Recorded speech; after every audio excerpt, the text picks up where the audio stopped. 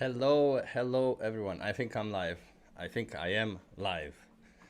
Um, I'm a bit, I'm a bit sick, so I will be doing Discord outreach instead of going on the street. I mean, theoretically, I could easily go on the street and never at the gym. I don't feel that sick, but I'm trying to be conscious. Don't want to spread this around. I don't like that somebody spread it to me anyway. So, but um,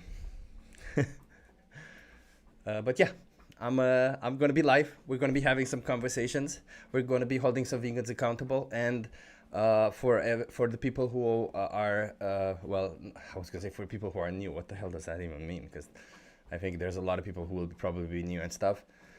I just wanted to say that we're soon going to be trying a new method of activism on the street. Alexandra is going to help me out with that. Her and I came up with this really cool thing at her place in Berlin, and we're going to be trying that. So that's going to be really cool. Wait, I'm sorry. I'm still trying to get the chat here because I see the chat partially, but I don't see it fully. As in, I can't click on the stuff. So give me one second. Her and I got an excuse. I'm a little bit sick, so I can be a little bit.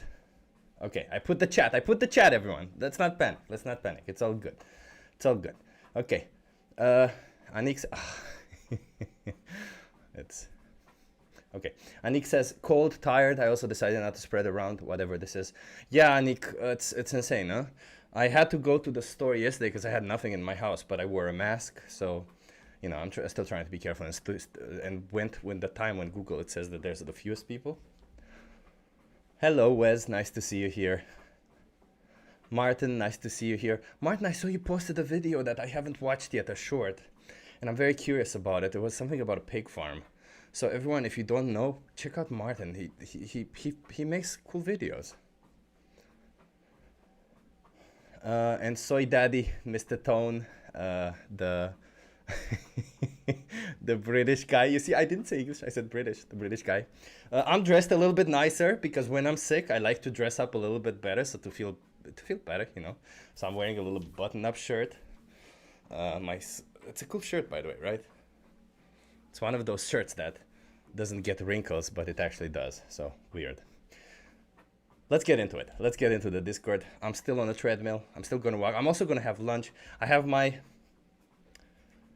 tea with me and my sparkling water, as I generally do.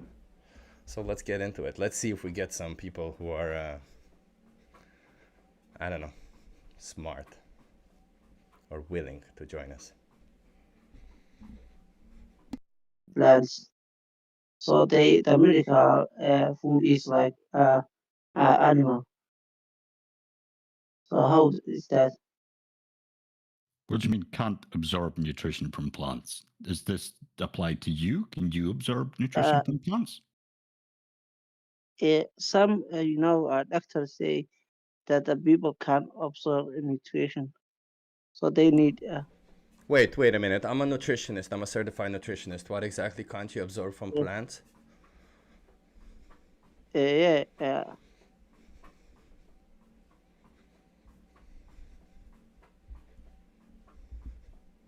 So, yeah. Mr. What Mar, is it about? what is it that you can't absorb from plants? Which nutrient do you have a difficulty absorbing from Uh, plants? like like anemia, so, or digestion problem. Well, anemia is of iron. Iron is actually very highly digestible. Anemia can be either of iron or of B12 deficiency. And if you have an iron anemia, an iron deficiency, if you have iron with vitamin C, then you're going to Yeah. improve absorption. But I think that if you have anemia, you shouldn't be eating red meat to cure your anemia. You should be having a supplement. Like you need a high nutrition.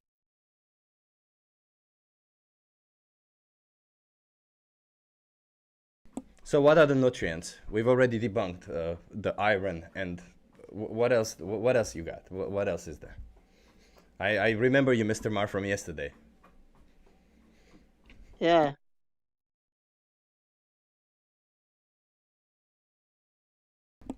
Yeah, so what is it that you still need convincing of? Do you still need convincing that you can be happy, that you can be healthy on a plant-based diet, or do you still need convincing that when you choose an animal product, you exploit and slaughter them? Or maybe is it that the Maybe exploitation there and slaughter is wrong? Go on, sorry. I'm sorry. Go on. there is a lot of nutrition in animal, like fish or egg, There's a or lot, maybe. like, believe it or not, there's a lot more nutrition in humans. Uh, Every single thing that your body needs exists in the body of a human because their body needed it to produce it. Does that mean we should exploit and slaughter humans and eat them? no, no, human and animal is different. Maybe Wait, aren't humans animals? in science,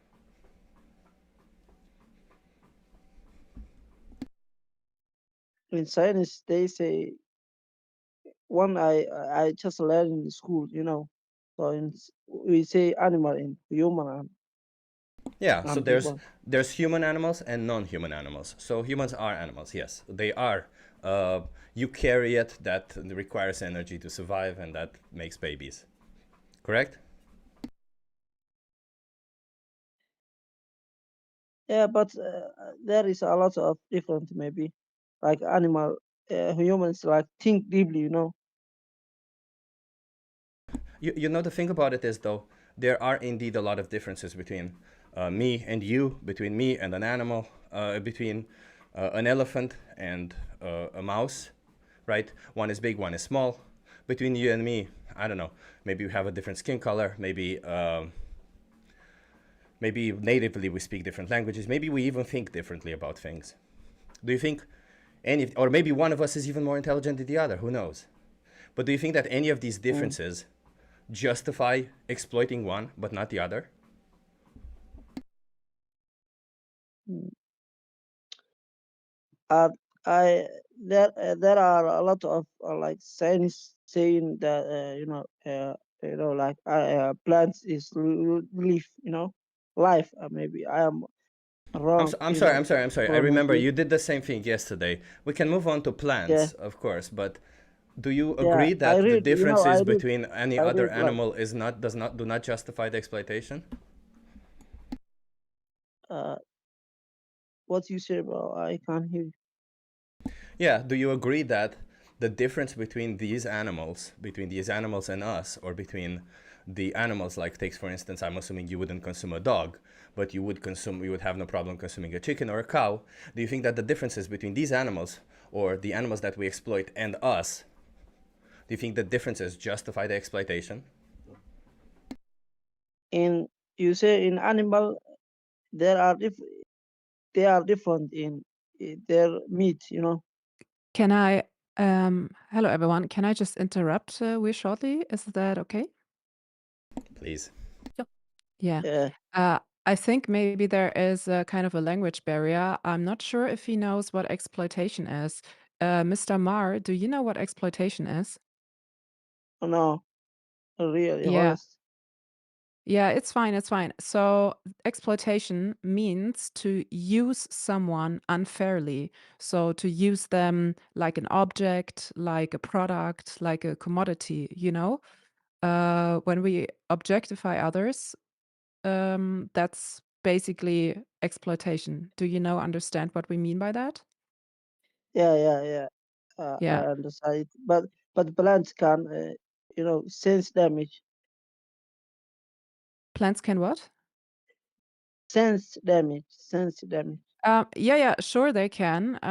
Like they are very intelligent, biological, living beings. That's true. But would you agree that cutting a flower and cutting your head off is different?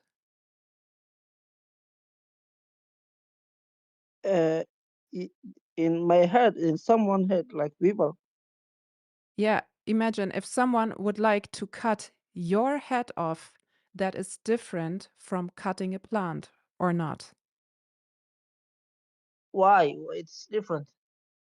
Yeah, that's a good question because you have a central nervous system. You can think and feel, and plants don't have that. You know, let me Yeah, say it let me say it in simple terms. There is someone at home when it comes to you. You are someone. Plants are not someone. There is nobody mm, at home. You know? yeah. But why they can feel like they send a chemical signal, like toxin. Yeah. They make a Yeah, leaf toxin. yeah, that's also a good question. That's because plants are, as you just said, working on sending out chemicals. That is a reaction towards some outward stimuli. So, for example, when the sun shines on a plant, the cells of the plant feel the warmth and the Mm, light, and therefore the plant will react to that. But there is nobody at home that is thinking about this reaction and actively doing it. It's similar to your mobile phone, you know. You can use your phone and it will react to your fingertips, but your phone is not someone. It is very intelligent, but it's not someone, you know? yeah. Yeah. It's different. And Yeah. yeah, exactly. And so when we understand that difference, that other animals are very, very similar to us, we we don't want to do things to them that we would not want to be done to ourselves because it would be unfair. Like you don't want to be kicked, right? No. Mm, No, you don't want to be kidnapped from your family. You don't want to yeah. be used like a commodity because you are not a product, you are someone. And it's the same for the other animals as well. I think okay, that's good. But I think why like lion eat not Hmm. eating like crows or like Wait, banana like grass. before we You jump can onto, continue, Chip. yeah, Continue, but speak maybe a little slower. I think that's better for language barrier, just what I noticed. so before we jump on to the next topic, can we agree on some of the things that have been said so far, Mr. Mar? Uh no, because we No. are as a people we we kill animal. Do you know that? So, Mr. You Mar, like can we agree on what exploitation is? What is exploitation? Let's recap. yeah, the killing people is wrong. Absolutely. What is exploitation? Was the question. You said killing people unfair. Treating them Please, unfairly. can I ask a question? Yeah, please ask a question, because with Mr. Mar, we've already had plenty of conversations and they're going nowhere. So, yes, please ask a question. What is the meaning of uh, PlayStation? I don't know. I can't listen it here. Yeah, so exploitation can mean two different things. When it What? Exploitation? ex Exploitation? exploitation, yes. I'm gonna write it down in the chat. Exploitation. Okay? I'm gonna write it down in the chat so that you can use it to Okay. translate. Oh, there's somebody who came from the YouTube channel, by the way, in the Yes. in the other. They're in Outreach one. I've pinged you both. Okay, I'm gonna go there. Then. Oh. Why okay, why lion eat Hello. Yo, Yo, what's up? yeah. Hey, so being vegan, it kills more animals, you know? Can you They explain use a to me lot. how? Well, they use all the pesticides to grow your vegetables, you know? After that, it kills all the animals that are in nature. So basically, being a vegan, you basically kill more animals than us humans. So there's two things to be said here, and then we'll tackle each of your claims. First of all, that's not true. But before we go It there, is true. Well, I no, used to no. grow, so I know it is true. We use pesticides to grow your vegetables. Sure, Odas, but the fact that you use pesticides is true indeed, but the fact that on a plant-based diet you kill more animals in the process is not true. But before we go there, just to be clear, being vegan is not about killing animals, okay? Because Well, to grow your vegetables, it is killing animals, you know? So Odas, just to be clear, what do you think being vegan is? Being vegan destroys animals, you know? It kills animals. Odas. You basically asked just eat plants. That's not You what he don't asked. eat meat. That's That's all not you what he do. asked. That's not what he asked. I'm asking you, I what just do you told him his think? answer. No, Odas, that's a consequence. That's what you claim is a consequence of being vegan. My question to you is not what a consequence of being vegan is, but what exactly does it mean to be vegan? Not to eat meat, that's it. No, that's actually a vegetarian definition. It's a diet, but veganism is not a diet, no. So being vegan means you reject the exploitation of animals. You reject the oppression of animals. Do you understand what the statement means? Yeah, I get you now. Yeah, so But what does rejecting exploitation of animals mean to you? Like, how would that physically look like? What would it mean if you were to today say, I don't want to exploit animals anymore? What do you think you should do in order to achieve that? Well, grow your own vegetables, you know, but you're still exploiting animals by eating all the fruits you get, you know, because it kills squirrels, birds. Okay, Odas. They use a bunch of pesticides, you know? Odas, I understand you have this script in your mind and you really want to go through it, and I promise you we will go through it. But before we go through it, I need you to understand what it is that you're even trying to debate right now, okay? So, I'm going to ask you yet again, if you decide that you want to be against exploitation of animals, and you no longer want animals to be treated like objects, essentially, what do you think you, as an individual who maybe purchased animal products in the past, should do? I just told you would grow your own stuff. That's it. Okay, so then Well, can I still know for a consume fact animal you products? Most likely you're not growing your own stuff. Can I still consume animal products? Or that's like if I grow the animals myself and I kill them myself, would that still be exploitation? Hey, if you feel like you killed it in a good way, then yeah, you know it's a good way to kill it. And eat it. Odas. I understand again. I understand you have your narrative, but I need you to answer the questions that I'm asking you and hear the nuance. Is it still exploitation if I choose to bring an animal into existence myself, take care of them, and then kill them? No, it's part of nature, you know. The question was, is it exploitation? Is it unfair? It's not. Okay, can you define it's not- exploitation it's for not. me? Can you define exploitation for me? Well, basically, you're exploiting animals you're growing, just killing them. If you're giving it a good life and it's time to go, you know, it's time Can you to go. define the put it word down. exploitation? I Can you just define the did. word exploitation? You can't define a word by the word itself. Yeah. By using the word itself, right? That would be a little silly because you would bake into your definition a word that you're trying to define. Can you let me put it this way, Odas? Exploitation doesn't just refer to animals. It refers to humans. It refers to, I don't know, children, women. There's all sorts of individuals that have been exploited throughout history, right? And we're talking about exploitation of individuals. So can you please describe to me what exploitation of individuals is? Well, or describe what it could be like. For example, if somebody's telling you that human is being exploited, what do you understand from that? Hey, they're probably working for free, you know, or you're just putting them down. You're taking advantage of them. Exactly, taking advantage of them. That's a very good, no, that's actually a good definition. It means you're treating them unfairly. You're taking advantage of them. So it means exactly the same thing when it comes to animals. You're treating them unfairly. Do you think it's fair treatment of animals if you choose to bring them into existence only so that you can kill them? The same thing with the vegetables, with plants. You grow it just to kill it. Odas. I understand it's very difficult for you to get away from the script that you have in your head. What do you mean? Can you for a second, Odas? No.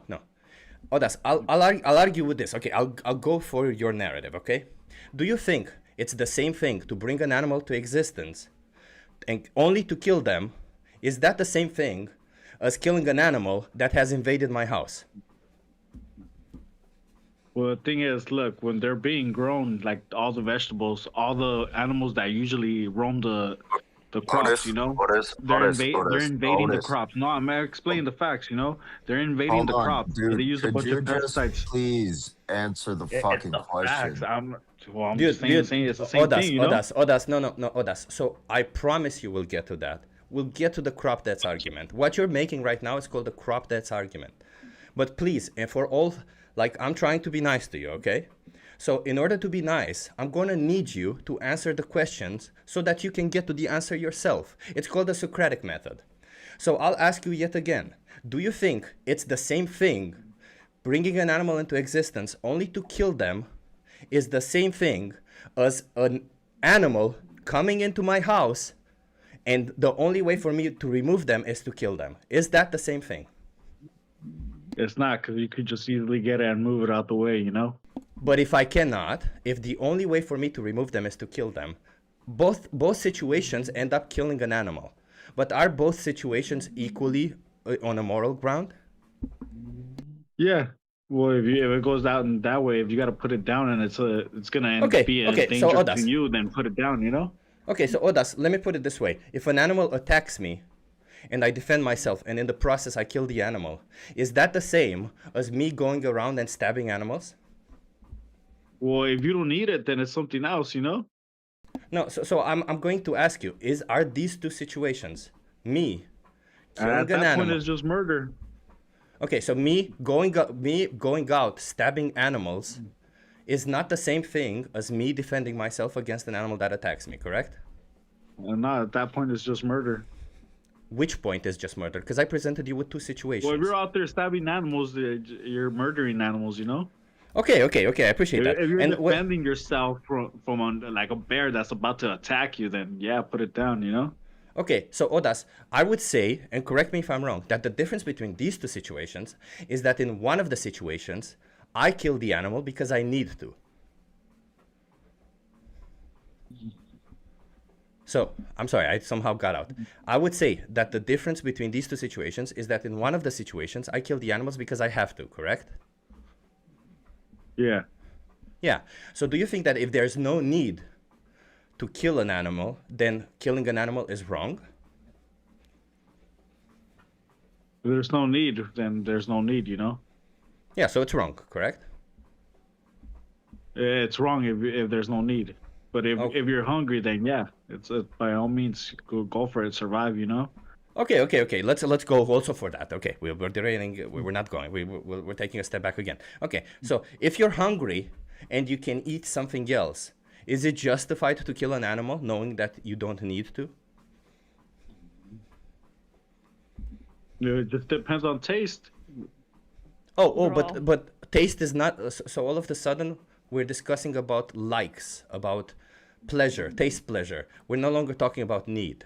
So I'm asking you again, is it when there is no need behind it, when I can eat something else, is it moral to kill an animal knowing that I don't need to do it? But the thing is, it's still morally wrong because morally we grow vegetables and it's killing a bunch of animals, you know. Jesus So Christ, it's still the same process. Odas. It's still the same process. Cheap, this is useless. Let me just like address the crop depths and just Address it, fucking please. move No, on. I'm just stating the facts. It's true. Yeah. So your facts. Is it possible that your facts are wrong? No, I used to grow No? cannabis, so I know the Yeah. process of growing, you know. I know how Yeah. farmers grow out here. Yeah. All I'm saying is, right? It could be that vegans kill the least amount of animals. Could it be? Way more. What do you mean? All the pesticides, squirrels invade the crops, birds invade the crops. Have you seen how much poison they've been throwing into all the crops just to grow it? Oh yeah. I have seen all of those things. So let me just go to diets comparison. Let's just start there. So I'm sharing my screen. There's groundhogs too, you- you know. Yeah. They We know. get murked by the This poison. is not the first day in the vegan sphere, so this is not. You're not revelating to us. Let's just say it like that, right? You're coming in here as if you're teaching us about crop devs. We answer this question every single day. So I'm sharing my screen. You would like to, I think, watch Where can my I see your screen. screen? Yeah, it's right there. It's top left. You just push on it and you will be able to see it, right? Sure. Technology. Yeah, technology is kind of weird, right? So let's just start here, right? So this is our agricultural land, right on top.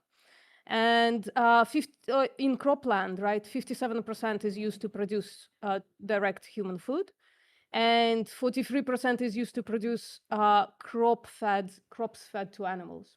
And also you have this much larger thing called pasture that is also harvested, right? So if you have two systems of harvest, right, one of them, this tiny bit, produces human food, right, human plant food, right, and then this huge sliver of land that produces both monocropping, right, crops like corn, soy, wheat to feed the animals, and also all of this pasture, right, that is also harvested quite a lot, right, in order to feed the animals. And even when it's not harvested, animals are stomping around on this land, right? They eat the grass and eat the bugs. They step on the moles and the voles and whatever the fuck, right? So my point is, animal production creates so much more crop deaths that if us ethical vegans want to reduce the number of animals that are killed for us, the best thing we can do is go plant-based, is start eating plants.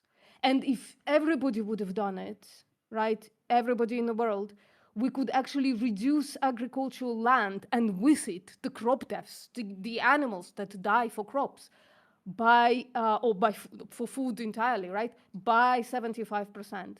And here's a little visual of what it looks like to how many animals are killed for chicken, right, chicken flesh, and how many animals are killed for eggs, for beef, for pork, Hey, but you and for know, milk. growing just And you crops, see the it kills your vegetables. soil too.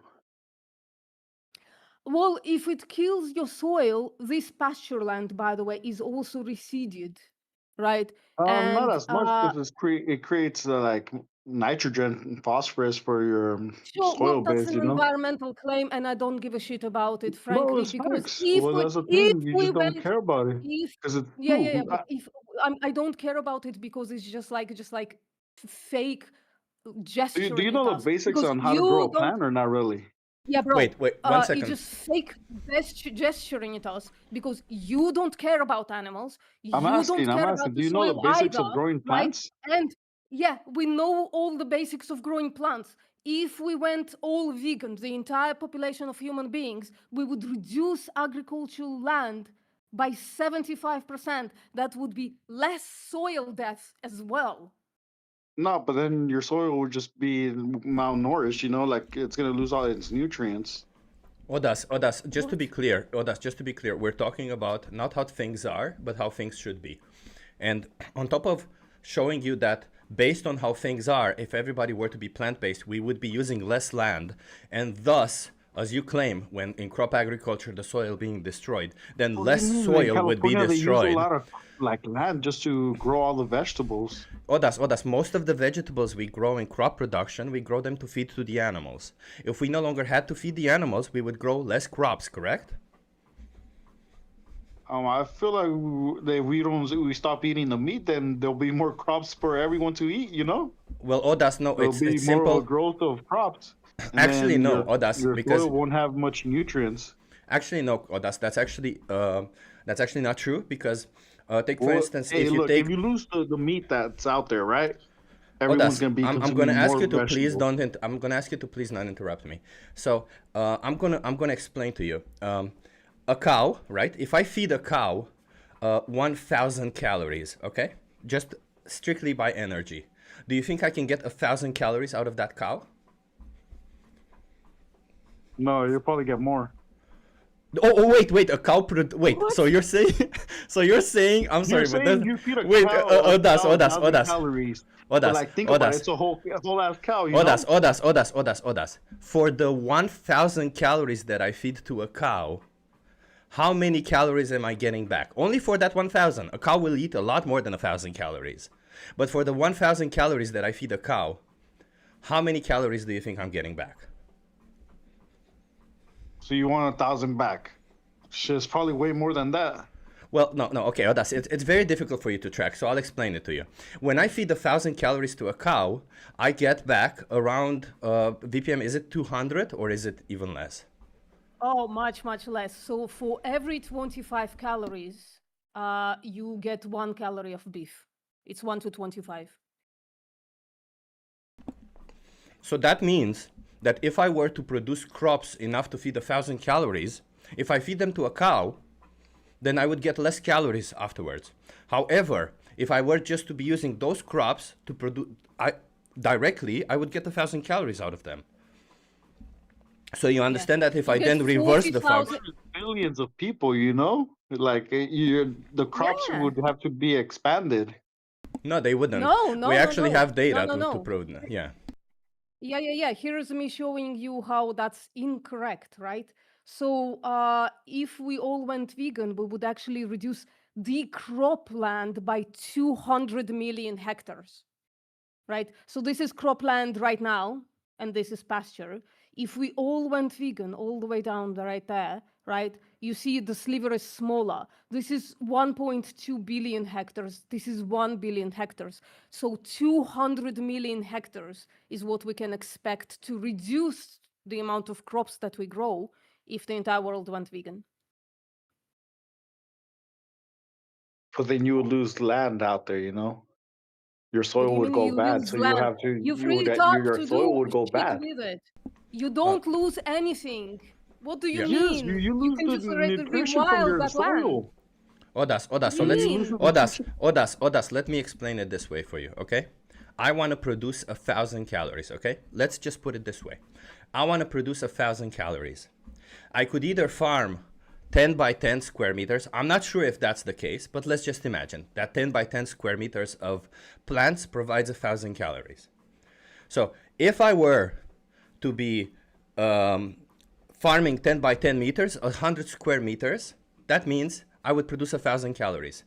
If instead, out of that land, I feed the cow, then I would be producing less calories. So in order to get to 1,000 calories, 40 calories. So in order to get to 1,000 calories, I would need to do 25 times more. So that means I would need not 100 square meters, but 2,500 square meters. And you harvest right there before your soil goes bad. What? It's just a gibberish generator. Yeah. So Odas, you're incapable of thinking, Odas. It's weird. No, it's just facts. I used to grow. No, it's not facts. It's just like shit that you're saying. Like I used to grow cannabis. Like we used to grow acres. Do you think your soil would always have to get watered and like be amended? You know. Shut up. Do you think? Shut up. Do you think the Amazonas, the land is, the soil is dead in the Amazonas? Well, it's not because it's like there's a bunch of animals right there. Dying. Yeah. There's dying animals. So there's dying animals right there. You know. Yeah. So if you take all of this pasture land right here, right, and you stop using it, the shit will regrow. The animals will come. But you need pesticides to grow all these vegetables. Excuse me? You need all these pesticides to grow these vegetables, you know? No. You need just 1 billion hectares compared to 1.2 billion hectares that we okay, what about all the animals and insects that pull up that are native to that land? Okay, you need to wipe them out before you actually grow it. You don't need more land, you need less. And okay, I'm but not sure to do commercial cropping, you need to kill all those animals. Odas, yes, just to be clear, Odas. So I'm sorry, VPM, because it's not going to go anywhere. It's pretty clear that Odas is not tracking what we're trying to say. So let's move on. Like Odas, you got to shut the fuck up for a second. Thank you. So Odas, let's imagine hypothetically speaking, okay, until you actually learn the facts yourself. Let's imagine, hypothetically speaking, that what we're saying is true, and that when you consume an animal product, you not only use more land but kill more animals in the process. Do you think it's justified to kill more animals when you can choose to kill less? Nigga, you don't even know how to grow. You probably... Can you please not use slurs? Thank you. I would appreciate it if you would answer my questions and not use slurs. Hey, you're talking about the same shit. You're like, oh, it's using slurs. But hey, do you know what's a commercial grow? Okay, so Odas, I'm gonna tell you one last time, and then I'm done talking to you, because you clearly don't get simple physics, you don't get simple environmental science, and you don't trust empirical data. You just say, I saw it this way, therefore it is this way. I wouldn't be surprised if you were a flat earther, but that's a whole different topic. So Odas. Well, he's just a potter. He was growing pot. He's just like fried his fucking brain. I mean, it's not, again, it's highly possible. It's a high possibility that you're a flat earther also. But Odas, I want to ask you again. Let's imagine that, hypothetically speaking, a plant-based diet is better for the environment, okay? Or let's imagine, in fact, you know what? I'll grant you this. Let's imagine that they're equal for the environment. Do you think it's justified to slaughter an animal knowing that you could get the same result in the process? Hey, look, I'm gonna tell you this is one thing. Look, commercially growing. No, Odas, you're going to have to answer my question. Otherwise, you will be muted, okay? So what did I ask you, Odas? And for the people who are on YouTube, to be clear, for the people who are on YouTube, this person called me the N-word in the chat here on what do you call this, Discord. This person instead calls me stupid twice in the Discord, all because he cannot possibly answer a question or substantiate your claims. So at this moment in time, Odas, I am done with you, and we'll do this. If you show me empirical evidence for your claims, we can continue speaking, okay? If not, no more. So, do you have empirical data to back up your claims, Odas? And you're just so stupid, that's what... Okay, so he does not have empirical data. Oh, sweetie. Oh, that's like pot calling the kettle stupid. It's just so sad to see people who don't understand simple physics, simple thermodynamics. Or the ability to answer questions. Oh God, my brain hurts from that. Now I'm like VG. Destined, you want to have a conversation with us? No, we had a conversation with Destin. Destin is here. He's like a professional anti-vegan. Professional anti-vegan. Yeah, he likes to have discussions with vegans for the sake of discussion. I think that's a waste of time. But if any of you want to waste time, yeah, go on. Just to be clear, I'm not anti-vegan in the sense that I would be against vegans. Actually, I'm not against you in the sense that I don't mind if you eat plants or if you try to. No. That's not what anti-vegan means. I'm okay. No, that's not what anti-vegan means. So veganism is not about us. We are not the victims, or that veganism is trying to solve, right? Anti-vegan means pro slaughter and slavery of animals. So pro that you have to like sit all day in Discord and refine your argument and cut yourself off the chain of supply and demand. Incoming video on carnist word salad at some point. So you are pro exploitation and slavery of animals. You are so pro that you just spend your time debating vegans on the fact. I think I'm more neutral, not pro or against. Well, you're paying for it and you use your time to argue for it. So, Wait, but I gotta understand a little bit. So what exactly, Destin, what exactly do you have against animals? Like, why do you hate animals? Sorry, I don't hate animals. Okay, but wouldn't you say that if somebody fights for their rights and you come there to waste their time or to try to tell people to try to tell them to not fight for their rights anymore, wouldn't you say that that's indicative of hate towards animals? And also, not only that, but on top of that, you also pay for animals to be exploited when you don't need to. I would say that's pretty indicative of somebody hating on animals.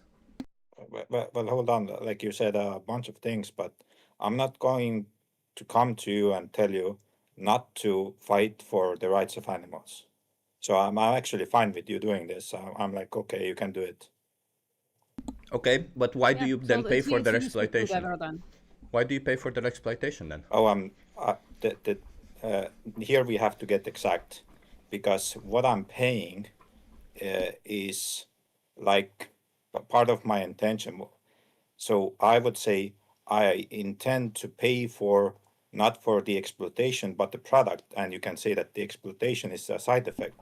Wait a minute, I'm not Destin. intending for that side effect in specific. Wait a minute, Destin. Do you not have plant-based meat? Sure, I do. Okay, so then why do you choose the meat that exploits the animals? Oh, it's just that I look at the price. I think, it's good enough for me to buy or not to buy. Maybe sometimes I look at this and think that, I don't want to buy this. Where do you So live? it depends on the day, I guess. Where do you live? I live in Estonia. Oh, okay. So That's in Europe. so if we check that in Estonia, there are plant-based meats that are cheaper than actual meat. Would you then be willing to no longer buy meat? I think I would occasionally buy meat anyway. Like I Oh, okay. occasionally So that's buy not it. products Okay, that thank you. are Okay, more so expensive. since I that's not occasionally it, Destin, buy why plant-based exactly are you products as paying well, for even animal though they're products? more expensive? Like that doesn't. That's not like the sole determinator of whether I want to buy a tofu or not. Whether it's Okay. like too So expensive. Destin, It's not always that. Okay, so Destin, let's put it this way. You're aware that when you're purchasing animal products, you're demanding exploitation of animals, correct? I'm not demanding that. I'm demanding the product. Wait, can this product be made without exploiting animals? Probably not. So you're demanding a product that depends on exploiting animals. Doesn't that automatically mean when you know that this product depends on exploiting animals and you demand it, that you are demanding their exploitation? I'm not demanding the exploitation of those animals in the same way that I don't demand the exploitation of agricultural pests or the killing of them. Like that's a side effect that I didn't want, even if it comes with buying the product, you see? So yet again, Destin, there is a difference there because as we've established, you are recognizing that there's no way to make these products without exploiting animals, correct? Yeah, probably. Okay. If there is a product that there's no way to be made in other ways other than, let's put it, just for the sake of argument, graping somebody, and I demand that product, I know I can choose another product, but I choose to buy that product. I choose to demand it. Does that not mean that I demand the graping, knowing that that product is dependent on it? No, I think you're only demanding the product. You're not demanding the graping. So, but the product is that. Wait, Destin. I know. Wait, Destin. I understand you really want to ignore the other fact, but I just told you, I know that the product cannot be made without graping, and I know that I can choose a different product. Yeah, like I don't blame you for the producer's actions. If they do it with graping, then that's on the producer, in my opinion. Destin. Yet again, if a product depends on it, what does a product depending on an action mean, Destin? Oh, that in the process of making it, it requires this thing that it depends on. Yeah, so it cannot be made in any other way, correct? Yeah, like that's basically what I said in other words. Yeah, okay. So, if a product that I buy, and I'll ask you this the last time, because otherwise it just seems like you're in denial, and I'm not really interested in people who are in denial. We are on the same page so far. No, we're not. We're pretty clear on that. So if a product that you're buying and you know that in order to make that product, a human being has to be graped, and you can always choose another product where a human being was not graped, but you choose to buy the product where a human being was graped, are you responsible for the grape of the human or not? No, I think you already asked me this before. I answered this already. No, I never used the word responsible before, so it's impossible that I asked. Okay, let's take this as a new question. The answer is still no. I'm not responsible. What was my question? I think the person who is responsible is the producer. What was my question? The question. It was something like, if I'm responsible for the product, the action that requires the making of the product, if I decide to buy the product, if I don't want to buy another product that does not include that action. Okay. Something like that. Close enough? Close enough. So what you're saying essentially is that there is no such form of responsibility towards the customer, right? The customer can just pick whatever they want, and it's the fault of the producers what they do to make that product, correct? Yeah, for example, if someone buys a chocolate, but the chocolate was made by slaves, and then they know, and there was another chocolate that wasn't made by slaves, I will still say that it's not the customer buying it, it's the producer that's doing the deed. And wait 1 second, Destin. Wait. No. You see, this is where you're getting it wrong, because if the chocolate cannot be made without slavery, and you demand chocolate instead of, let's say, carob powder, which is similar to chocolate or to cocoa-based products, then wouldn't that mean that you are demanding the exploitation or slavery? I don't think we are. Okay, let's put it this way, Destin. Let's put it this way, another way, because you seem to reject this idea. Just 1 second, and I'll ask you the last question, and then you can go, Axel. So, Destin, do you think that part of your money goes towards exploiting of animals? Of course, even my taxes, and yours too. Okay, so Destin, if part of your money goes towards exploiting animals, and you can choose that part of your money no longer goes towards exploiting animals, how can you justify choosing the one that exploits animals? I don't think I need to justify things. Well, you are responsible for choosing it, right? So you should justify it. Well, the way I look at it is, what is my intention with this money, right? Am I intending it to be used this way, or do I just know that it will be used this way, regardless of my intention? If I give the money away, right? No, you know. You just said that you know. Yeah, we know. So you can choose to use your money. You can choose to use your money by supporting exploitation, or you can choose to use your money by not supporting exploitation. You would still get the same intention, which is nutrition and food satisfaction. So if you can get nutrition and food satisfaction without paying for... No, I want you to answer this question. If you can get nutrition and food satisfaction without... I'm answering a lot of questions. Sure. If you can get nutrition and food satisfaction without exploiting animals, what exactly makes it moral for you to choose to exploit animals? I don't think in terms of morality. So can I ask Wait. No. What do you mean you don't think in terms of morality? Do you think that if a person is kicking a dog, is he doing the right thing or the wrong thing, or neutral? It's neutral. Okay, do you think grape is neutral also? Can I ask you a question now? No. We got to establish a moral baseline. Do you think grape is neutral? You're asking me a lot of questions, but then Sure. Destin, stop crying. Do you think grape is morally neutral? It's neutral, as in I don't know if it's moral or not. I can't determine it. Okay, well, I'm done speaking to somebody who says that grape is morally neutral. I'm done with you.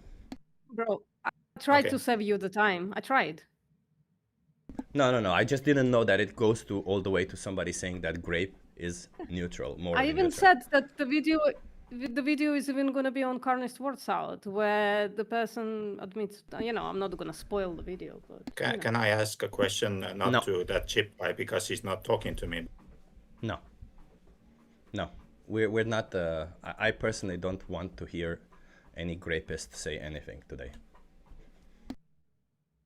Or grapist supporters. Yeah, you can ask me a question. No, he's muted now. I'll unmute him. Okay, fine. There you go. I just got kicked off the room. anyhow. Oh shit. Oh, I'm back, I guess. So I'll ask you the question. So let's say that there is a worker, and you know that they're not vegan, and you're buying something from them, like an IT worker. You're buying a program from them, and you're giving them money for this program, but you know for sure, because they're not vegan, you see them eating like hamburgers or something, you know for sure that they will use that money to go to McDonald's and buy a hamburger, and it's going to be a meat hamburger. Like, is this, how do we reconcile this? Because we are giving money to exploitation, if we pretty much know that they're going to do this anyway if you give them money. Can I answer the question, or does anyone else want? Sure, Go anyone. for it. Okay, well, it's actually a good question because I'm faced with that too a lot of my time. And if there is an option and an alternative that I could give my money to a brand or to a person that is fully vegan, I will absolutely do that. But of course, that's not possible in a world that is inherently non-vegan and inherently violating animals' rights left and right. So sometimes it is what it is, and I think all vegans know that, but also that is not what veganism wants to tackle. Veganism has one goal and one goal only: to abolish the exploitation of other animals. So in situations where we can reject their exploitation, we should do that. Buying something from an IT guy, a program, that is not animal exploitation itself.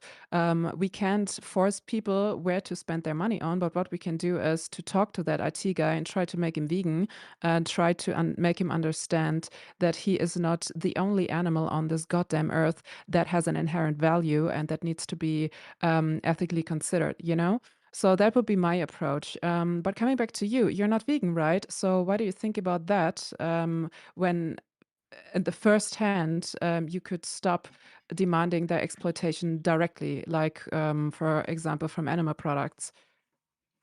Well, here's my take on it. Like with the IT example, I think you gave a very good explanation, but I have a different approach where, even though I know that these people are gonna use this money for different things, and you could say that I could simply find a better person, but let's say that there's no better person.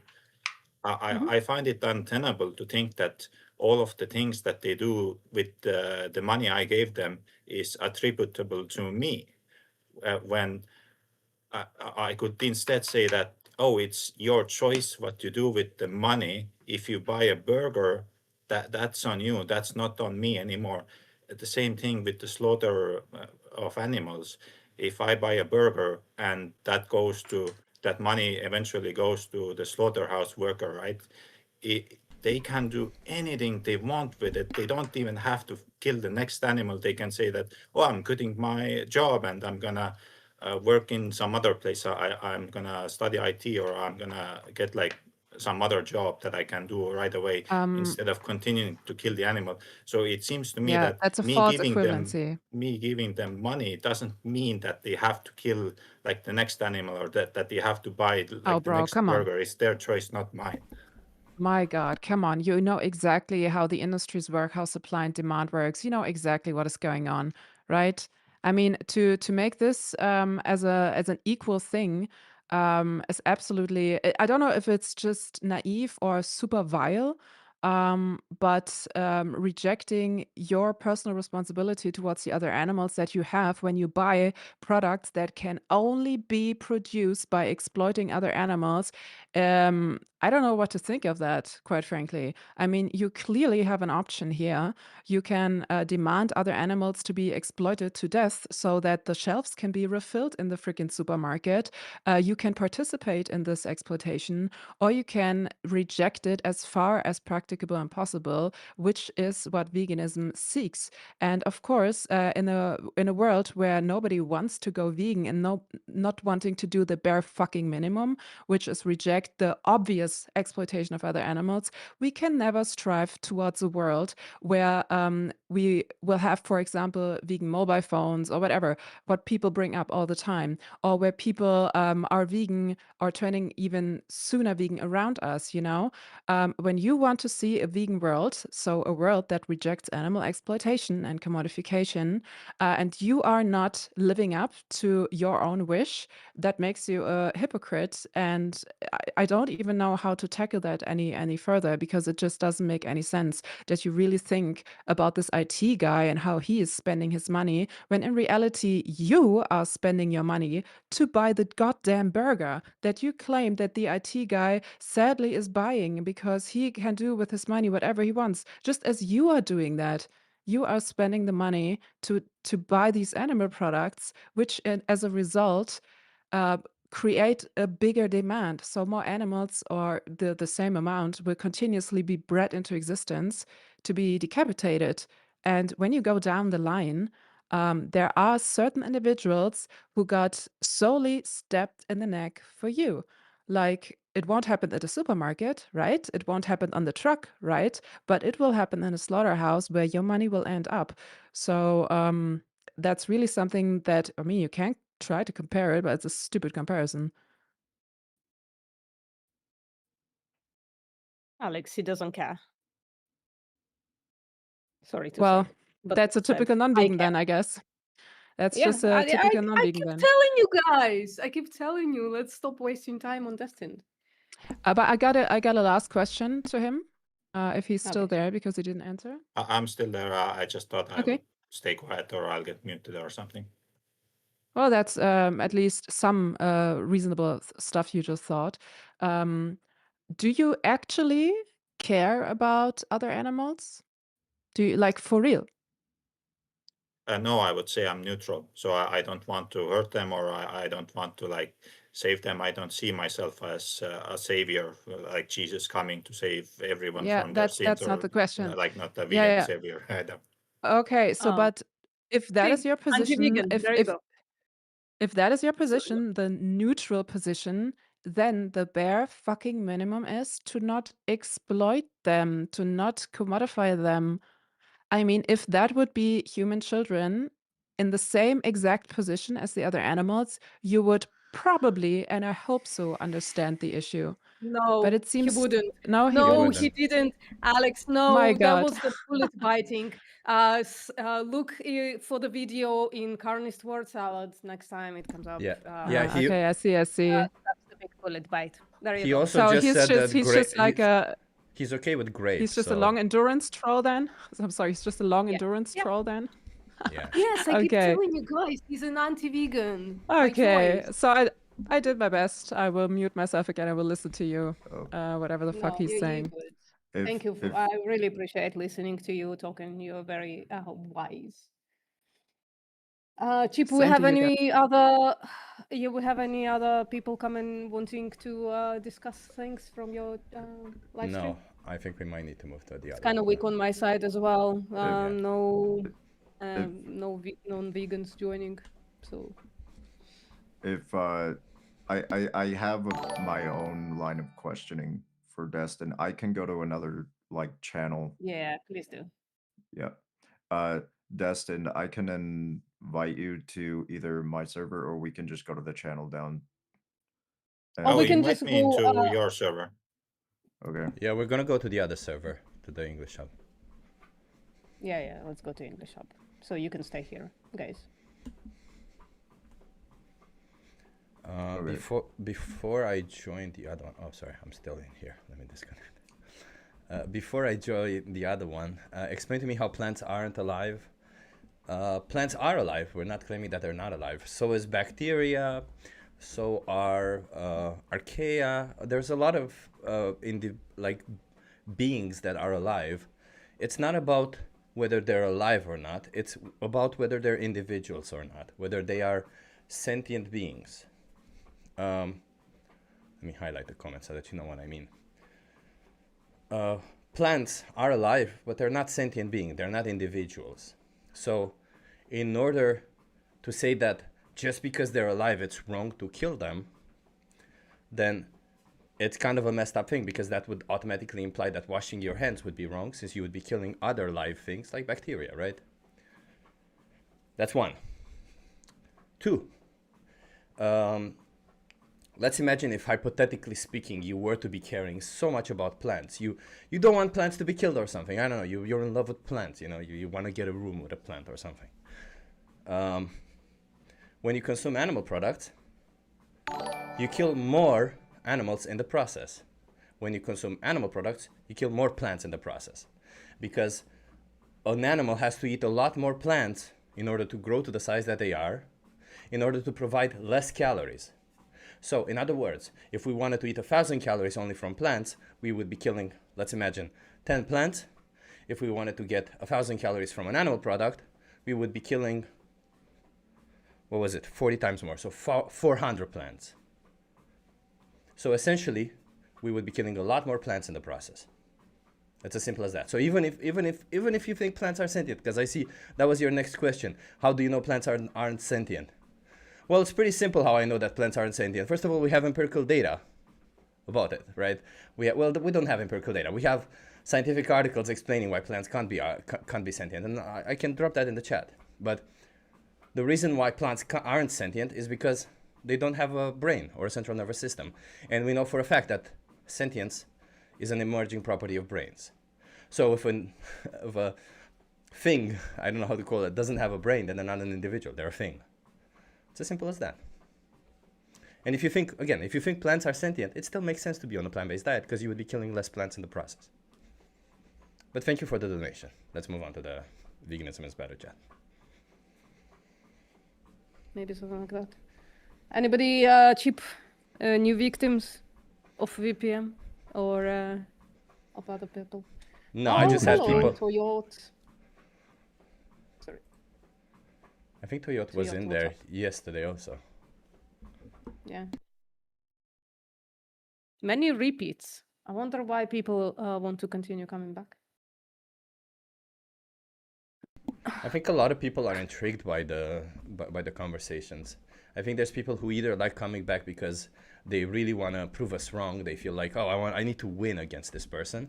Or there's people who are just like actually intrigued by the conversations and by the topic. Or it's like a king. They get off by being ashamed and bullied and shit. Yeah. Humiliation kink. Yeah. Yeah. Yeah, humiliation. I think some of them do. Oh my god. Well, we can turn humiliation kink around, and we can actually like humiliate them into veganism. Sorry, I mean, I do have a latex outfit here and whips. So maybe that would be a cool stream. Yeah, I do have all that stuff here. I mean, do we have to call maybe you I would Alex? plan a stream like that. Do we have to call you Master Alex? Sorry. Yeah, that's the bare fucking minimum, darling. Yeah. Oh, I'm sorry. Completely in a role. Okay. All right. What's up, Kyogre7? What's up? Yo. I'm here. How are you doing today? Good and good. Let me understand what you guys do. I will say my English is kind of bad, so sometimes I will struggle. Okay. Sure. Who won? Oh my god. Who is vegan? Who is vegan here? Well, all of us except you. Oh, what? And maybe Toyota is not vegan either. I don't know. They are not talking. So. You are not talking about this? The vegan is better. No. You asked a question. Sorry, I'll speak slower. You asked the question, who here is vegan? And I said, everybody except you and Toyota, who's not talking. So I don't know if he's vegan or not, or if they're but vegan. you are vegan. You are vegan. Oh yeah. Oh yeah. You have questions? Okay. Why are you vegan? Like the first, Sure. I think the first one. Sure. So I think animals deserve moral consideration because they are conscious. They have consciousness. They experience life. They can feel pain and joy and fear and caress. And therefore, I think we should provide them with positive feelings and not with negative feelings. And I think it's not okay to take their life away or exploit them when we just have other things to eat and wear and use. Okay, I got it. So, you said that animals deserve more attention, more positive things, but did That's not you what I said. did you? No, I got it. It's just I can't because I can't repeat what you said because my I got it what you said. Okay. But why do you think animals should deserve more? We Because they need to are we conscious. need yeah yeah they have Mhm. conscious, but Yeah. we need to eat. Yeah, I'm sure. saying that like we I need to eat. eat because they Yeah. are I yeah eat. yeah I eat. yeah Yeah, yeah I Me eat I food. too. I eat. I eat. Yeah, I We eat. yeah all you Yeah. eat. eat. I know So you eat food. so we can eat I know. without, yeah, so we can eat without exploiting and slaughtering animals. So if I eat, then you can also eat without exploiting and slaughtering animals. So we But don't why? need animals for food. We need food. We can eat Yeah, we plant need. food. Yeah. No, we don't need food. We need protein. Like the Yeah. animals can Plants have provide us protein. protein.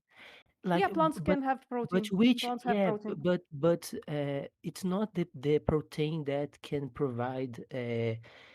I'm saying like if you don't have the a goal to have a good body, like you go to the imagine the situation. You go to the gym.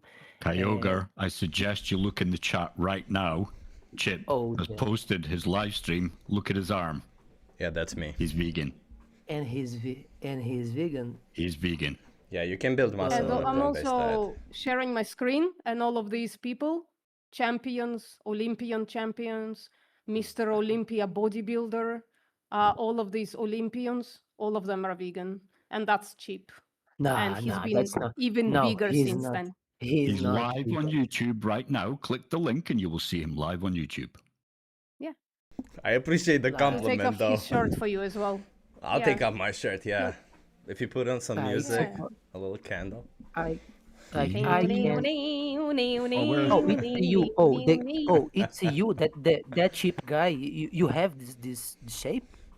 Yeah, bro. Yeah. It's you, and you are vegan.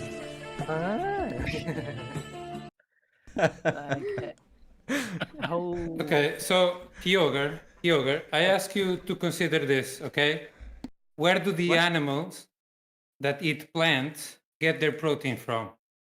If you look at the bigger animals in the world, like elephants, gorillas, hippopotamus, elephants, all of them, they eat only plants. And they have a lot of muscle, okay? But no. This is not correct because they have. We are not in the same. We are omnivores. Environment. We are not. Yeah, we were not in the same environment during the evolution. I don't know how to say it.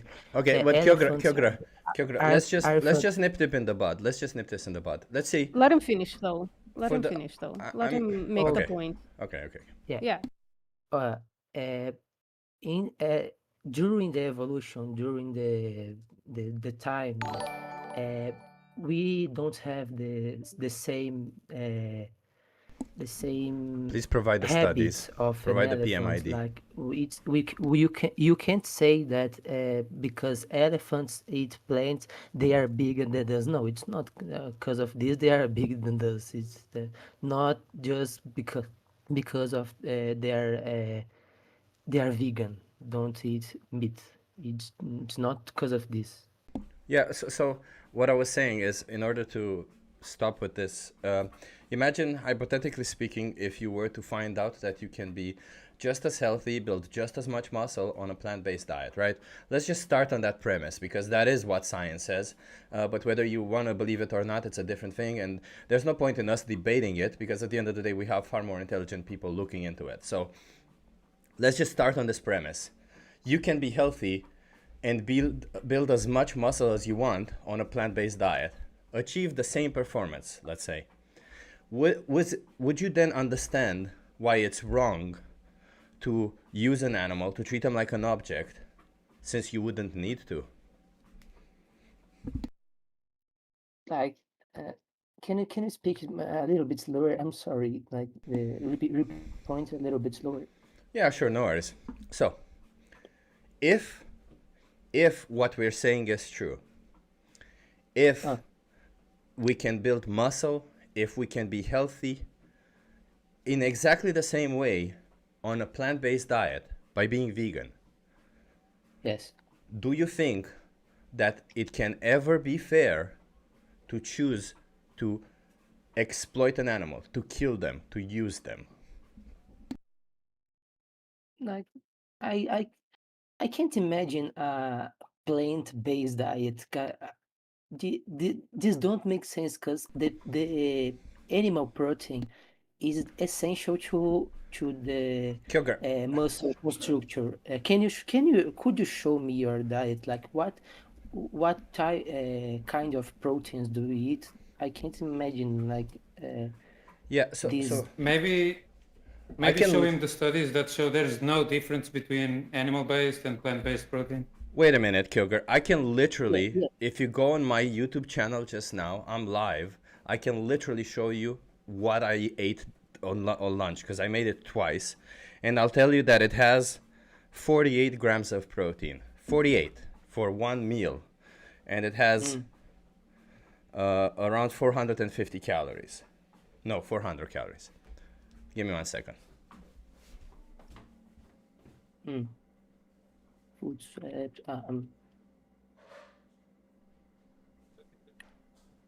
Okay, I'm in our channel. Okay, so let me see if I'm here. I have tofu with some sauce. This is, what do you call it? Cauliflower. And this is Brussels sprouts. It's a very simple meal that I made. I make it often because it's simple to make it. And it's got a lot of protein. It's healthy. And what else do you need? Healthy and high in protein. So it provides everything that you need, essentially. And it's very easy to make also, and very cheap, FYI. Like, it's cheaper than, if you wanted to get, if you wanted to get 48 grams of protein with meat, it would be cheaper. This would be cheaper, yes. Like I don't about the price, like if it's cheaper or not. I can't like say too much because I live in Brazil. Everything here is expensive, but I don't. How meat in Brazil is more expensive than beans, right? Yes, because and textured vegetable protein, we checked it before. Textured vegetable protein is incredibly cheap. And it has more protein than beef. More protein than about these things like the nutritional data I can't debate about, but do you guys? I think this diet isn't possible in Brazil. Like being vegan in Brazil, it's so expensive. Well, I know vegan in Brazil. If you look at my screen, right, that's one of my followers, right? They are vegan there. I know I've met other people who live in Brazil who are also vegan, right? They watch my channel. And here's the textured vegetable protein price, and it's everywhere. It's called carne de soja. I think I'm pronouncing that correctly. I'm not sure. And it's incredibly cheap.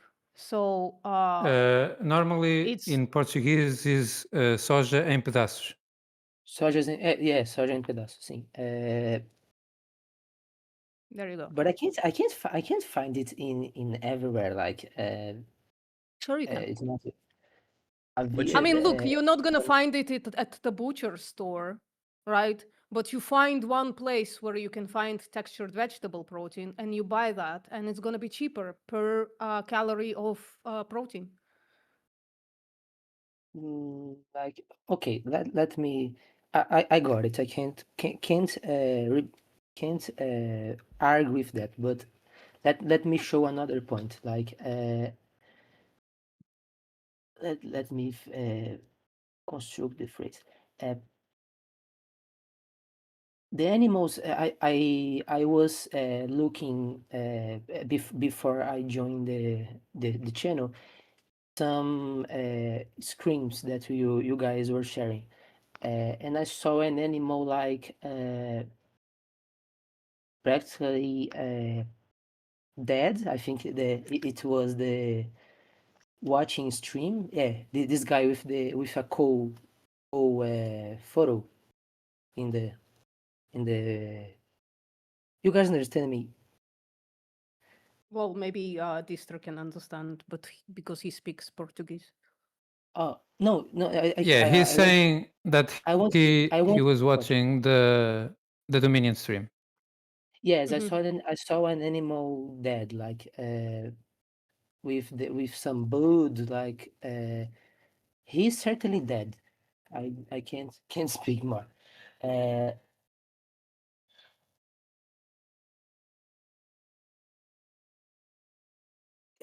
So what's the who speaks? question? I'm not sure. What I'm trying to say, like the some animals are killed like so they suffer so much, uh, Mhm. but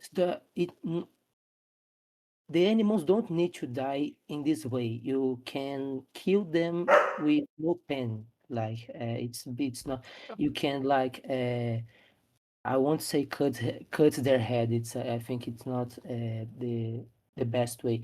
But in Brazil, I already visited some places that kill animals. They use a pistol with an injection. I think the fact is they kill the animals without they feel any pain. Like and for you guys, is this still not No, it's good? the so let me demonstrate to you. If I do it without pain, can I kill you right now? Like if the natural, I can Oh, not natural. You sound young. You sound yeah, healthy, yeah. right? Yeah, yeah. If I give you an injection, right, and create this surrounding that you're not gonna feel anything when I kill you, is it okay for me to kill you? Like no, it's not okay. But Yeah. So I if think just like yeah, take hold on, hold yeah, on. yeah, So I I think understand. just you understand. Okay, go on. Uh, yeah, I understand your point. Like, if it's okay to him, no, it's not, and it's not for animals too, because they can't react from it. But What do if you mean they the can't react? What do you mean they like, can't if you react? are if no, they can't react like us. Like, don't kill me, please. Like, they can't run. Of Like, course they you do. got yeah, they Are you beg. still watching my stream? Yeah, They no, yeah. beg. in this using Are the you still method, watching my stream? No, I using the Yeah, method. so I if I said like yeah, yeah, yeah. So that. if I put you asleep, right? Yeah. And you're not gonna look you're not gonna see like me killing you. Is it okay for me to kill you? No, no. Let Yeah. me So why would it be let me okay for an rephrase. animal? Why would Yeah, it be okay for an animal? I see I see your point. But if Yeah. you like you appear in my house, if you are stronger than me, and if you could put me to sleep and kill me, it's the like it's not like no, it's the natural selection. Like I can't choose if I die. If you are stronger than me, and you Wait. can Wait, wait, kill wait. me. Do you want to be killed right now? Do you want to be No, killed? no, no. No. I'm just So saying that if someone so are can I kill stronger, you now? Can I no, kill it's you now? not. You No. can You do see it. this cow on my stream? You see Yes, this yes. cow? Yeah. So she doesn't want to be killed. She's showing it clearly. She's trying to walk away from the gun because she just saw her friend or another cow getting killed, and she doesn't want that, right? But So which who are kind of you gun to is do this to them? which kind of gun it's a This is a fire? bolt gun. This is how like your fantasy about injection for pain is a fantasy. This is how animals are killed. They're stunned with a bolt gun into their brain, right? And then they have their throat slit. So this cow obviously shows that she doesn't want to kill. She just saw the cow before her getting shot in the head, right? And then have her throat slit, right? And she obviously shows you that she doesn't want this to happen to her. So if you don't want to be killed and it's not okay to kill you, why are we doing this to animals who also show signs that they don't want to be killed? But some people choose to eat them. Like I know Yeah. it's not So if I the choose to kill you for whatever reason, I'll eat you if you want, right? I'll just eat your body after I killed I'm you. not saying Is it okay I'm to not kill you? I'm not Is it okay to saying kill that you? I want. No, But Yeah, is it okay to let me kill you? I'm Answer not my answering yes question. or I'm not answering yes or no. I'm just saying like if Yeah. someone wants to kill another person, the natural selection says the stronger will survive. So if you want to Sorry, kill so is it okay to any kill you right now? if Is that if one I'm stronger than you, if I'm stronger than you, is it okay for you to kill yes, for me to I come can and I kill you can do right now? anything. I can't Yeah, do so anything. murder is okay. It's not morally wrong. No, it's I'm not saying Kyogre, just to be it's clear, morally. So it's immoral to kill you? Is it The moral to animal kill you or it's immoral to kill moral. you? Yeah, it's moral Yeah. to kill, So but why the are we next doing this to animals? Why do you think this is because we moral need just to because eat. some people It's want to? we need to survive. no, we It's don't. just Yeah, Not I'm surviving. Kyogre. Do I we need sound to like I'm not survive. surviving? Yeah, it's Do I sound like I I'm know. bad? Yeah, Yeah. Bro, Do you know how long I've the been vegan for? owner of the server was born vegan, okay? He never ate anything from animals. He's in his 30s and perfectly healthy. You Yeah, are I being also misled, want to okay? I also want to remind you that like 5 minutes ago we were talking about like how you can be vegan and that it was first expensive in your mind, and now you're going to this like bullshit of like the stronger can like do bro, anything. Man, wait. I I'm said sorry, but are you that looking for no? I'm sorry, but are you looking I'm just for not excuses, or arguing. do you hold on? Do you think animals should be respected, man? Like you seem I'm to not be very arguing. disingenuous. I'm I'm not sorry. No, can you disrespecting. just answer the question? No, you It's can't. very. But I'm not disrespecting anyone. I'm just wanna hear you guys. I You, Okay, if you I. guys okay. don't. I'm So my you here. don't want to respect animals. Hold on, you I don't said want to respect animals. I think we should move on. at the I think we I Yeah, should we I should move just on. move on. Kyogre, can you This is please a mute waste of time. yourself? It's not worth it. It's not worth it. You're not getting Oh it. yeah, That's Yeah. not worth it. you guys don't know how to discuss it. I suggest you mute yourself or I will remove you. I muted them. My, It's my, easy. my He's a friend, real if you bring up like the stronger wins, you know what this leads to, right? If you accept that the stronger should always win, right? I Just said think in about it chat, for a moment. They're gone. I said They're in gone. chat long ago that he's a real ogre, man. Yeah. Rawr. I mean, this is like This is like being disingenuous, really. It just shows poor character, in my view. Okay, let's continue. Anybody else wants to tell me why it's okay to kill this cow who's obviously doesn't want to die? Yeah, Anya, do you want to have a conversation with us? Are you vegan? I have one question. Yeah, go on. Are you okay? Yeah. Have you killed mosquito or cockroach? Not intentionally, no. Not without any need behind it, to be clear. But they are also alive. Not without any need behind it. Do you understand what that means? I can't understand. I don't know. Did you ask if Chip kills cockroaches? Yeah. Yeah, and Chip is telling you that he doesn't mean to. Maybe he does, like, let's say driving a car and the cockroach is under the car, and he doesn't even see it. That can happen, like accidents, but not intentionally. Yeah, exactly. But But we're not talking, just to be clear, Toyot. While we would love to talk about the killing of animals, we're here to talk about the objectification of animals. The treating of animals like objects. Do you think an animal should be treated like an object? Object? Yeah, I can describe to you what that means. Essentially, we don't really care what the animal wants. We bring them into existence, we use them, and then we kill them. Is that a form of objectifying the animal? Plants, you don't want to kill animals, but you eat a plant. Did you understand what I just said before? He's saying that you eat plants. I know, I understand that, but Toyota, do you understand what I just said before? That we're against the objectification of animals, against... Object. Yeah, so let me put it in a way that you understand. We're against... Plant is not object. Okay, plant is object. So Toyota, we're against animal slavery. Do you understand that? I can't understand. Do you know what slavery is? No. I think animal alive.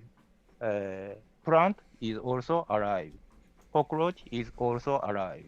Yeah, bacteria is also alive. Does that mean I should not wash my hands? Yes. Why you stop eating animal, but you eat plant? I would die if I don't eat plants.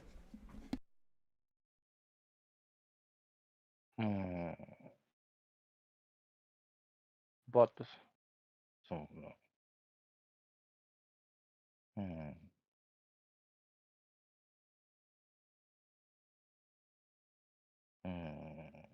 object.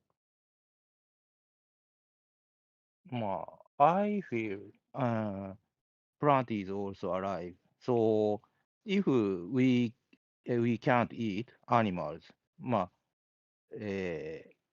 we can't eat plant also. So we should die. You're advocating. Yes. So let me be clear, Toyota. So what you're saying that instead of us killing dogs, we should die, right? Like if you're fed with the option between eating a plant, killing a plant and eating it, killing a dog and eating it, or dying, you'd say you'd choose dying, or that would be the right choice, correct? How do I say? It can be helped. We eat food to survive, right? So we need food. So Toyota, do we need food? In my case, do we need food? In my case, I eat. Toyota, I understand. Do you need food? Do you need food? Of course. I need food. So okay, what do you need out of food? I eat all food I like. Toyota, what do you need out of food? Out of food? Yeah. Out of food? Yeah. What does your body do with the food after you put it through your mouth? Yeah, of course. I eat all food. I eat all food. Yeah, I think there's a language barrier over here, and it's not worth pursuing. Please mute yourself. I think he's saying he eats all food, but I'm not sure. Yeah, I understand that. It's just like he cannot possibly track what we're trying to say, and the nuance is important. And yeah. So let's move on. Yeah, but just ask him. Is it like equivalent to kill like a carrot and to kill like a dog or like a cow? It's not worth it. He's not gonna understand it. Okay. We can't make carrot noises. I mean, we can make woof woof noises, but not carrot noises. Yeah, I'm actually working on a graphic to explain this in very simple ways. I'm working on it now. You know, the burning building, dog and flower thing. Yeah, so Anya, do you want to one have a of them. conversation with us? Can you mic up? Because you see, I think you're vegetarian, right?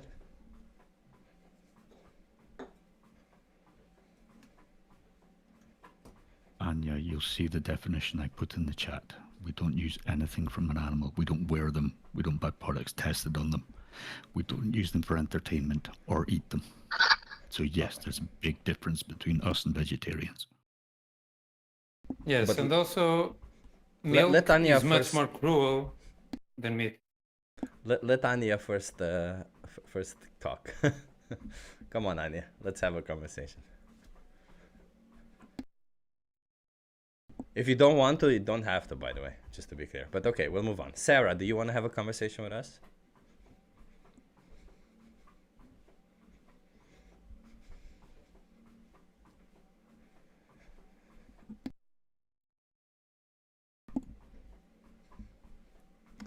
Charlie Handsome, do you want to have a conversation with us?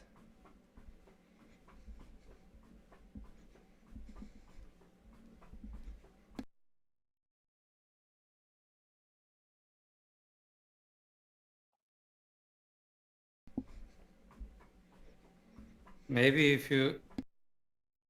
you can like explain the problem with dairy for the vegetarians that are not speaking. Yeah, sure. So when it comes to dairy products, the reason why vegans have a problem with dairy products is because in the production of dairy products, cows have to be impregnated so that they can produce milk, right? The only reason why a cow produces milk is to feed their babies. So they have to be impregnated. That's one part of the problem, the fact that farmers impregnate them or control the pregnancy process by keeping the bulls separate and then putting them whenever they want to, or by using artificial insemination. Then when the babies are born, they take the babies away from the mothers, because if the baby stays with the mother, they would drink the milk. So there's that. Then if the baby is born male, they kill them either directly after birth, like, or keep them for a couple of months, up to a year or two, and then kill them because they don't produce milk. And then the cow themselves get also killed when they can no longer produce milk. And that happens at a fraction of their natural lifespan, around 25% of their natural lifespan. So if you disagree with any of this, with the idea of graping an animal, stealing their babies, and killing them for a trivial product that we don't need, then you should probably not buy dairy products.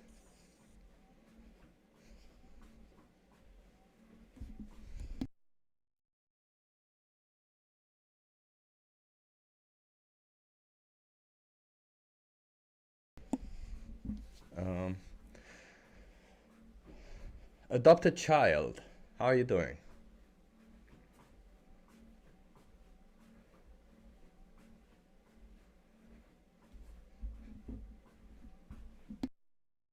Did you go vegan yet, adopted?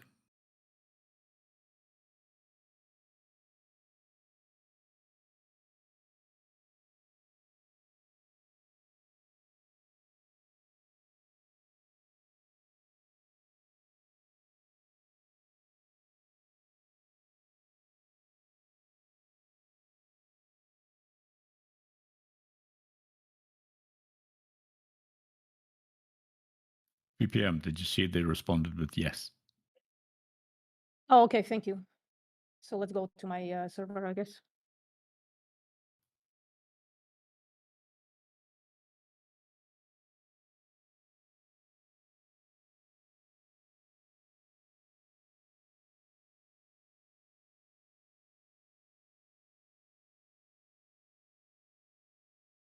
Oh my god, Chips AFK. Panic. Everybody panic. I'm back. Wait, are we going to VPM server? I want to go there also. I don't think they've appeared in channel yet, but somebody wanted to have a conversation. Yeah. Yeah. Okay. Let's see. Charlie Handsome, do you want to mic up and have a conversation with us? Do you want to defend your position or tell us why treating an animal like an object is okay?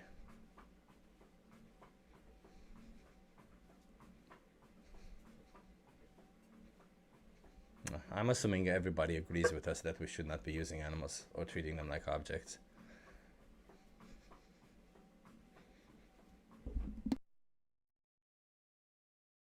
Somebody in my chat is asking, what have I done to stop the suffering of animals? I don't know. We're not here to stop the suffering of animals. We're here to stop the exploitation of animals. Somebody asked me, when did you first come out as a lesbian? I mean, I'm still male, right? I kind of see myself as more like gender neutral, but I'm male. When did I first come out as a lesbian? I don't know. Does it matter?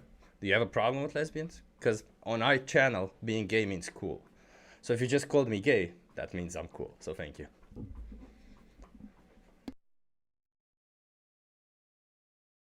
Should we just create like an event, maybe? Oh wait, no. I'm gonna go to the VPM thing. 2 videos on this. Yeah. I have. Yeah. But Yeah, I love those. people just like need this kind of intervention sometimes. Otherwise, it's really hard for them. What's up, Toast? How you doing? Sorry, we didn't see earlier that you were in here, so I'm so sorry. But we're here now.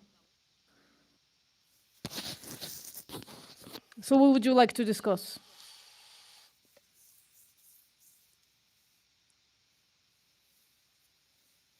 Would you like us to start? What's up? Toast? What's up? Nick, there is like a hiss coming from your mic. I don't know. Oh, yeah? Okay, I'll mute myself. Sorry about that. I'm a bit sensitive to that kind of shit. Save as. Toast? We're literally listening just to you. Whatever you want to say, let's go. Yeah, why are you not vegan? Is the question. Yeah, please no slurs, right? Like, let's use the reasonable definition of whatever you want to do. Whatever you want to say. I guess they got scared and left. Okay. Weird. That never happens. Oh, wait. Actually, sometimes if VPM, I got kicked out of this, so maybe they got kicked out also. Oh, yeah, that could be the thing that happens. Maybe. Animal comparison. Where will I put it? So I made the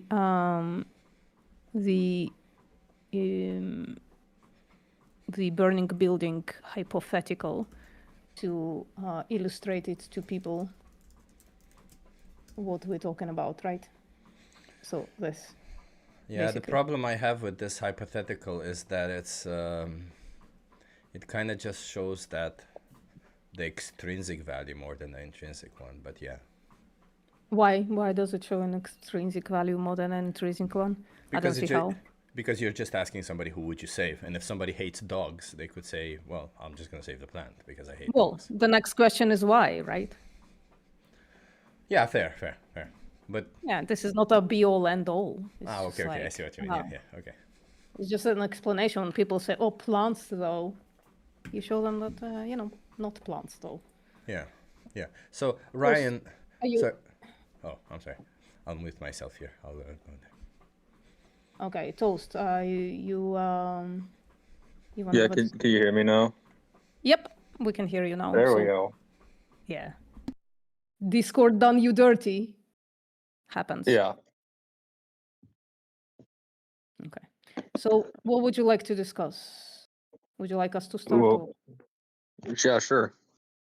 Okay. So are you vegan? No. Okay. Why? I don't know. I just never really thought about it. Okay, would you like us to think about it together? Sure. Okay, cool.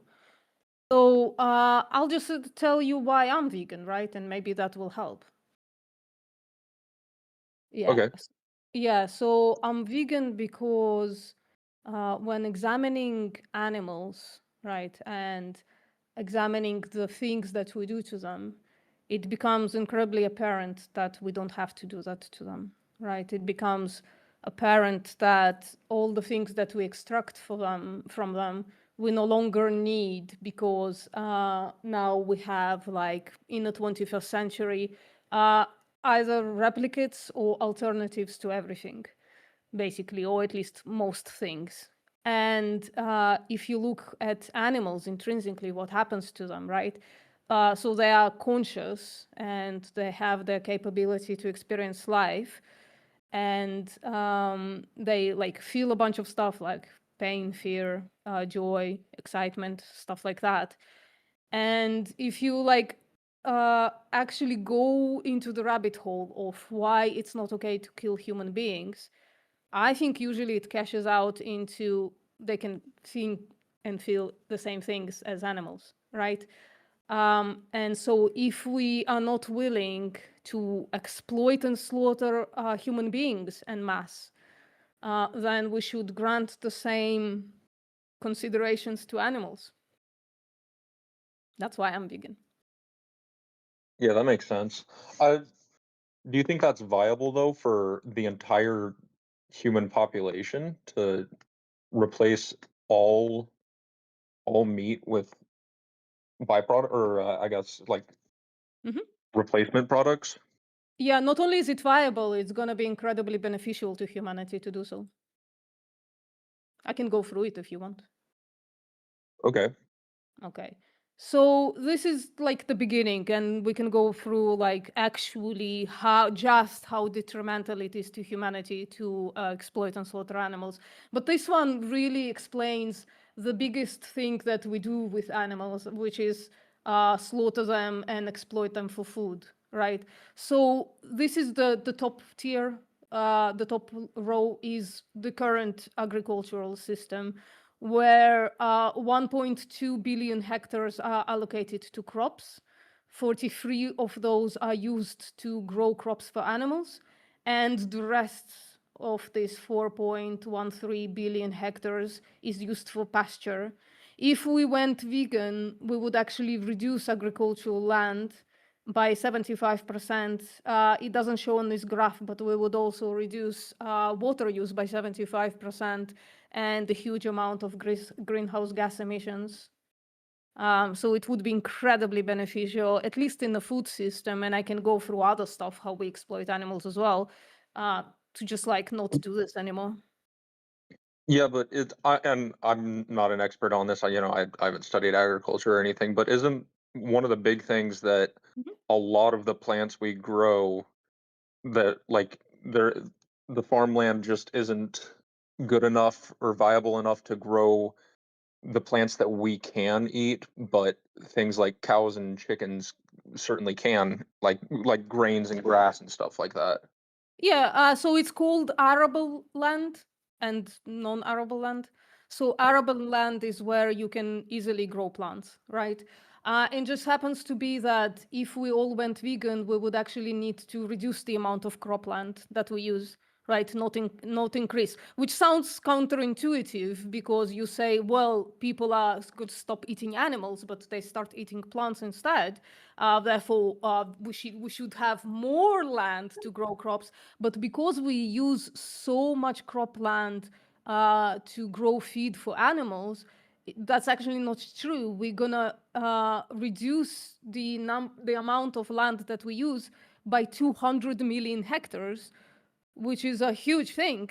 But it's more than that. So some of this pasture land, it's also arable land. So even if it was true that we need to increase the amount of cropland, we would have enough land to use it, because some of the pasture land is cropland. Basically, it's just used for animal production, but you can absolutely grow plants there. But also you can take non-arable land as long as it's not like on slopes and shit, and you can use it for production of plant crops. It just takes a little while, right? You need to like do stuff to the land in order to make it arable. But we don't need none of that shit because we would actually like reduce the amount of cropland we need. Do you realistically think that there's a world where everybody genuinely agrees to that though? Listen, I can't think like that because first of all, a while like before going vegan, I was a staunch meat eater. I was one of those assholes who would walk next to people with dogs, and I was racist as well. So it would be next to Asian people with dogs, and I would say, "Oh, food! It's their food," right? I was racist and disgusting, and I was accepting that dogs can also be farmed for food. Enough changed. So I can't think about whether people will agree to it or not. It's our moral imperative to do this, not only for animals, but for human beings as well. So I must be optimistic. I must be hopeful that people, when presented with the arguments for why it's not okay what we do to animals, for why it's actually beneficial to humans to go into the plant-based system, that at least some of them will just like change, right? I must. It's of course there are quite many forces against us because we are as vegans basically going against our trillion-dollar industries, trillions of dollars of industries, right? And they indeed they use those dollars to fight us, but we have no choice. Animals have no choice. Somebody needs to speak up for them. Somebody needs to speak up for the human beings as well, who are impacted by this in a way that is not clear to people in the first, right? Like if you ask a general person online or like on the street, is it good for us to eat animals? They'll say yes, and they're just not realizing just how bad it is, even for the human beings. So I must continue. I have no choice. And one day it will have to happen for the environment, right? Because people generally like are a bit selfish, right? So once they see like actually visibly see the impact of the environment, it's gonna have to happen or we go extinct. So I must fight for it. Can I like it's interesting. I agree with you post-mortem, but I don't think we'll ever get to a place where everyone will be vegan because just like we're in a place now where everyone doesn't respect the rights of immigrants, the rights of people of different skin colors, the rights of women. But we hope to get to a place where when there's enough of us, we can make laws so that people have to respect the rights of animals.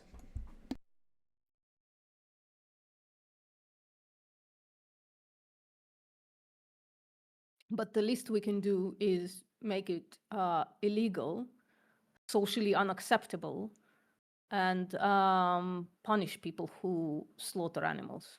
That's what we can do. Yeah. We must. We have no choice.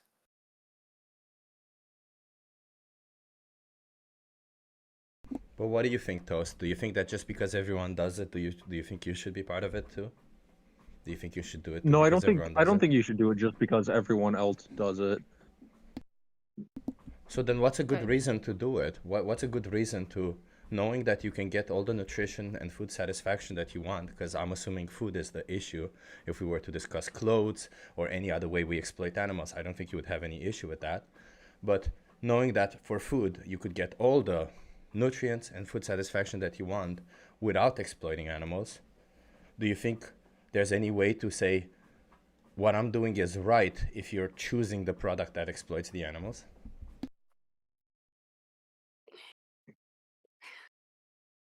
No. Sorry, I'm just like lost in thought here. Mm-hmm. Yeah, my question is a bit convoluted anyway. No, yeah, we're kind of we're like dropping a lot on you. Like I can appreciate that a lot of people don't think about these things because they are very, very well hidden in a society, right?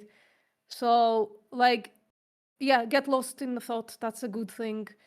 If you have questions, we are here for it. If you have immediate questions, you're welcome to ask. If you have questions in the future, I'm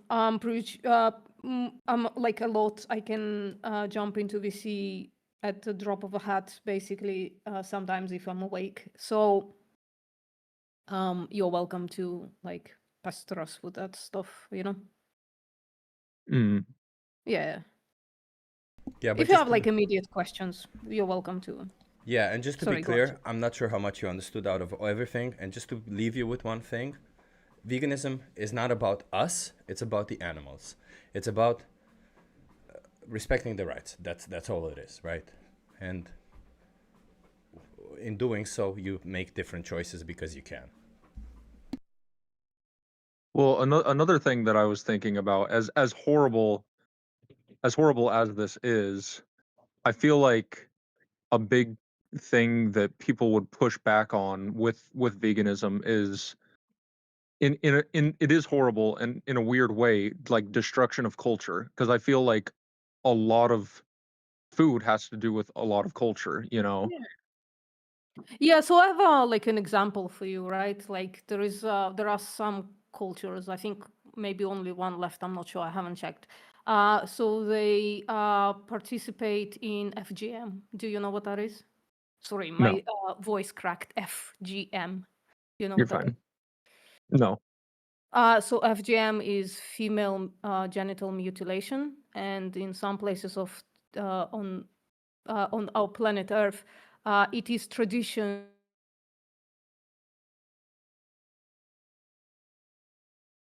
so that she doesn't feel the joy of sex, right? It's done without anesthesia, obviously.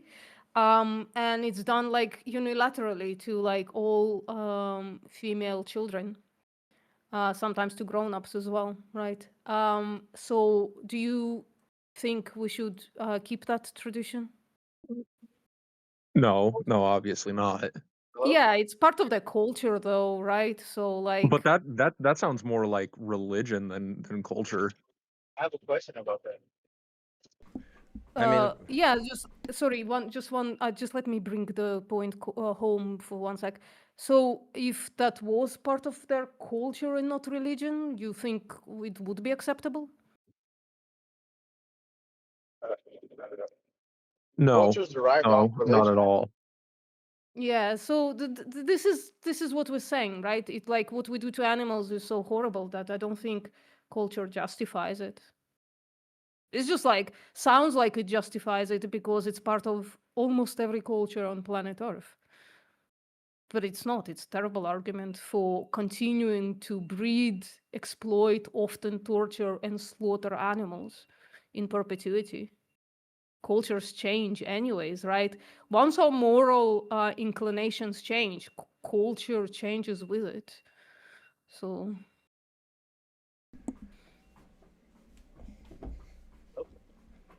yeah, go on, D, whatever. yeah, Sorry, I can't Darren. see. Okay. Yeah. I apologize. Hi, guys. My name is Darren, and I just stumbled across your page, sir, about vegan, being a vegan and stuff, and related to, kind of talking about what that lady is in the subject of that realm with culture and religion. Well, I myself am not a vegan. I eat meat. And I respect people who don't. I respect people who are just vegetarian, pescatarian, things like that. And I don't try to push it on people, Mhm. but I try to see the ins and outs of what is and what isn't. And you have to have what's called discernment, which is you weigh the scales of what is beneficial to you, what is beneficial to the people that uh, uh, that depend on you. Because for me personally, I'm a father, right? I got 2 kids, I got a wife, and they depend on me. So the most optional route I'm gonna take them in the life is a life of prosperity, and that's derived off my belief. And growing up, I I would say that when veganism was like brought upon and the idea of it, I didn't see it as a bad thing. But what I don't like, and I have to say this, is that it gets pushed down people's throats. You know, Yeah. it's a lifestyle, but it pushing it and forcing it upon people, what it does, it has backlash, if that Yeah. makes sense. So Like so it Darren, makes it, Darren, yes. it will make a lot of sense to you if you knew what being vegan means. Do you know what being vegan means? Well, you know, I'm gonna have integrity, and I'm gonna tell you this, brother, because I I know somewhat, but I would not be the guy to be able to give you a definite definition. You know, I think when I just say what I think it's you know, anything that's not based on animal, right? Any food like that, you can eat that. It's not that doesn't come from animal. That's not an animal. Is that correct? Oh, I'm sorry, I was muted. Hello? I was muted. So that's what a vegan Oh, does, but okay. that's not what being vegan means, right? Being vegan Oh, means okay. Okay. means you respect the rights of animals. It means Okay. I you heard you. extend them Yeah. consideration. You extend consideration to them. In other ways, in other words, let me put it this way: you value your life, and you valuing your life is not, and your experience of life, of course, and it's not because of some cognitive process. It's not because you're intelligent or anything like that. You have an experience of life, and by default, you value it. It's just comes with it. And Okay. it's the Yeah. same for Thank you these for animals. explaining that. I appreciate that. Yeah, and it's the same for Yeah. these animals. You know, all of these animals, they experience life, and they come with valuing their experience of life. So Yeah. if we don't need to take away their life, if we don't need to, you know, mess with their existence, then why would we ever Right. choose to mess with their experience of existence or anything I when we can choose not to? got it. Okay. All right. So following up with that question, first off, okay, thank you for explaining that, like the vegan, like the walk of veganism is a valuing of life. Then I would say Of for sentient that life, definition, of life experience. yes. Okay. Excuse me. I would say I would be vegan then, because I do value life. I would value the life of every animal, and it's now we have to dissect. You know, how do you value a life then? Because what happens is that I can give you an example. So I have friends. You know, I live in Arizona. I live next to a reservation my whole life. My mom's native to the land of Central America, and my dad is too. And they grew up valuing life of animals.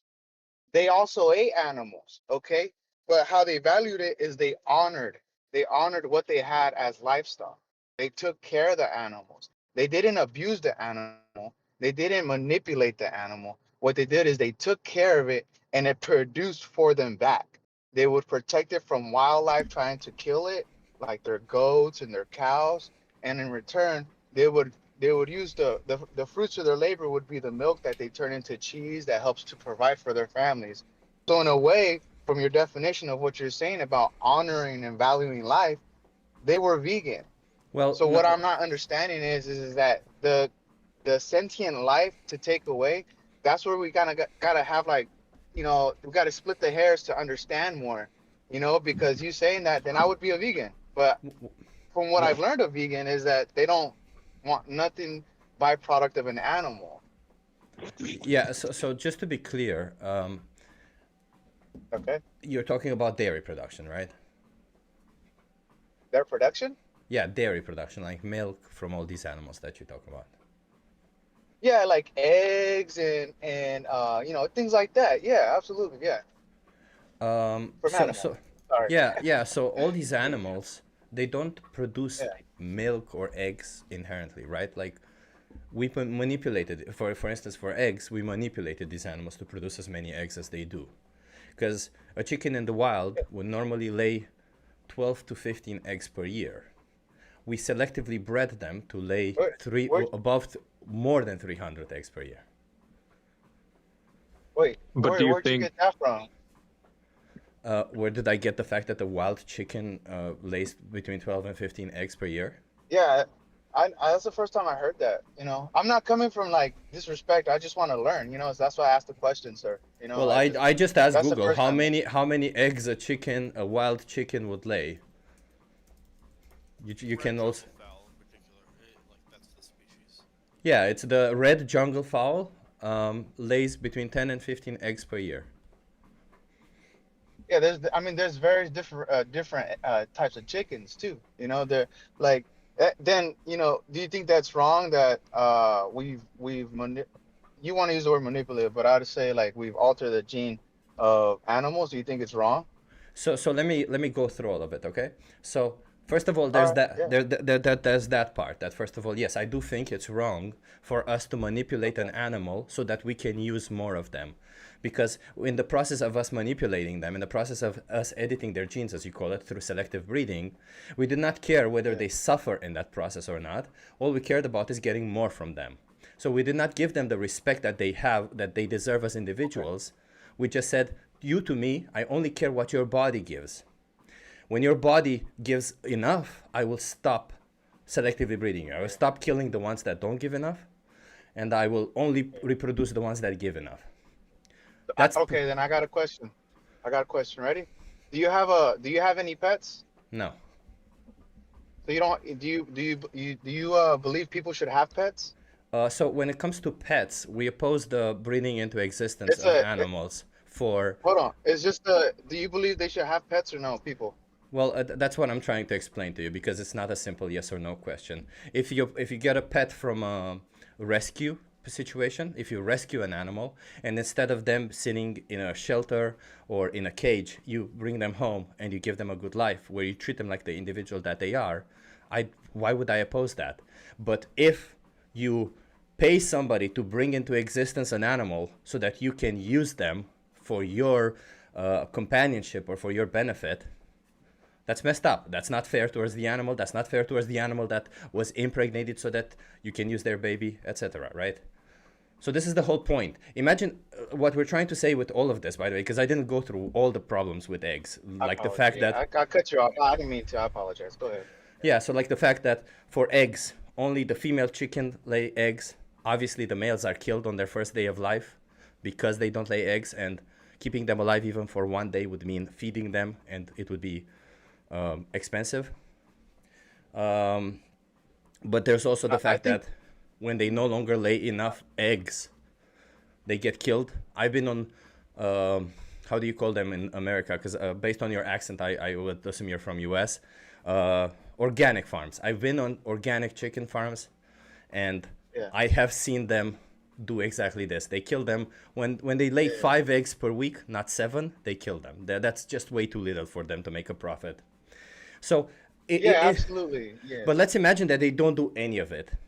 At the end of the day, if we see the chicken as an object from which we can take the eggs, and we're incentivized to either make more chickens, get more chickens, or we make choices based on what we can get from the chickens, then we're objectifying them. Because we don't care what they want, we just care what we want out of them.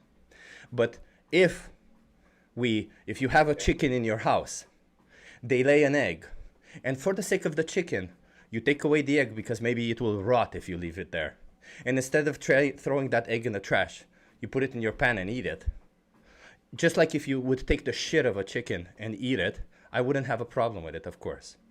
But the whole point is that you don't use the chicken as a means to an end, because they're an individual. We wouldn't want to use a human as a means to an end, so let's not use any other animal as a means to an end. All right. I appreciate you breaking that down. I think a lot of the arguments that you just made are true about humans as well, especially here in America, where a lot of people are looked at as, objects of what can you do for me? How much labor can you put in? Or, people having kids so that they could get more, child support, or, there are a lot of things like that, especially, in humanity as well. But Toast House, you're right. It's just that if you are ever faced with the choice between supporting that or not, I still think you have the moral obligation to choose to not support a place that does this to humans. I'm not saying that objectification of humans doesn't exist. I'm saying that if you're faced with the option between objectifying a human and not, you should choose the one that does not. And if you're faced between the choice between objectifying an animal or not, you should choose the one that does not. And by the way, Alexander has a question now for you, Darren. But if you have something to say it before that. So. Yeah. Well, the thing is that, like, I understand the objectification, and let me just get this straight. I don't think no human being should ever be objectified. Like, I think they need to be respected. They're made in the image of God. You know, the thing is that for me, I don't like that people are. This is the world we live in. You know, they objectify humans. They look at them like slaves. They look at them like, what can I get out of you, and just throw you in the trash afterwards. You know, that has to do with their moral compass of who they are. But to broad stroke that's the entire, like, to say like that would be the entire, like, culture of humanity, that's not true. But it happens a lot, and it leaves a domino effect on the whole, on many people and communities and countries. And for me, like, I can't put animal on the same level as a human, though. You don't have to put them on the same level, Darren. You can just say, well, both shouldn't be objectified because both are conscious and sentient and all that, right? So does an animal have a conscience? Yeah. Can it think? Like, can it talk to you? Well, they Really? can't. Yeah, talk, actually. but no. Hold on. So talking is not about consciousness. It's about sapience. So as far as we know, humans are the only animals who have sapience. But so we're animals? Sorry, human animal are the only one that, as far as we know, have sapience. But other animals have sentience. They are conscious. They just don't have this higher consciousness where we can have, like, deep discussions and create.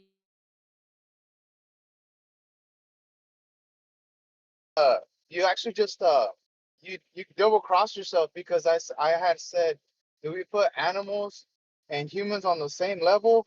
And then you just said, No, and wait, I said no. please, I hold on, said you don't have to. Okay, wait, let me please finish, because I'm trying to explain something of what you just said right now. And you said no to it, but then you said they have conscience just like us. Different levels, but they have wait, please let me finish. Please. Yeah, I'm just using the wrong word, consciousness. No. You're putting them on the same. Same.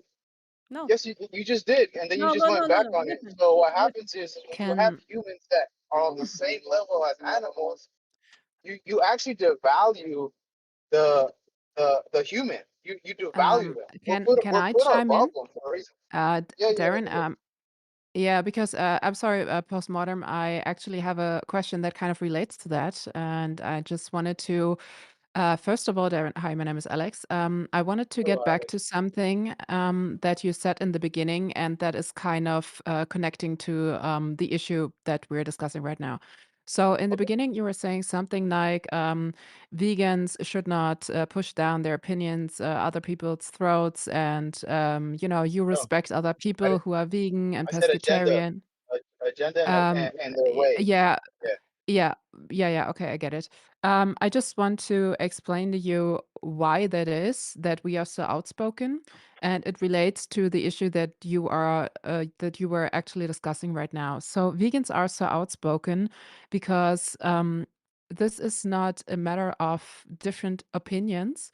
This is a matter of different actions, first of all. So people who are not living vegan, it's not only that they have a different opinion of other animals, basically that they have such low value that we can exploit them to death, but it is that they are acting upon these values, which results in those said animals being exploited to death. And vegans don't want that to happen because we know how these animals feel and that they can feel and think, even if it's not on the same level as humans. I give you that. Okay, I give you that. But bear in mind, no matter how stupid and cognitively low IQ an animal is, we will find a human that is on the same level as this animal. So, and by saying this, I mean, we would not exploit this human because we still respect them and we still see that they have inherent value. which means their own life matters the most to them. They have own interests, like you and I. Like you have the interest in continuing to live, just like I do, and you have the interest in not being enslaved and exploited, or your children taken away from you, or whatever. The thing is, these other animals, they share these interests with us. So instead of looking at the differences, which are there, don't mind, there are many differences between a cow and me, right? But those differences are not relevant when it comes to the question of whom should we exploit, you know? So let me break that down. You and Yeah, I, yeah, I you understand what and you're I, saying. okay, so you and I, we are probably very different too. I assume that you're a man by your voice and your name, right? Yeah, And yeah, I yeah. just assume, right? But I'm still asking, okay? So you're a man, I'm a woman. So there are obviously differences, right? But none of Yeah. these differences are relevant when it comes to the question, should we exploit me or you to death? Simply because what actually matters is what we have in common. And we have in common the same things that we have in common with other animals too. So you can think and feel you subjectively experience the exploitation, and it is not in your interest, right? And it's the same with all the other animals too.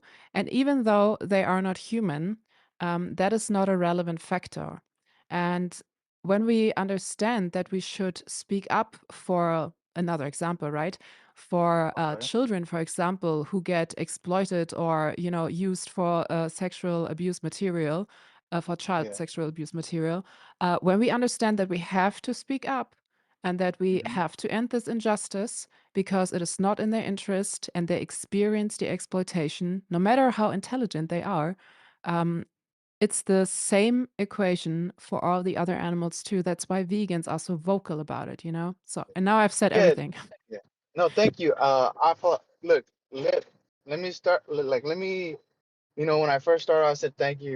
I want for bringing me on. Let me just say this, okay? Because this is not a matter of strife between me and vegans. I just want to learn more and learn your perspective and your position. I respect you guys, like Can I teach you definitely. one more thing, though, Darren? Can I teach you one more thing? Oh, please let me finish real quick. Like I respect you guys, and I respect you enough to hear your side. So that, like, for me, it would be disingenuous and not a man of integrity if I just immediately shut the door and was impulsive to like cuss or anything like that. Because we don't get down. There's no civil disagreement, or there's no civil discourse. You know what I'm saying? So Yeah, like yeah, I I get it. respect you guys.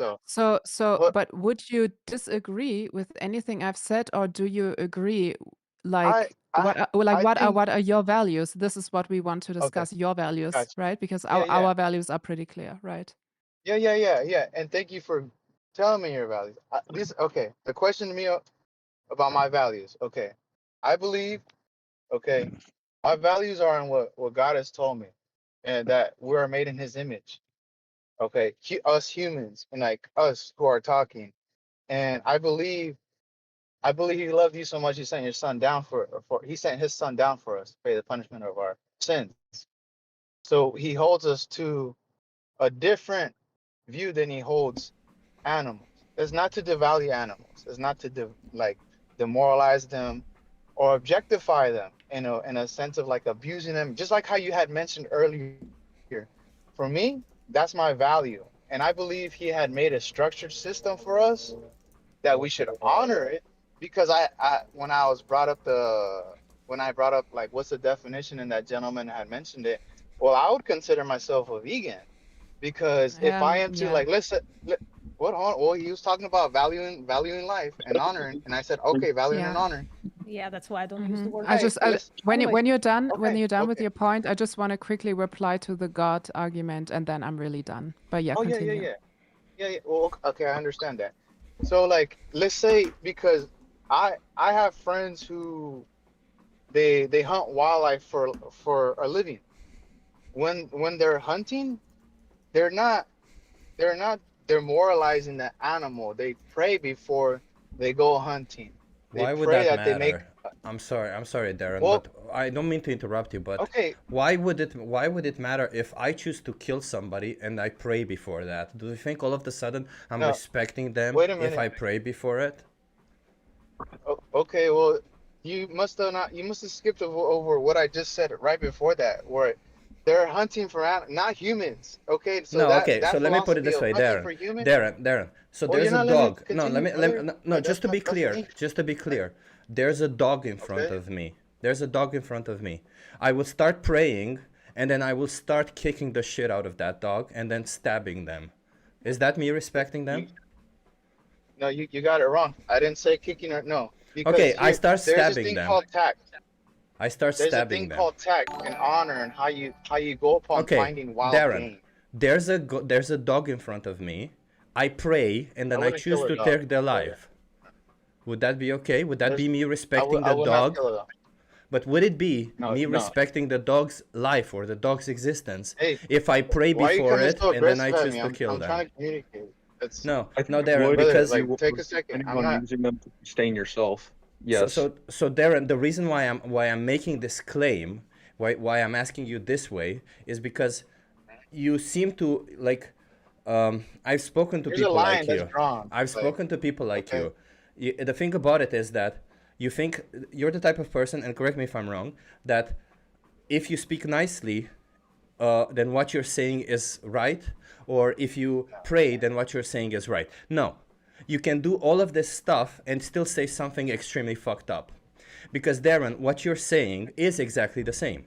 You're saying that if before you kill an innocent animal, you pray, then all of a sudden the killing of the animal is somehow respectful towards that animal. That is not. That is, if you would think so, that's pretty delusional. I'm sorry to say that, but that's pretty fucked up. Because that animal did I not want to understand. die. Like, They okay, did not want to okay. die. They did not want to be killed by you. And you can always choose to Okay. eat something else. So if you need nutrition, if you need food satisfaction, you don't need to be killing that animal. It cannot possibly be respectful. I heard you. I understand you. You think, look, that's okay. That's how you feel. I understand that. Okay, I got it. So what I'm talking about, because I had just mentioned it briefly before you started coming in, and you're labeling me these things. First of all, this is just how I talk. Period. And if you find it that like I'm trying to set you up because I talk like this, like no, I'm gonna be nice to everyone, be respectful. That's just who I am. Okay. Except for the To animals, right? Except for the animals, exactly. no, And that's the I, point there. I You can be okay. respectful to us, but towards the animal, you'll Wait, never be respectful if you choose to kill them. You're not okay. Look, you're not letting me you're not letting me fully get off what I need to have Okay, let him communication. explain, everyone. Let him explain. Okay. I'm sorry. Yeah, I want to hear what you have to say, so say it. Okay. Thank you. I appreciate that. Thank you. Okay. Look, I had briefly explained. No, I didn't explain it, but I mentioned it. It's the tact. Okay. Tact is how you do something. Okay. And in honoring, that's why I wanted to say let's dissect what value is and how you value, because that shows what tact is. If I Okay. value No. something that wait, you're not letting me finish. You're not letting me finish. But you're You got to already be starting. respectful because the lady Let him was. finish. The lady Just said. let him get it The off. lady said. The lady I'm not said, a "Let lady. me finish." I'm sorry. Excuse me. I don't want to be disrespectful. I don't know that person's name, but they said let him finish, and then you're Yeah, not letting continue. me. I'm So sorry. Continue. okay, in the tact of how you do something shows if you value it. Okay, if we're mentioning praying and then kicking a dog and then stabbing it, first of all, I'm not hunting dogs. They're hunting wild game is what I was talking about. Wild game has to do with deer. It has to do with things that are palatable to eat, like that is meat. Nobody that I know of, and if I saw them hunting dogs, brother, I would check them. I would be like, no, what's wrong with you? You're going crazy. There is people in the world who do that, and I think they're wrong. Okay, I'm gonna establish that. I believe they're wrong. People who hunt dogs and eat them, no, I don't think there's a line where you draw things. Okay, and I believe, because you maybe you don't believe this way, but I believe, we are made on the top of the system to rule over everything. Any animal that flies, any animal that's in the ground, any animal that swims. Now the thing is how we go upon with our game. Are we gonna be respectful? Are we gonna utilize what animal we killed to the optimal most best ability? Are we gonna use its fur to help us have a coat? Are we gonna use its meat and everything to help feed our families? That's what I'm talking. That's called honoring. That's called valuing what you went after. Okay, that's what I'm talking about. Then, but because when you're saying, or whoever that person was that said about the value of living beings, that falls into that. It does fall into it. Darren, And Darren, I don't know I'm what lady sorry. it was that Okay. said it, but she was like, "Yeah, you're right. It Darren, does." Darren, That's you're what I was saying a talking lot. about, brother. You're saying a lot, but just to Yeah, be clear, because I made the statement about value, and I want to clarify, and then you guys can continue. Darren, when I talk about value, I don't talk about how you value the animal, because Darren, you to me might have zero value in my life. In my family may have a lot more value than you do. My friends may have more value, whatever. You may have absolutely zero value to me. In fact, if I hate you or if I don't like you, you might have negative value in the sense that I may not even want you to exist. None of the value that I place on you should justify whether I kill you or not, should justify whether I exploit you or not. It's the intrinsic value that matters, the value that you have on your own. In other words, the fact that you value your life, as I explained to you, the fact that you value your life means I don't have the right to take your life away from you. The fact that an animal values their own life means that I don't have the right to take their life away from them. It's not that I value that animal. It's not that I value you. It's that you value your own and they value their own. Got it. The intrinsic value. Thank you. I got it. I got it. Now my question is this, okay? Where does that come from? Where does that moral derive from? I can explain it to you if you want. I was asking him because he's the okay, yeah, absolutely. Yeah, I apologize. Yeah, Chip, if you want to go ahead, you can also go ahead. I actually had some other points to cover, but I mean, we're all going all over the place, so let's continue. You can continue, Chip. Yeah, so there's such a thing called sentience, which means the capability to have a subjective experience of the world, the capability to feel like you're experiencing life or the world around you. We have it. Yeah. The animals that we use for farming have it. The dogs have it. The cats have it. And with that sentient experience, with this sentience, what comes a property of it is the fact that they value their experience of life. So that means that every sentient being, every being who has a subjective experience of life also values their experience of life. The reason why it's wrong to harm, exploit, use, kill a sentient being is because of that value coming from their sentience. The reason why it's wrong to do it to a human is the same reason.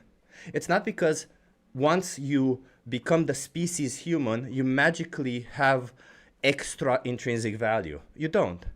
The species humans, intrinsically, you were born with this idea that you want to value your experience. It's not something that you gained. You were born with it. Animals were born with it also.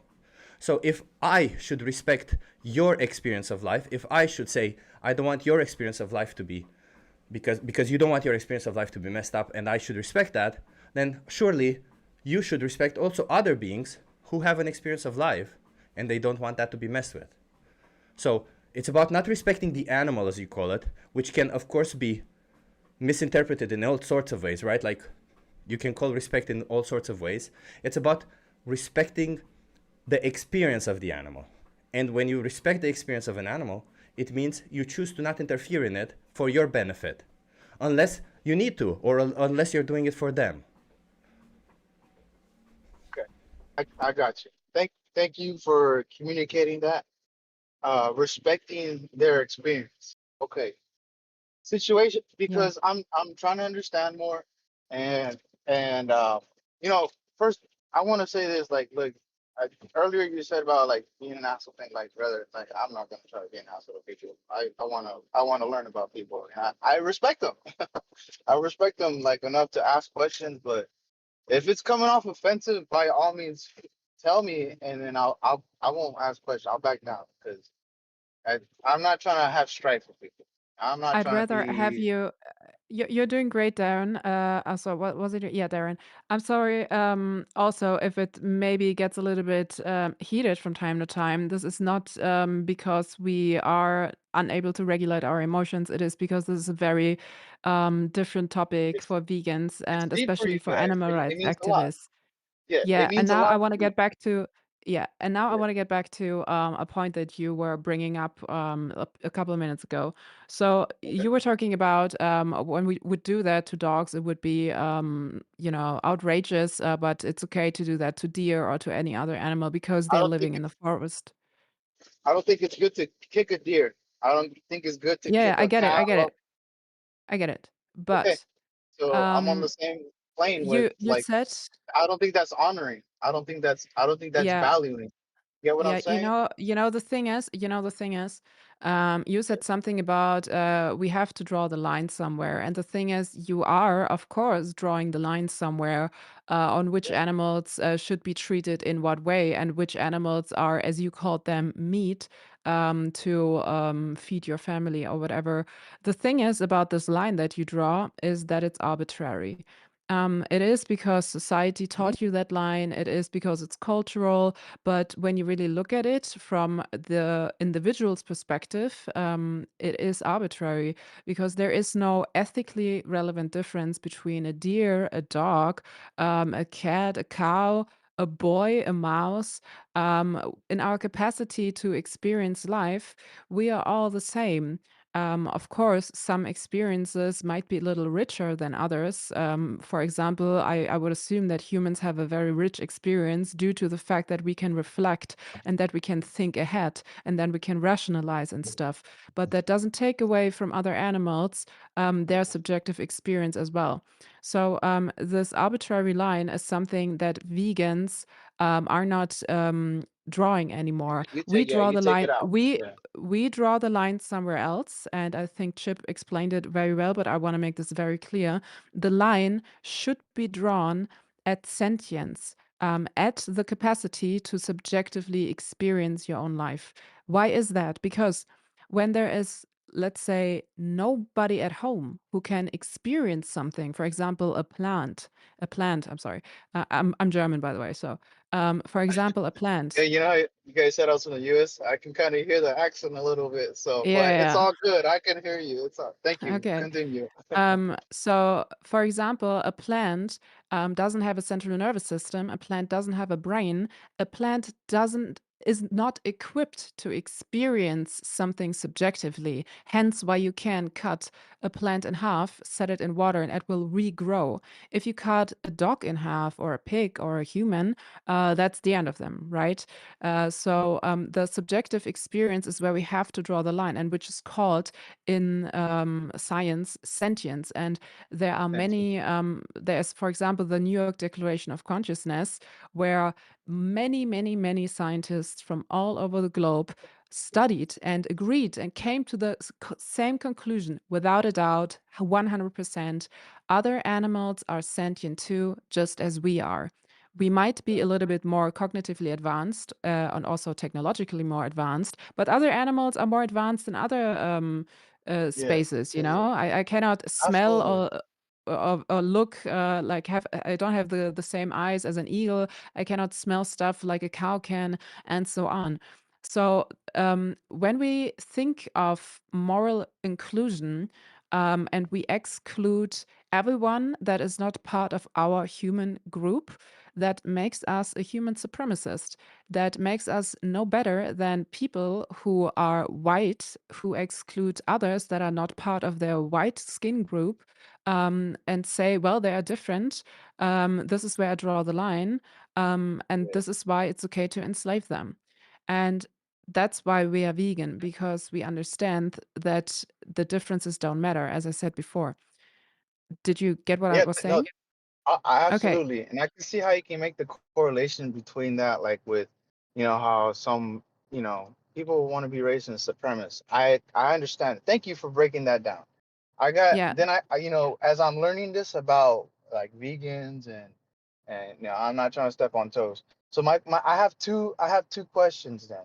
Okay, and Okay, the drop it. first one has to do with the situational. to better understand where you guys are coming from on this. So animals, right? They're sentients. I understand that, and they're to be respected, and their experiences, absolutely. When we look at the life cycle of wilderness and how not people, excuse me, how animals operate, they operate within killing each other. Hmm. Like there's animals that kill each other. So if vegans don't believe that everything has a living should be living, should not animals not kill each other then?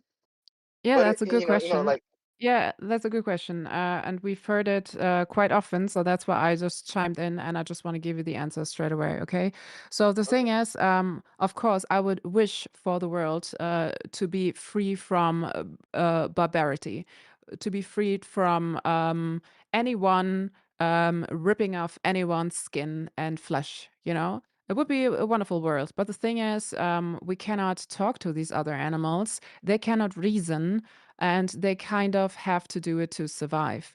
But it doesn't give us a justification to do the same because we are, as we already established, we have a higher intellect. We can reason, we can rationalize things. And so when we have the capacity to act morally, not doing so makes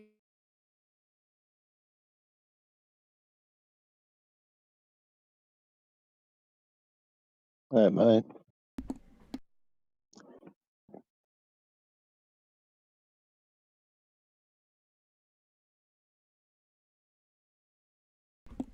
Wait. Can you hear me? Yeah. Hey, mate. I can hear you. Hey, before you guys talk, I just wanted to say that I'm gonna head to bed. Okay. Yeah, I haven't gotten any sleep, but it was good listening to you, Chip. And I think you did good. But I think we got distant to change his mind a little bit. I don't know. Maybe I'm a little optimistic, but while he's here, I think he's just morally afraid to make up a decision, like make up his mind of what is moral or not, because You planted a seed, so to speak. yeah, exactly. Yeah. Okay. Let's see. Ryan, you want to have a conversation? What do you think? What do you think? What are you thinking? Yeah, I'd love to have a conversation. I don't know if debate would be the right terminology, but yeah, conversation would be great. Yeah. So you understand that we're here to speak up for animals' rights, right? Yes, I've been watching your channel for 2 months now. Oh, that's cool. That's cool. And how do you feel about that? How do you feel about speaking up for animals' rights? You know, it seems to be the more I'm exposed to it, the more I seem to sway that way. I was watching your show religiously for the first couple of weeks when I stumbled upon it. And it was interesting because I actually found myself being defensive in the beginning. There was sort of an urge to fight against it. And I wasn't sure what that was. I had to take a break and think about it, but I did start eating less animal products, and then I sort of drifted away from it. Work got a bit busier, and I just found myself eating more animal products because it was more convenient to get that food at service stations and stuff here in Australia. They don't really have vegan options.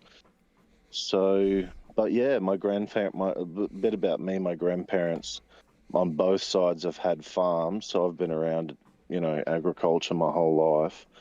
And we've always had pets, and we've always treated our pets nicely, and even the animals on the farm, we treated them nicely. So I guess I didn't really think about the slaughter of animals or the implications that would have on them. But yeah, in the last couple of months, I've been building up a conscience, I guess you would say, but it's just hard to have that last, and I'm not sure what that is. I don't know if it's exposure or what it is. I appreciate you saying that, and I appreciate you wanting to change, right? You know, all of us were in that position. We all found out one way or another about the consequences of our choices, or who suffers on the other side, or who gets exploited on the other side, and we all wanted to change, right? Some chose gradually, some chose directly. So what questions do you have for me before I ask you questions, I guess? Well, just quickly in response to that, the only thing that I can put it down to is it's exposure helps you think about it more often. I think, like any habit, like I've had to quit smoking in the past, I think, and also go to the gym. And I think if you just think about something more often, that's really the key to anything. If you just focus on it more, that's when new thoughts will start to stem, and I think that's when growth occurs. And I think if you spend so long without thinking about it, you don't even have that system there. You got to build it from scratch. So, but yeah, I guess I just wanted to say, as I've gotten to know you through the channel, I've been really proud of the journey that you've been on, and I can see that it's difficult sometimes. You're out in the rain when you're wanting to talk to people, but you'll still persist, and I've seen you freezing your butt off and still wanting to, get that last guy, because that might be someone that you can change, and I admire that in you. I've seen some other vegans talking, and I don't know, it just seems like, I don't know, I feel like that they might, if I was to talk with them, they might make me feel like they're better than me, or give off that wrong impression. But you seem to want people to do better for themselves as well as the animals. You seem to love all living things, and I think I like that about you. You got a really good heart, mate. I appreciate that. Yeah. Yeah, I don't get a lot of that. I get a lot of hate, as you probably have seen on the channel. Yeah, I didn't like that hat to begin with, I'll be honest, but I grew to love it, man. That Rick and Morty hat. I look forward to seeing you. Oh, thank you. So, yeah. How did you start being a vegan? Like, when did this happen? Well, for me, it was first of all, just I really like changes in general. I don't. At some point in my life, I realized that kind of every change that you make, that you're not forced into, but rather that you make on your own, eventually leads to better outcomes for your life, even if it's a little bit more difficult at first. So I've always been this person who, how can I better improve my life? How can I make my life better? I guess there's a lot of people like me like that. And I, at some point, started watching debates online, like you just said now, and I came across other channels, and I just started watching debates. And after a week of debates on veganism, I realized that, well, there's no way for me to justify the exploitation, the what we do to animals. For me, it was, for a long time, I was just saying that, well, that's not what I'm paying for. It's not my problem. But yeah, eventually I realized it is my problem, because I am paying for that. I am supporting that. So I just had to agree with it, and then I instantly realized that I had to change. So did you ever feel in the beginning, so before you were a vegan, that maybe your change wouldn't make a difference? I never actually had that feeling, no. For me, it wasn't never necessarily about my change making a difference or not. I think we live in a world where it's very difficult, like there's so many of us, and while I do think every single change makes a difference, it's very difficult to quantify that difference. Because when it comes to, for example, for the animals, it's 90 billion animals per year, in the trillions if you count fish. So obviously, if you're being vegan, if you become vegan, you save up to 100 animals. That's almost like nothing if you think about it. That's compared to that number, 80 to 100 billion. It's nothing. It literally doesn't even move the needle. But to those animals, to the 100 animals, I say this on the street a lot, but this is how I feel in reality. Like, to those animals, to those 100 animals, it means everything. And I like to think about, I'm one of 8 billion. I wouldn't want to be treated like an object, just because the number 8 billion would still be there if I'm treated like an object or killed. So wouldn't those animals feel the same way out of 80 billion? I mean, they probably can't rationalize it, but I don't see why they wouldn't feel the same way. All right. So yeah, you went from just not thinking about it to when you did start thinking about it, I guess, yeah, it just become easy or not. Yeah, it just become a natural progression for you to just go, no, I'm not going to eat any animal products. I guess it's different for me. I guess everyone has their own process that they go through. I mean, Yeah. I don't like the idea of an animal suffering if I think about it. And then if I am thinking about it and I go to the store, we'll make choices around it. And life does get in the way, but I just also feel bad afterwards. So I don't know. I I just mean, feel like I've hit a block. yeah, you know, I mean, like obviously, you it does require a little bit of willpower, right? Like it's like any change that you make in life, it will require you to, I don't know, maybe jump a fence, how to sort of put it, right? There's that one initial kick that you need to make.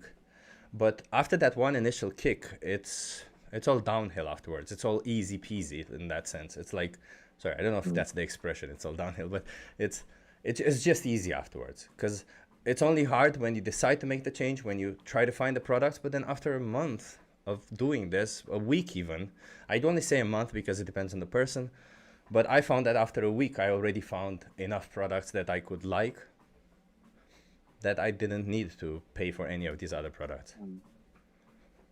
Yeah. Well, see, I've tried to find a process that would work for me specifically. So, for example, the gym. I never used to go to the gym, and I used to always hate myself for not going to the gym. And as I got older and circumstances changed, I started to desire it more and more, and I found a way to go, which was find somebody to go with because I'm quite competitive, so I'd use that to my advantage. And then when they stopped going, I just continued on because I had the momentum. So I tried using that with this as well because I've had a partner for 12 years. She's amazing. I mean, I've always gone fishing. I've always loved fishing. She's never come fishing with me because she's always told me she doesn't want to hurt the fish.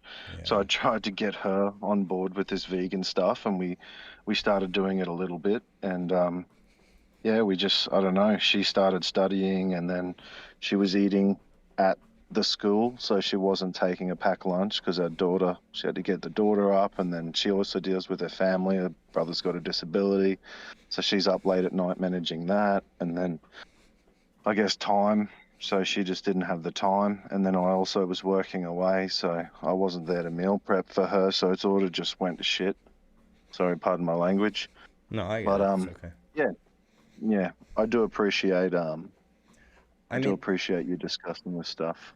Yeah, you know, I mean, obviously, again, everybody will see it, will handle all of this differently, and I'm not in your life to know the difficulties that you're having, but you know, take for instance, I'm a pretty weird person the way I eat, because I've always just been focused more on the nutrition side than the taste side or how food looks like. I've always just, ever since I started cooking as a young, like, I don't know, 18-year-old, when I no longer lived with my parents, I decided that I'm going to focus more on nutrition, just so that I can live longer, experience more, all that stuff, whatever. And I'm that way also as a vegan. You know, I'm a little bit weird with what I eat. I sometimes just eat regular tofu with some regular potatoes. It doesn't have a lot of taste, but for me, it gives me nutrition, and I move on. And when I was at my sister's in the US, she knows that I eat weirdly, and she saw me eat weirdly, and she always just thought that the only way to be vegan is to be careful, to because I measure my food also, to measure your food, to eat weirdly or whatever. But one time we went to a store together, we had to buy a cake for, I think, my parents or something, and we had to go to a store that sells vegan cake, because I said, I'm not buying it if it's not vegan. So we went to Sprouts, and we were walking around. We got the vegan cake, and I had the vegan t-shirt on me. And the guy comes to me and is like, are you vegan? I'm like, yeah, I'm vegan. Oh, he's like, I'm vegan too. And we started discussing. My sister was there, and my sister was kind of feeling bad about it. And she's like, oh, I'm sorry, I'm not vegan, but he is, and I think it's difficult. And this guy just like interrupts her and is like, oh, no, it's not difficult at all. I have 2 kids. They're both vegan. I'm vegan. My wife is vegan. It's actually not difficult at all. You just got to do it. And you know, after that whole conversation, when I came back with my sister's like, you know what, I can come up with any excuse in the book, but at the end of the day, I know that I should be doing this, and then I know that I can. And I know she started doing it, she started eating more tofu, she started getting into it, but I don't know, I don't think she's vegan now, let's just put it this way. So you're right that exposure matters more, right? Like the more you're exposed to it, the more you're going to want to be vegan, because the more you know about the atrocities.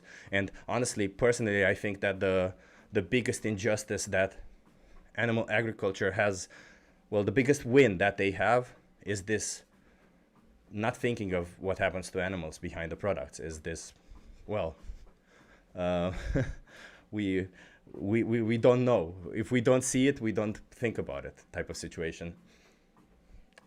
I don't know how, like, if you ask me how I would incentivize you, how I would say it's much easier if you do it all at once for a month and then just continue doing it, because then you know, you just form this new habit.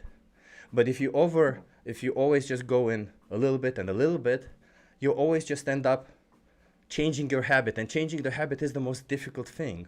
And if you do it constantly, if you're trying to change a habit 5 times, it's going to be difficult. But if you only try to change it once, even if the change is slightly bigger, I think it's easier. Yeah, no, I think you hit the nail on the head with the nutrition stuff.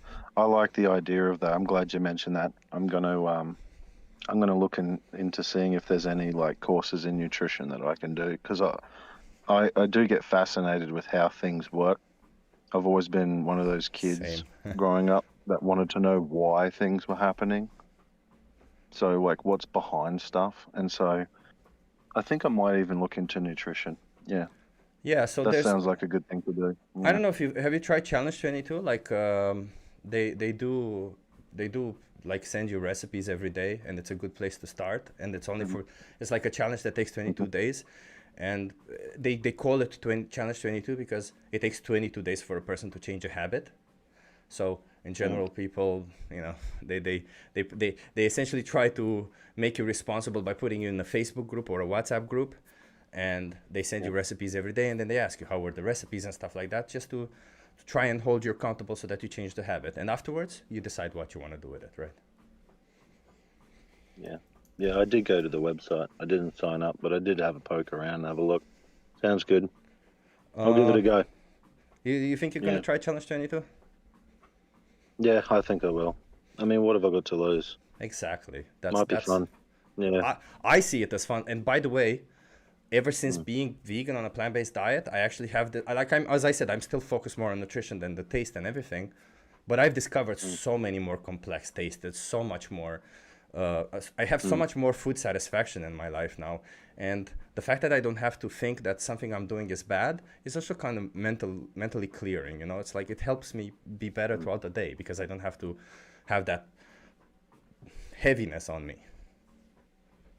I got a question though. Yeah. You're a nutritionist. Why am I seeing more and more things online saying, you know, I got rid of all my inflammation and pain because I stopped eating carbs? Like, where does this come from? Is there anything to that, or what is that? I think in general, elimination diets do that. So that means, take for instance, there was an experiment, I think, of a person who did a Twinkie diet, a professor who went on a Twinkie diet. He just ate Twinkie every single day, and he lost weight. His health markers went better, right? Because he lost weight and everything. But with a lot of people, we do have certain foods we're not, I mean, generally in the modern world, when you grow up, if your parents are busy, they're going to be not feeding you home cooked meals every day that are different, that are all that stuff, right? So you're just going to be ending up eating kind of the same things. So when you encounter something new later in life, you might have an intolerance to it. Your digestive system might be like, I don't know how to handle this. It depends on the food, of course. But then you maybe like this, and then you continue eating it even if you feel only slight issues with it, because you can't really measure inflammation. It's it's kind of a weird thing. I'll explain also after with inflammation what the thing is. But then when you do an elimination diet, when let's say you will only eat one thing or two things, then obviously the chances of the other things that you're eating, or that the one thing that generates the inflammation is in one of those two things, is lower. So most people who will eliminate everything in the diet and only keep some will eventually end up being better. Yeah. All right. Yeah. Well, I get confused. I mean, I have had blood tests in the last couple of months to try to figure out why my joints are starting to hurt. That's why I was looking into it. And, you know, you got people like Michaela Peterson saying, oh, I've just started eating meat only. I've been only eating meat for years now. And she got rid of, like, what problems did she have? Arthritis. She had pain from like inflammation from arthritis, and she had autoimmune disorders, and apparently only eating the meat, she just sort of narrowed it down to eliminating things that were causing it, and she got to meat only and it all went away. But then you've got like people, there was a guy who done a challenge where he only ate potatoes and salt for a whole year. Well, you would think that if the carbs were causing inflammation, that guy would be in agony, but he seemed fine as well. So it's confusing to me. I think I will go into try and do a nutrition course, because it might eliminate some of these questions that I have, give some insight. Yeah, you should. You should. But yeah, I've got a couple of questions for you about where you stand. Some things that might interest me. Sure. Where do you stand on mycelium, like mushrooms and fungi in general? Do you think they're sentient? I don't think they're sentient. No, I think we can eat them. Yeah. I know that their roots resemble a network, and sometimes that they do communicate through their roots, as do trees, as I think we've established. But I don't think that any of that implies an experience or a subjective experience or something like that. I think it's just an extremely intelligent being, but not necessarily something that has an experience of life. Because personally, I just think that the most important thing of sentience is the experience of life, the fact that, like, the way we feel now when we talk, the way we feel every day, the way we feel when we're conscious, essentially. All right, that's a good answer. What about what's another one? What about the exploitation of bees? Because I had this question weeks ago. I was asking my dad, because bees get exploited to pollinate certain crops. Like, they exploit the bees, they'll transport them to site to pollinate things. I think almonds, they use bees. Where do you stand on the exploitation of bees? I hate it. You know, the pollination, I don't have enough knowledge on the matter to tell you. I was always kind of fascinated by pollination, but what I know is that a small percentage of food is actually pollinated through bees. Other insects also pollinate. Indeed, in our farming practices, we do use bees to pollinate. I don't like that. I don't like the farming practices that have that. I try to, for example, not buy almonds. I do have some almonds in my cupboard now that are from a friend from Spain. They don't have bees themselves. Like, so somehow they got pollinated. I don't know how, but they have a almond tree in their backyard. Or not tree, but bush, whatever they are in. I don't think we should be using bees. I think us using bees is not only an issue of course, of rights to the bees, because I do think they're sentient, but it's also an issue with environmental concerns. The more bees we use, the less wild bees would be, because they can come in conflict, bees and wild bees. They do fight for the same resources and stuff. So no, I don't think we should. I think it's, you know, every form of agriculture that we do, I think at some point we should definitely change the way we do agriculture and no longer even for plants. I don't think we should be using big fields or stuff like that. I think we're intelligent enough, we have the technology, we should be pollinating and doing all this through, I don't know, vertical farming, create farms next to a city. I've got that as one of my Yeah, that's just one of my talking points sitting here. That we could have several layers where maybe you got like tomatoes, and then the next layer is cucumbers. You'd have the markets locally. We wouldn't be polluting with fuels, transporting them. The costs would come down. You wouldn't have to spray them with chemicals because the insects wouldn't be able to get in there to destroy the crops. Yeah, I think that's a really good idea. Yeah, but the thing about it is, you know, like just like animal agriculture, just like everything that we're discussing here, the sheer reality is that the reason why things don't change is because there's just a lot of money in all of these. There's money in beekeeping, there's money in animal agriculture, and the way I see it, the saddest thing ever is the fact that we, the small people, the consumers, the people who are in my chat, they defend the farmers, they defend everything, their choices, everything, but they forget the idea that farmers actually suffer from this. A lot of farmers are exploited themselves by the big corporations, like most of them. And down the line, we're just in this process where we close our ears and we say la la la because I don't want to think about it. And in the end, we do things that are, without even a vegan having to convince us that what we do is bad to the animals, we do things that are bad also for humans, for the planet, for everything. So, yeah, I don't know. In all of this, I wish people would be a bit more mindful about their choices, and not just when it comes to animal rights, but when it comes to everything. Because I as you said, I actually do care about, I don't know, I care about the potential that we have and the fact that we are wasting it by trying to get profit out of it. I think once it makes its way into schools, where early education starts to occur with, you know, children understanding that they can have a choice when they grow up, I think that's when things will start to change. Completely agree. Yeah. So, So I think which country was it? There's a country in Europe. No, Colombia, of all countries. Colombia is a country where they started teaching about the practices in animal agriculture. They teach them here in the Netherlands also. But they teach them in a way where they kind of mention that it's required, or it's like it's a necessary evil. So in Colombia, they don't. They teach it actually how it is. We have this and we don't need it, but we have this and this is what we do. So yeah, I think at some point people will wake up and be like, what the fuck were we doing?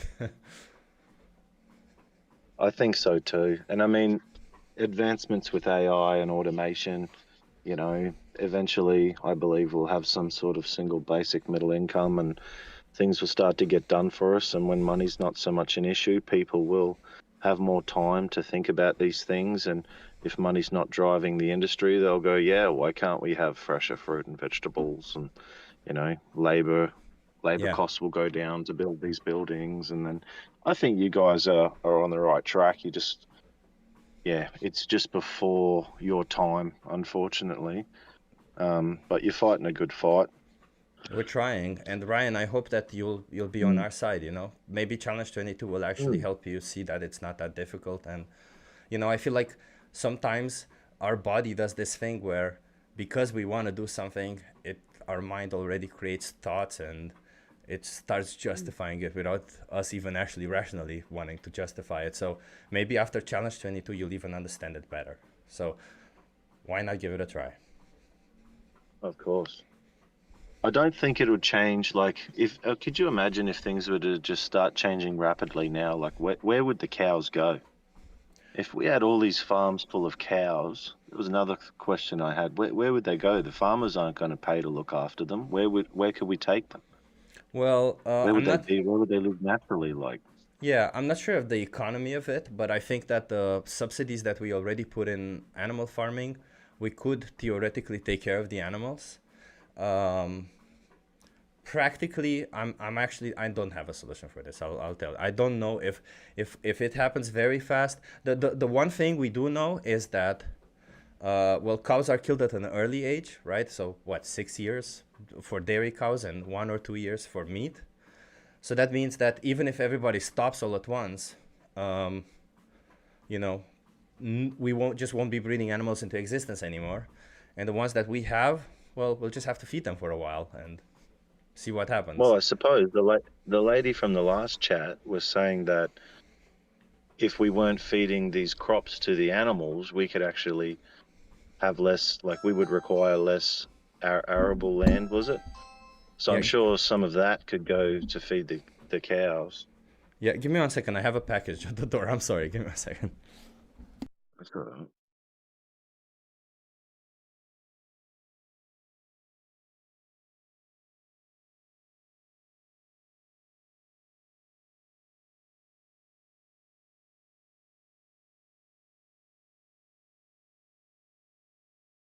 Never mind. Yeah. Yeah. So yeah. I got one more question, Chip. Yeah. Go on.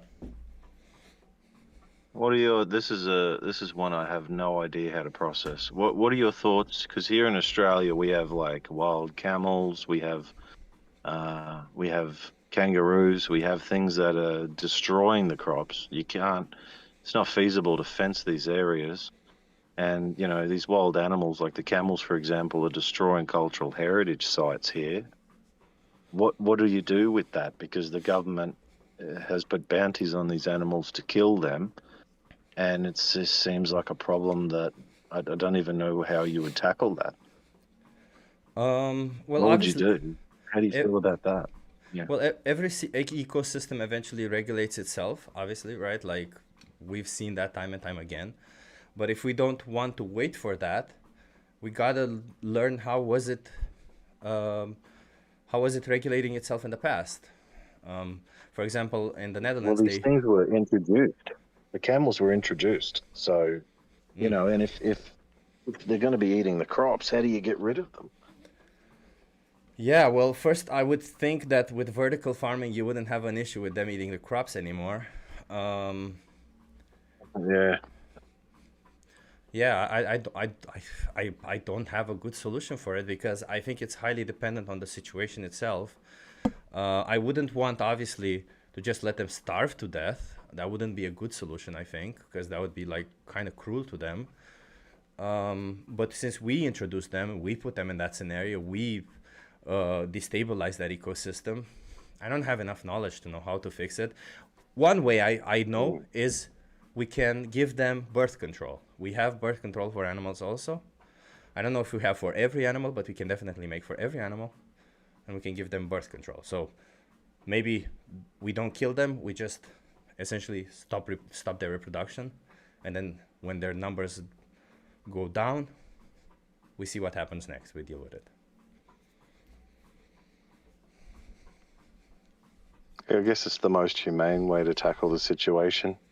Yeah. It'd still be quite expensive. I don't know the logistics of that, but yeah. I mean, you know, like I think bullets are more expensive to make than pills, if you ask me. I think making a bullet or 2 or 3 bullets, how long it takes to kill one of these animals, it takes a lot more resources and more money to make than meat or something. The thing about all of this is that they're problems that we created, and now through the systems that we have, they're difficult to solve also because sometimes the system is in between, right? Like maybe even if bullets were harder to make and it would be easier to make the birth control, we still have this system where the government is in the way, where in one situation the people buy it, in another situation the government buys it. So I don't like politics. I don't like the systems that we're in. I wish we had a better system so that we can actually progress as humanity faster and better. So whenever somebody asks me for a solution to all this, my solution is we have to change the system. But yeah, you know, once you isolate this particular problem, birth control could be a solution to it. Yeah, well, I mean, it's not an easy. It's probably one of the harder questions that I had. I just sort of, you know, left it till the end. But yeah, you know, amongst vegans, we actually debate this a lot. Like there's a whole flow of amongst vegans where we debate topics. What we do with carnivores is an important topic. What we do with animals who overbreed is a topic. What we do with what else? Oh, whatever. We have a lot of topics. We have a lot of topics that we debate amongst each other, right? Because once you start realizing that this form of exploitation is wrong, or that we should protect their rights, then you kind of have to go into these other directions. But they just become increasingly more complicated. So when we advocate for everything, we just advocate for the simple part, which is, for us, is just making a different choice. How we fix the rest, we'll see. We'll have to deal with it. But we can't justify us doing the current one by saying we can't fix the rest, the other ones, right? The other issues. No, I definitely wasn't saying that. Yeah. No, it's just an interesting conversation. I've enjoyed this whole conversation, Chip. I appreciate And you yeah, I having just a wanted to say conversation that. with me. Yeah, I like the videos. I like watching your videos. I think the thing that I admire the most about you and your character is just that, yeah, you don't try to insult people. You don't try to put them down. Your tone's always pretty passive unless people either aren't getting the message. So you got to press a little bit harder, or maybe when they argue with you, they're trying to challenge your way of thinking when all you're doing is trying to question them. And I like that you're able to have such a clear perspective, and you're able to redirect people when they try to divert the conversation. I think that's very important, because you don't want to just be talking for half an hour in circles. Yeah. But, yeah, I think it's natural. I don't know. I definitely felt some sort of defensive-ness. I'm still not sure what that was in the beginning. But I think you're always going to come up. Yeah. Yeah. I like also that you come across nice people on the stream. Yeah. You know, people that just aren't aware like yourself, and then when you start to question it, they're like, I didn't think about that, and then they start getting into it. That's really nice to see. It is, yes. Some people it's also good won't for change, me. man. Yeah. That's why it has to get into schools, you know, because people aren't going to teach their kids. I got a 5-year-old. She absolutely loves animals. She asked me the other day where meat comes from, and to explain to her that the animals are killed and stuff, and just make sure she understands and she gets to choose when she's older. With kids, the easiest way to deal with it is to go to a sanctuary. That you might find a sanctuary next to you, and if you visit a sanctuary, they may understand a lot more, and they may value that a lot more. Because what I found most common with people who I speak is that either all animals are not objects, but kind of like objects to them, or cows, chickens, and pigs are kind of like objects. Like, so many people think of them as like just that they don't have wills or anything. They just see them as, I don't know, machines somehow, as walking machines. So if you get me, man. If you cows, whenever I'm out the farm and I see cows, they seem to have, I don't know, they seem to express emotion. Like they get happy. Yeah. You see them jump around. It's like they're trying, it's like they're feeling joy. And then when a cow dies, you see them, they get sad. They've got curiosity. That curiosity has got to be something to do with problem solving, I believe. Yeah, it's I mean, you know the story of the Veronica, do you know the story of Veronica, the Austrian cow that just came out now recently? Well, not a story, it's reality, but I call it a story because it's been written, like the articles about Veronica. Veronica the cow, no, I just found it. Yeah, it's very interesting. She essentially learned to use tools, which we didn't think cows can do. For thousands, like imagine this, we've been farming animals for tens of thousands of years, and we didn't know that cows can use tools. Like imagine That's awesome, man. Yeah, but imagine what that says about us, like how messed up it is that we've hindered them so much, we've put them so much in a corner that they couldn't even express all their cognitive capabilities. Like it's insane. Wow, the spatial awareness of knowing how to get that stick to the spot that's itchy even. Yeah. Wow, that's crazy. And in that last conversation, I was sitting and listening in the last debate room. Yeah. And the guy was talking about The guy was talking about different levels of consciousness, and then that lady come on and said something about sapiens, and I just started thinking about that gorilla that was expressing she was sad. You know, the one that had the soundboard and could express when she was sad or when she had a nightmare and all the rest. So I don't think it's just limited to sapiens. I think there's a lot more to learn. Even birds can learn words and say when they want food and basic things like that. So Yeah, I think we just I think we just judge animals we judge the capability of an animal to learn based on how we learn. But take for instance a dog experiences life or experiences the world more through their nose than through their eyes. Like literally they're so interested in smell because that's how they experience most of their surroundings. Like it's like obviously they see and they hear, but those are complementary. Those are to them what smelling is to us. To them their main driver is smell. So if you were to teach a dog about something, I would say you shouldn't be using sight to teach them, because like sight is important for us, but you should probably be teaching them smell somehow. I don't even know how, but smell might trigger the neurons, might make them learn faster, right? I think that's why we give dogs treats. So it's I think every animal has a different way of learning, but at the end of the day, I think there is even a study called Animals Thinking Fast and Slow in Animals, and it kind of shows that I think when they tested on a rat, which I don't like, but whatever, I like the fact that we at least have the information now.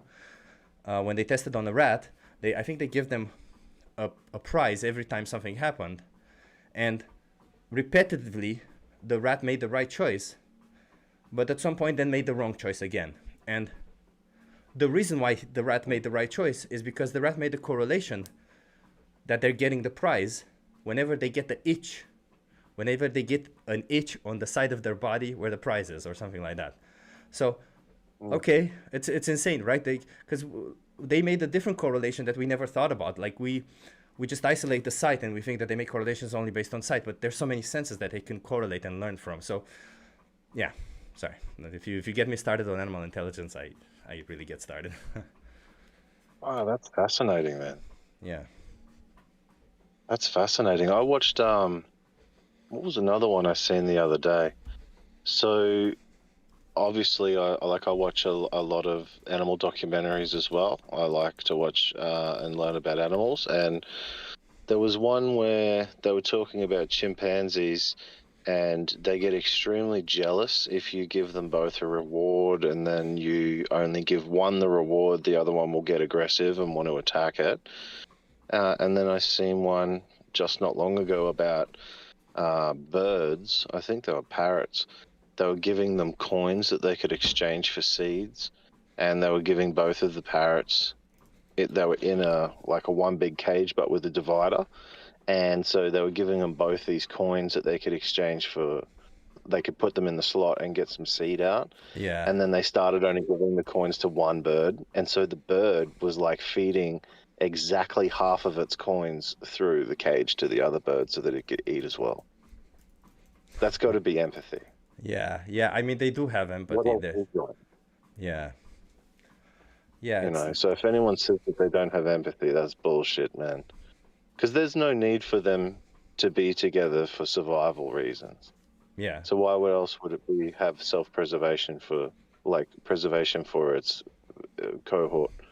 I don't understand, other than empathy. No, they do have empathy. I agree. By the way, I just dropped I'll drop it here also the study that I was talking about that animals learning, and it's very interesting read, and it's not even difficult to read. But yeah, it's I think once I read this, I realized that all this stuff of us claiming we're different, I think we're almost identical to animals. I think the difference is almost not worthy. Yeah. Fast and slow animals. Okay. All right. I'll have a read of that before I go to bed. Hey, thank you, Ryan, for having this conversation with me. let's see. We have another person here, so I'm gonna continue this conversation with him. Try challenge 22 and see where it goes, okay? And keep coming back to the server. I'm on the server more than when I'm live, so maybe have more conversations with us and stuff. Yeah, I figured out that guy that was in before that said he was going to bed. I've never used Discord, and I got confused and rang him earlier, and then he told me how to navigate. So I'll definitely be coming back. Thank you. Yeah, nice. Thank you. Cheers. Thanks for your time. Take care. Bye. You too. Hey, Gloob Dog the Flabby. Gloob Dog the Flabby. That's right. That's quite a no, name. my name is Jordan. Hey, my name is Jordan. How you doing? Your name's Chip, right? Yeah, I'm Chip. Yeah. Oh, nice to talk to you. How you doing? Well, I'm doing fine. I'm trying to speak for animals' rights. How do you feel about animals, Jordan? Oh, I love animals. They're great. Yeah. Do you think we can love animals while at the same time, farm them? That is a good question. I personally think you could. But yeah, before we get into that, I just want to say, I think a lot of what you guys do on your channel is really cool. Like animal rights. I think that's really a good thing to kind of fight for and talk with people about, and because there's a lot of evil in this world, stuff like that.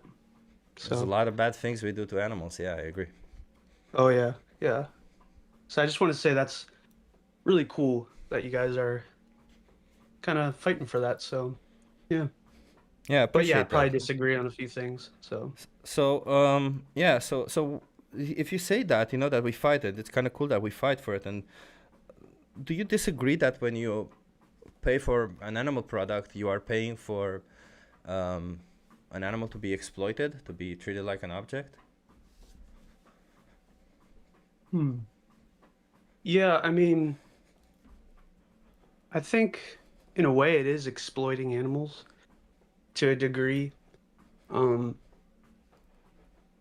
But I don't necessarily. I think there's probably safe ways of exploiting them, in terms of safe ways. How we, yeah, and I know that probably sounds weird, but from the perspective of humans, and obviously it's kind of a way of looking at animals as inferior to humans, like they're lesser than us or something. But I wouldn't necessarily say that is wrong. So. Okay, so wait, let's take it one by one. Okay, so you acknowledge that when you buy an animal product, you are paying for animal exploitation, right? Yeah, but for me, I think there is a good way of, and I know you would disagree with this, but I would say that there's a good way of farming animals or something, or, and there's bad ways, that I think there's people who, take care of their animals, even if they do kill them and end up using them to eat. And then there are people who, abuse their animals their whole life. And I know I probably have eaten food from businesses that mistreat their animals and things like that. And so that's probably something I could work on. So. But wait a minute. How can it ever be fair to an animal for you to choose to bring them into existence, use them, and then kill them when you don't need to do it? In whatever way you do it, right? Like, obviously, you can say I can kill the animal in a horrific way, right? Like you can use a needle and constantly just poke them so that they feel constant pain and then blood to death eventually, but bleed to death. But and then, or you can give them anesthesia and then kill them. But if there's no need to do any of it, how can any of it be justified?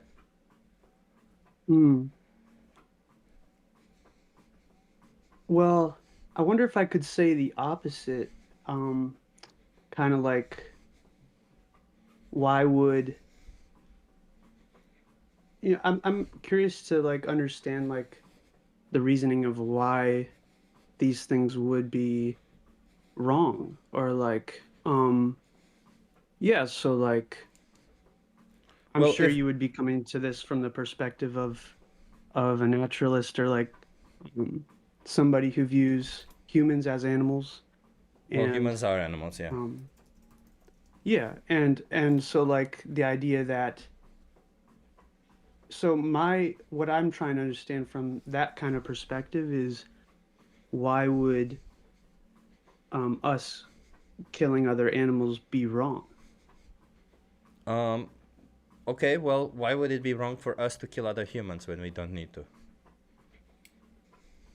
Yeah, I'm curious of how you would answer that as well. Like, why would one human killing another human be wrong?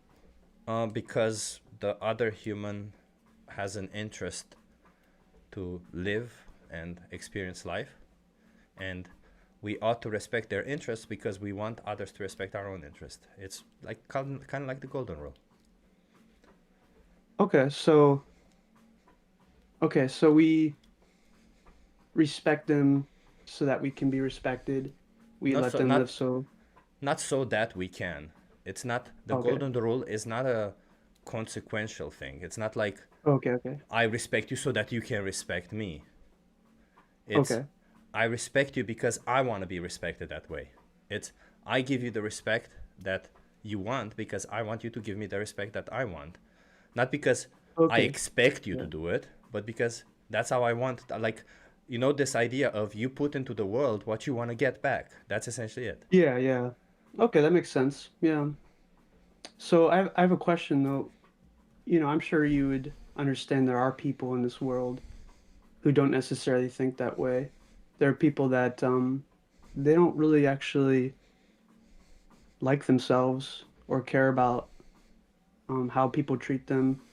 Some people will actually kill themselves and things like that. And so I wonder if you thought there was somebody who didn't really care about their well-being, or how they were treated in life, if they were kind of just nihilistic about it all, and just like Well, I'm a you nihilist. didn't live by the golden rule, do you think that person do you think that wouldn't apply to them? Like, does the golden rule then apply to them if they would be okay with somebody killing them or something? No, Yeah, they I know still that's a very consented. far-fetched. They still Yeah. consented to it, right? If they're okay with it, that means they gave consent. That means they want that to happen to them. It's not that, or they're okay with it happening to them. So they're still, Okay. if somebody chooses to do that to them, it would still be consensual. It would still be like, hey, it's something that you want. I'm not doing Oh, something that okay. you don't want. I'm still respecting your interest when that happens. So it would be okay to kill them? If they want you to kill them, why would it not be? Yeah. Okay. Okay. Um, so it seems like you're talking about consent, and that's kind of like the idea of morality, That's what is I like see. consent. Consent is And very important. Yeah, consent is very important in everything, right?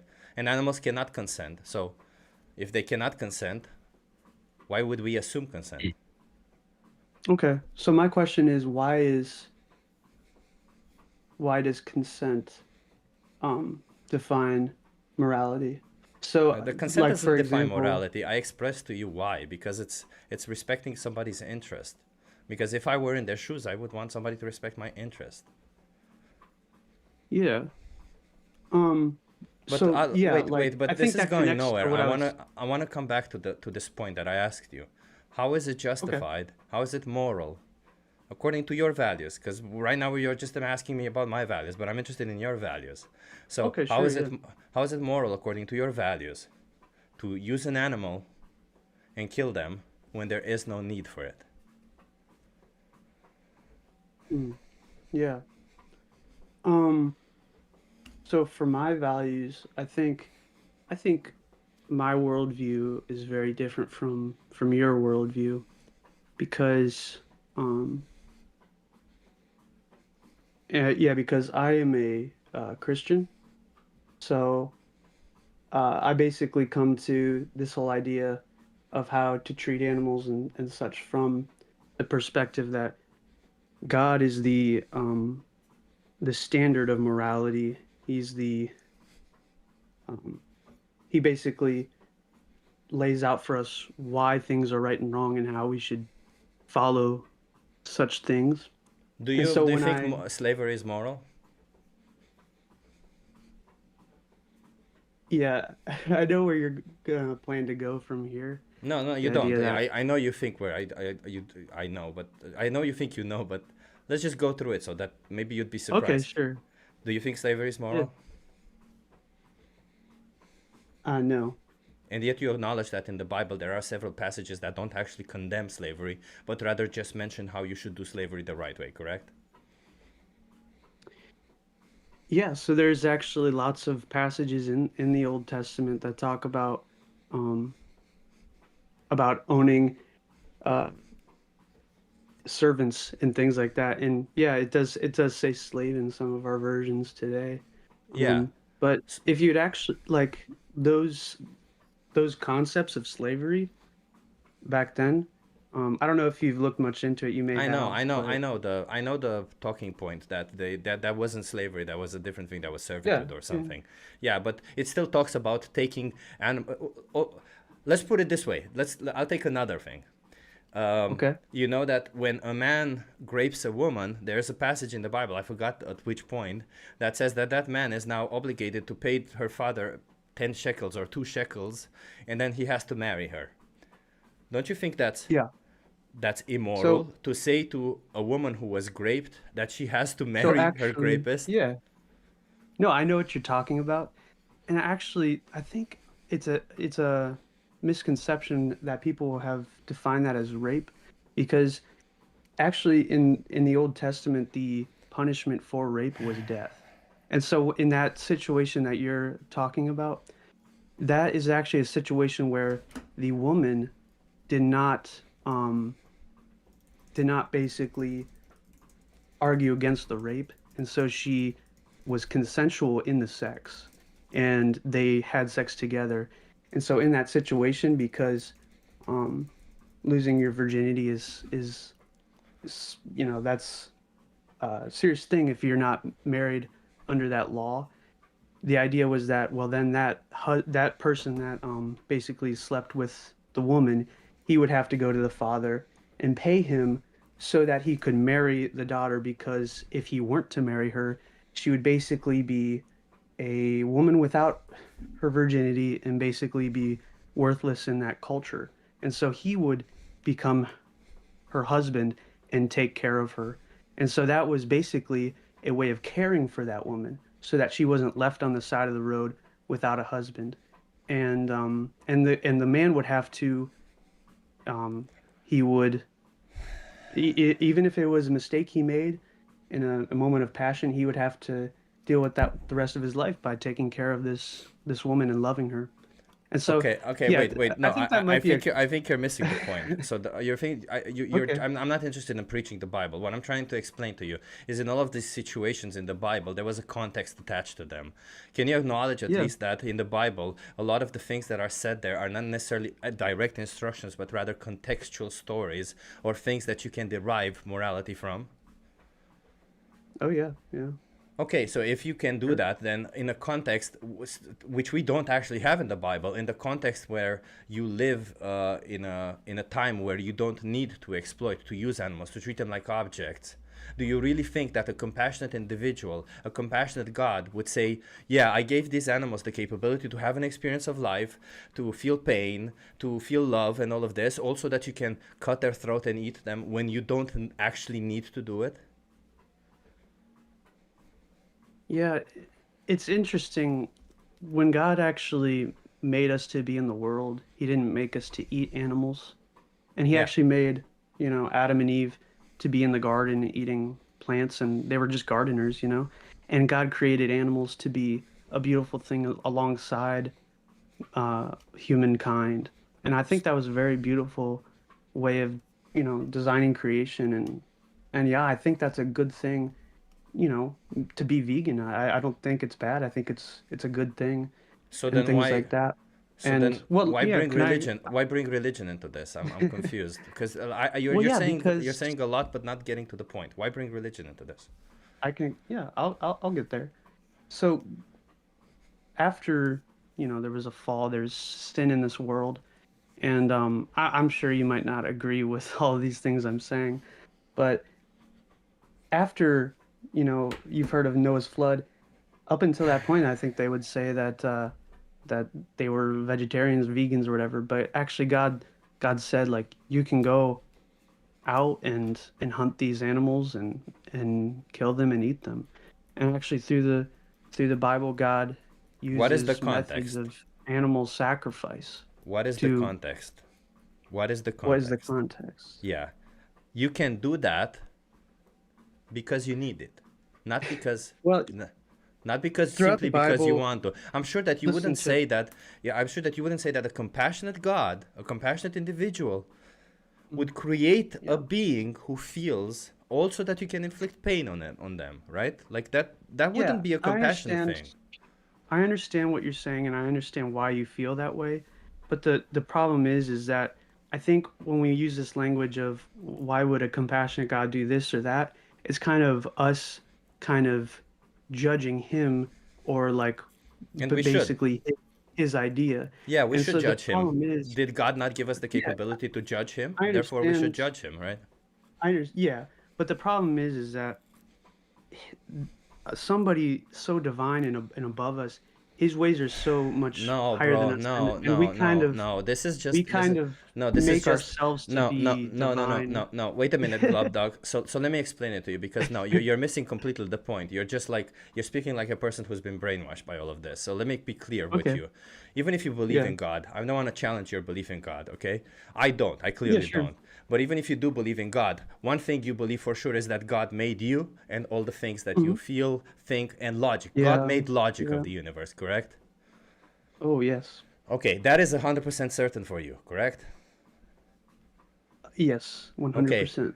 but you cannot be 100% certain that the Bible is 100% true, because the Bible, even if it were, as you would think, the Word of God, was written by humans, and humans could have made a Mhm. mistake. Take, for instance, a printed press could have put the wrong word in. Take, for instance, a Yeah. person who heard the wrong word, whatever. Somehow they could have made a mistake, correct? Yeah. Yeah. So then, shouldn't you rather trust what is given to you by your God, which is your logic, your instinct, instead of what is said in a book? And then I'm asking you, using your logic and your Yeah. instinct, would a compassionate individual, or really take the life of a sentient being, a dog, for instance, would a compassionate individual really kill a dog without any need behind it? Okay.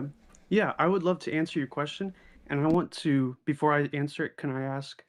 I would like to answer how I would, yeah, answer that question based on my own logic, and then how I would answer that question based on rejecting my own understanding. So can I have a flow of thought through that? Is that cool? I don't know Yeah, if what I but just said made sense. yeah, just please Yeah, don't cool. preach, because I don't like preaching. I'm not I gonna. All yeah, right, I don't sorry. like I don't preaching want to religion. preach Yeah, to you. I yeah. don't want to preach to you. Sorry. So yeah, if I were to basically come to this on my own logic, I've always thought about how I would, view the world or live if I was not a Christian, didn't believe in God, because I am a very skeptical person. I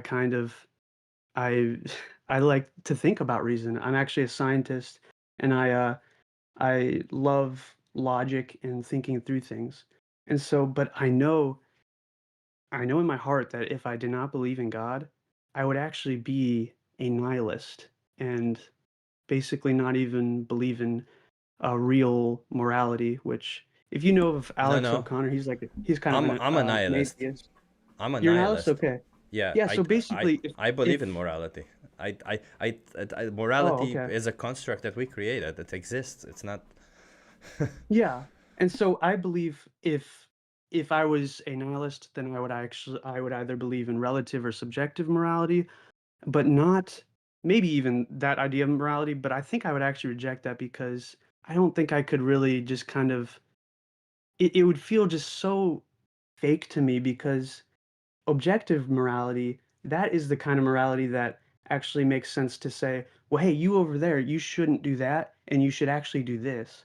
But subjective morality, it's just only based on what I think and what maybe the majority thinks, but it doesn't actually define any true or real morality that should cover everybody. It's basically just defined on each different person. And so I'll go on to say that that's basically how I would live if I was basically going on my own reasoning and logic based on nothing outside myself. I would just go and do whatever I want until I get bored with it all, and then I'd eat a bunch of Reese's peanut butter eggs until I basically die, you know? That's how I would live as a nihilist because there wouldn't really be any purpose or meaning in this world.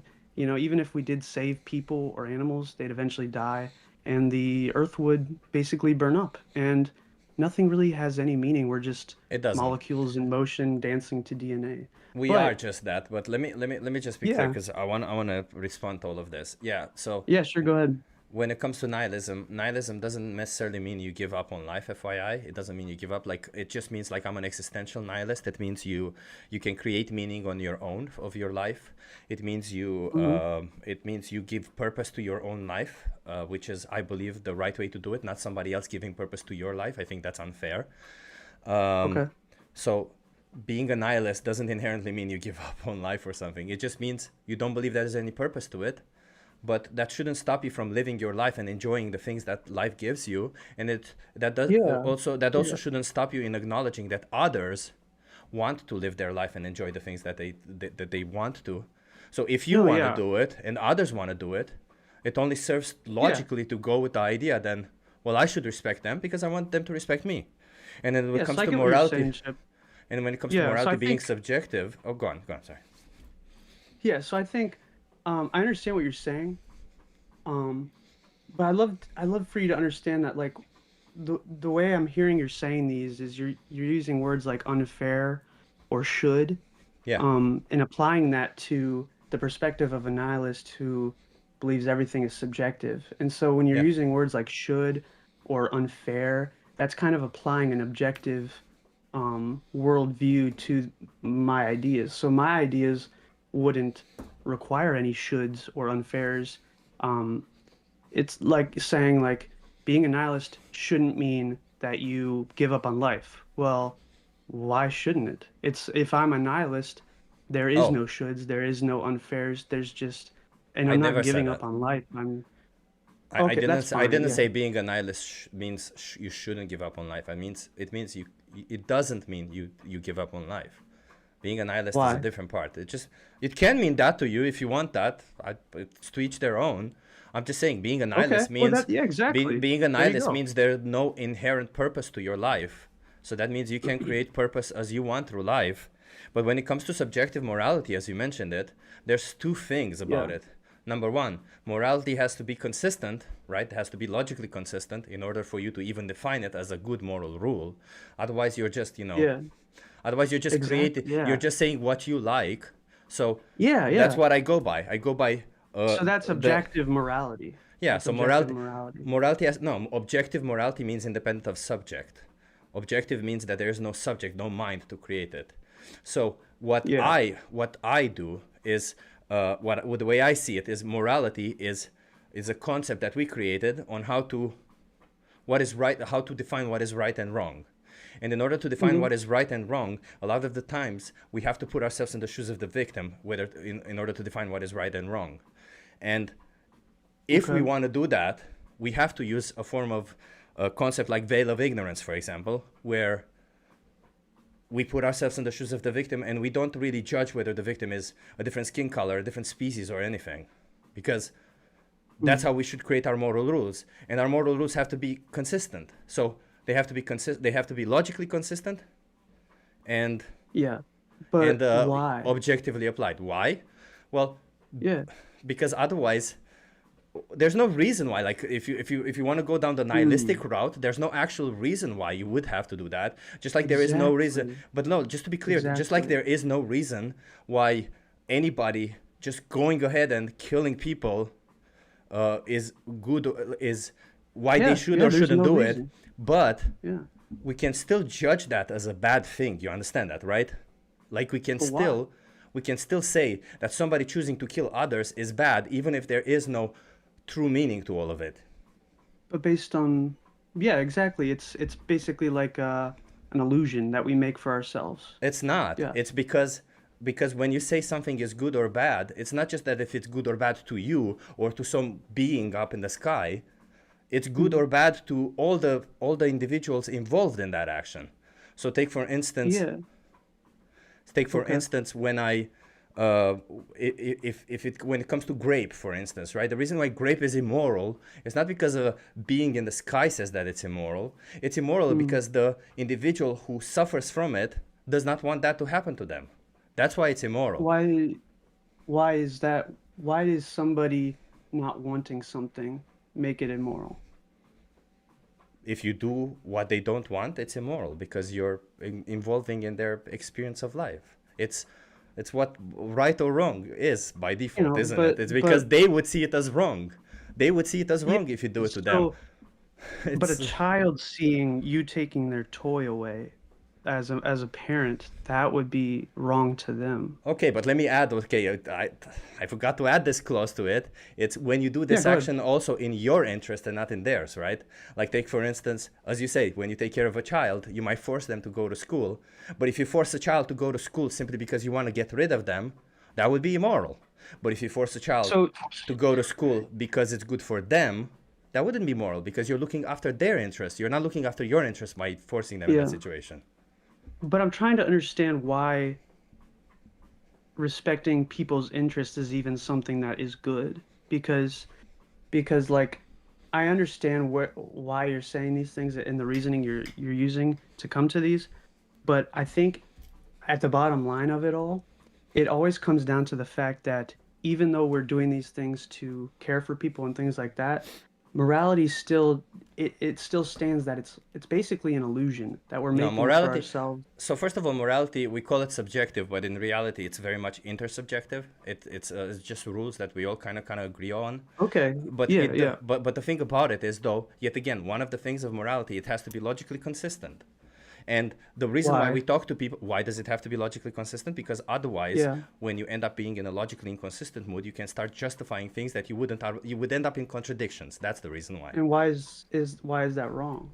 Because you would end up in a contradiction. And the whole point of morality is saying whether an action is right or wrong. And if we end up having contradiction, by saying that an action is both right and wrong at the same time, then you end up in a contradiction. So logical inconsistencies lead to contradictions. That's why you shouldn't have logical inconsistencies in your moral set of views. But I don't see what's wrong with contradictions. Why can't we have contradicting moralities? Because then the whole idea of morality no longer exists. I hope you understand that. But what if my idea of morality is different than yours? Dude, do you simply not understand what I'm trying to say? No. I totally understand. No, it just feels like you're not playing devil's advocate. I know what you're doing because I've seen your type, like saying that you can't really have morality unless it's objective, which is bullshit. Because, by the way, if morality would come from God, it wouldn't be objective. It would still be subjective because it would be coming from God, not objective. Morality being objective would essentially mean that it's a universal law of nature or some sort of shit, not coming from a God. I don't believe in that. That is reality. But I can tell you one thing that is as close to objective as it can possibly be. And that is a sentient being values their experience of life. And they don't want that experience of life to be fucked with. So you shouldn't fuck with that experience of life. It's as simple as that. And we all share that property, luckily. All the sentient beings share that. Yeah, I get what you're saying. I think I explained earlier how I would approach this idea, like coming from a logical, like my own logical perspective. And I'd also like to explain how I would come, or how I do try to come to it, today. And basically, the way I come to this and understanding why I view God as the basis of my morality is because I don't care about God, bro. We've been speaking Okay. about such nonsense when Well, if when you I don't really care, want to then I speak. just won't I talk want to about it. speak about animals. I don't care about your God. I don't care if I Well, believe in a God. this is Listen, why I no, view no, animals. no, because it's not. That's really not. As we've established just moments before, this is not why you view it that way. You choose to view it that way. You don't, like, just like you choose all the things in the Bible which you believe, you choose all the reasons why you believe them, you actually use your own moral filter to judge whether something is moral or not. Like, take for instance, Gloop Dog, if in the Bible, if we found right now a chapter that everybody would confirm, this should be in the Bible, this should be in the Bible, everybody, every single scholar, every single person on earth, they found it, and it's like next to Jesus's burial ground, whatever bullshit, I don't care. If they found this and on that burial ground it says, well, you know what? You can rape short women. Short women can be raped. It just says that. Does that mean that raping short women is moral?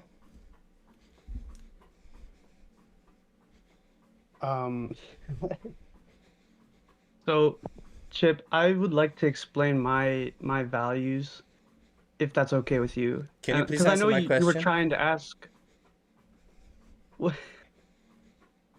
If God said that you can rape short women, would that make it okay? Yeah. That's your question? Yeah.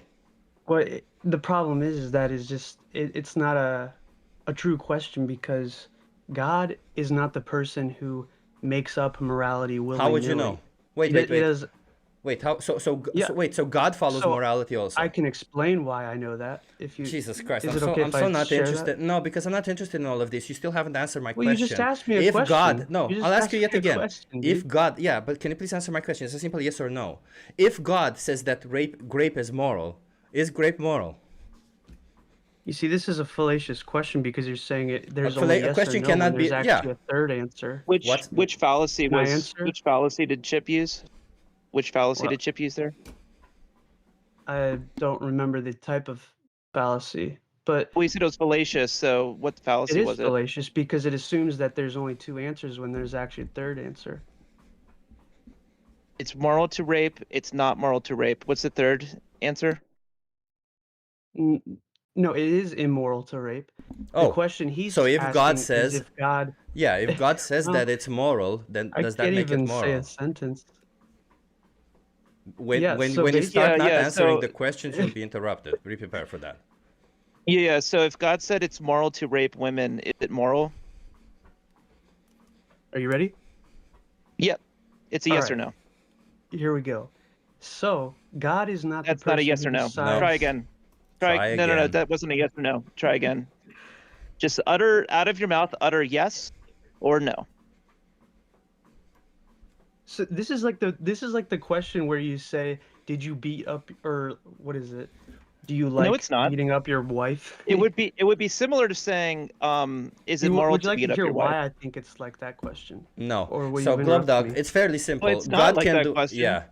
God It can is do like that everything. question because God God can do. isn't the person who Wait, makes is God up all morality. powerful? He Globe Dog is morality. Globe That's Dog, the is God answer. all power? God is morality. Is God all powerful?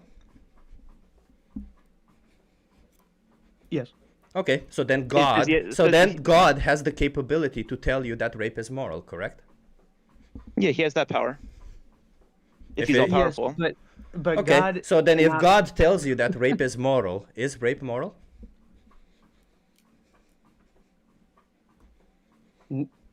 God would not say that because... Oh, okay, because so he is the... So does God not have free will? Does God have no free will? I would like to explain my answer to you guys, but I feel like you're not respecting me right now. No, you're not. You're dodging the question because you know for a fact that if you answer, it's pretty simple. If you answer Can you yes, give me then 1 minute to answer if the you question? answer, just to be Because clear, you'll if you understand how I'm answering. no, just be clear. If you're saying that God wouldn't say that, I know I've heard this before, man. The thing is I've that the tried thing to is the respect thing you is during pretty this clear. discussion. The thing is pretty clear. If you answer yes, that if God says rape is moral, then that rape makes moral, it makes you a horrible person. But if you answer no, it means you would have to concede that you don't actually follow any single thing that God says or does, but you actually pass it through your moral system. So it just, what do you want to be? Do you want to be a person who actually is intellectual but with a weak faith, or do you want to be a person that's a horrible person? Because you can't be in between. Everything that you're trying right now in between by saying God wouldn't say that is just bullshit, and it's just a dodge to the question. And I'm really genuinely not interested, and I'm getting pretty bored of this because I wasn't here to talk about God or any of this shit. I'm here to Yeah, talk about okay. animals. So you seem Chip, to I think love that the animals reason why it's too. okay to exploit animals is because your God says so. So I'll say it yet again. Chip. If your God says so, that it's okay to rape a woman, is it okay to rape a woman or not? I feel like I've been trying to respect you during this question, but I feel don't like you're care. just trying to get a gotcha No, answer it's not out a of it. gotcha. I'm trying to fucking show you the contradiction in your view, dude. If you, the minute that you realize you would end up in a contradiction, you try I've to been exit. trying to understand you clearly this whole time, but I feel like you're not respecting my perspectives. Like Bro. you're asking So this for question. So Moose, for the Euthyphro dilemma, God doesn't tell you what's pious. He's Yeah, only that's pious because exactly of what is. this is exactly the Euthyphro So dilemma, and I'm so trying to God explain doesn't that have. there's a third answer to the So God, Euthyphro dilemma, but you won't what's the let me third answer? explain. What's the third answer? Thank you, dude. So the third Just answer go. is that the third answer is that God is actually the standard of morality. He's not the person that draws from another standard of morality, and he's not the person that arbitrarily makes up morality. He is morality. And the answer is that God is goodness, and he is the basis of why we understand morality. So it wouldn't make sense to say that God would say rape is okay. No, I'm because done with this he bullshit. isn't. Nope. I'm done. Okay, So, I'm done. I'm so done. I so ask you slavery very is moral? kindly. I ask you very kindly to not preach. I don't like Chip, preaching you just ask if he motherfucking. thinks We'd already talked about slavery is slavery. moral. We already went through slavery. Oh, so he bites a bullet on that one? He said that it's not the same. The moral. He said exactly the same thing, that in the Bible it does not say that. Listen, Globe Dog, I'm not interested in any fucking It does say preaching. that. I'm not interested in any form of preaching of any religion. I fucking hate religion. I respect if you want to believe in whatever you want to believe in, but I fucking hate religion. Religion is one of the reasons why the world is so fucked up today, and I will goddamn not allow any form of preaching on my channel. So I will ask you yet again, if you want me to respect your view, you will answer the question, or not, the conversation is done. I get pissed off because I fucking hate religion, okay? So I'll ask you yet again, if God says raping a woman is moral, is raping a woman moral or not? All right, well, listen, I tried to answer that question, but you said it was preaching, and so I thought you just said you didn't want to talk about religion or Yes God. or no. It's not about religion. It's about your values. It's pretty simple. If your God tells you that raping is moral, are you going to think that raping is moral? Are you going to adopt that value or not? I don't care what your religion says. I don't care what you think your God would say or wouldn't say. I'm saying simply, Why do you say care what I would answer this question? because Why we're would you trying care what because I we're think? testing your values. That's what the whole point of this is. No, you don't want to hear about my values because my values are based on God and religion. Okay. I tried. I actually tried. You just want to dodge the question, and I'm not interested in it. I'm not interested in religious bullshit. Okay? I will respect your religion as long as you try to make some form of sense from it. If not, I'm not interested in it. Does anybody have any questions for Gloobdog that they want to have a conversation with? Alexandra, maybe Nick? I don't think so. Yeah. So Gloobdog, I'm sorry. If you don't want to answer this question, we cannot move on because your whole justification is saying that God said so, then we cannot move on from the whole concept, right? Because I can easily say, if you tell me that grape is wrong and I say, well, my God says that grape is okay, how can we move on from this? It's like, say, it's the same logical argument as nuh-uh. Nuh-uh, my God says this. Nuh-uh, my God is this. You don't want to test your logical values at all. So what's the point of this? I will unmute you. But if you want to make a closing statement, please don't preach, then go ahead. Oh, I've been muted this whole time? Oh, you didn't even listen to what I said. No, I was listening. And I understand that you don't want to hear me explain why I view... Or you were saying that you don't want to hear, like, no, you're God told dodging me the so. question. I want to hear if you are going to use the argument, God tells me so, I need you to not dodge the question. If God tells you to grape a woman, are you going to grape a woman? Chip, I already explained earlier, like, I'm not going to answer this question if you don't want There to you hear go. me preach You don't or want talk about God. so essentially But I did it's a answer the simple yes or question no. earlier. It's a simple, like, let's No, imagine it's this not, way. because I explained Literally. there's a third answer to the Euthyphro dilemma. No, because what you're doing is, in this hypothetical scenario, you're saying the hypothetical cannot possibly exist. That's what you're saying. But the hypothetical is Chip. very much possible to exist because God can do everything according to you. So therefore God can definitely has the capability to tell you to grape a woman. So the question still remains, is it moral or not? And you seem to, again, I explained it to you, why you're dodging Do you know what it. I'm gonna say, Chip? Do you know what I'm gonna say? Because I'm still not gonna answer. It's like I'm not interested in what you're gonna say. I know you're not gonna answer. Go preach somewhere else. Joe, just to be clear, I muted them. I'm no longer interested in this. It's just total dodging of the question. Just more like my Sky Daddy says it's okay to stab. Essentially, he's saying, well, God wouldn't say that. How would you know what God would do? I thought every single time we discuss every single thing that's in the Bible or every single awful thing that was said, you're saying, well, I'm sure he had a reason. But all of a sudden, when we bring a hypothetical scenario that God would tell you, if God tells you to grape, would you do it? God wouldn't say that. All of a sudden, you know what God would do. Isn't that literally the biggest sin that your religion can do? Knowing what God would do? Isn't that why the devil was punished and put through the hells of earth? Simply because he thought he knew what God should do or can do? Didn't God instruct people to like genocide entire civilizations and kill other animals and women? Yeah, he did do shit like that. Yeah. It's in the Bible. Oh, he didn't actually do that. I didn't like that part. I think it's ironic that someone who was concerned about being a bad person because he was a nihilist would adopt a belief system where he's actually justifying stabbing these helpless sentient beings in the throat. Like, that's ironic. Like, he actually, in an effort to be a better person, this belief system he adopts. It's tragic. Yeah. You know, it's also it's like I don't understand why these religious people seem to feel like we can't find meaning if we don't have like some divine command theory to go by.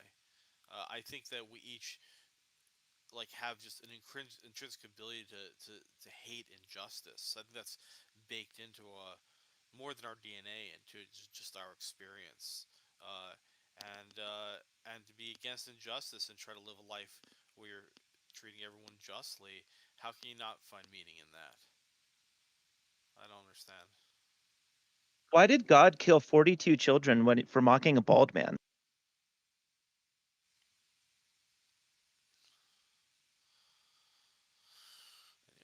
I really don't want to go If into the God religious told you, debates. hey Moose, if God told you to kill 42 children, would you kill 42 children if they made fun of a bald man? I can't answer that. There's a third option. Yeah, Bro, he actually did that one in the Bible though. That one's in the Bible, so. Okay, fuck it. Let's debate religion now. Okay, so Globstop, we're debating religion now. Let's go. Well, he just won't answer. He won't answer, even though it's in the Bible. Also, just to be clear, I'm a fair person. I don't like stupid. speaking about somebody without giving them the chance to retaliate. So Globstop, that was in the Bible. What do you say about that? If God told you to kill 42 children, would you kill 42 children? Yeah, so in that passage you're talking about, Just yes or no. What the fuck? I'm giving context for this question. Is that okay? I'm telling you I'm asking you right now. If God came down and told you, we'll kill 42 kids at a school with a gun, would you do it? Yes or no? Are you interested in understanding how I'm I would interested in a answer? yes or no to the answer, or I think we're just gonna ban you. Because like you're a waste of time. You're gonna ban me? I'm trying to have an intelligible conversation. An intellectual and you guys are just conversation wanting to about how ask me God questions kills so I can kids. give a 1 second, 1 word answer, and I can't even explain myself. Yes or no? If God commanded you to kill 42 Exactly. children. I can't even Would you kill? have a whole sentence. I'm going to say 1 word, and then you guys are going to laugh at me and then ban me. Yes or no? Nobody's Do you like ice laughing cream? at you. Nobody's laughing at you, bro. We're trying to We're get not to the laughing. logical consistency of it. You understand how illogical all of this is, Can I right? give the context of this question he's asking? Moose, yes or no? Do you like ice cream? I actually prefer to eat Reese's peanut butter brownie because it is my favorite. So no. Yes, I love ice cream. Okay, see how you could say yes to that? Okay, yes or no. If God came down and ordered you to kill 42 children in an elementary school with a rifle, would you do it?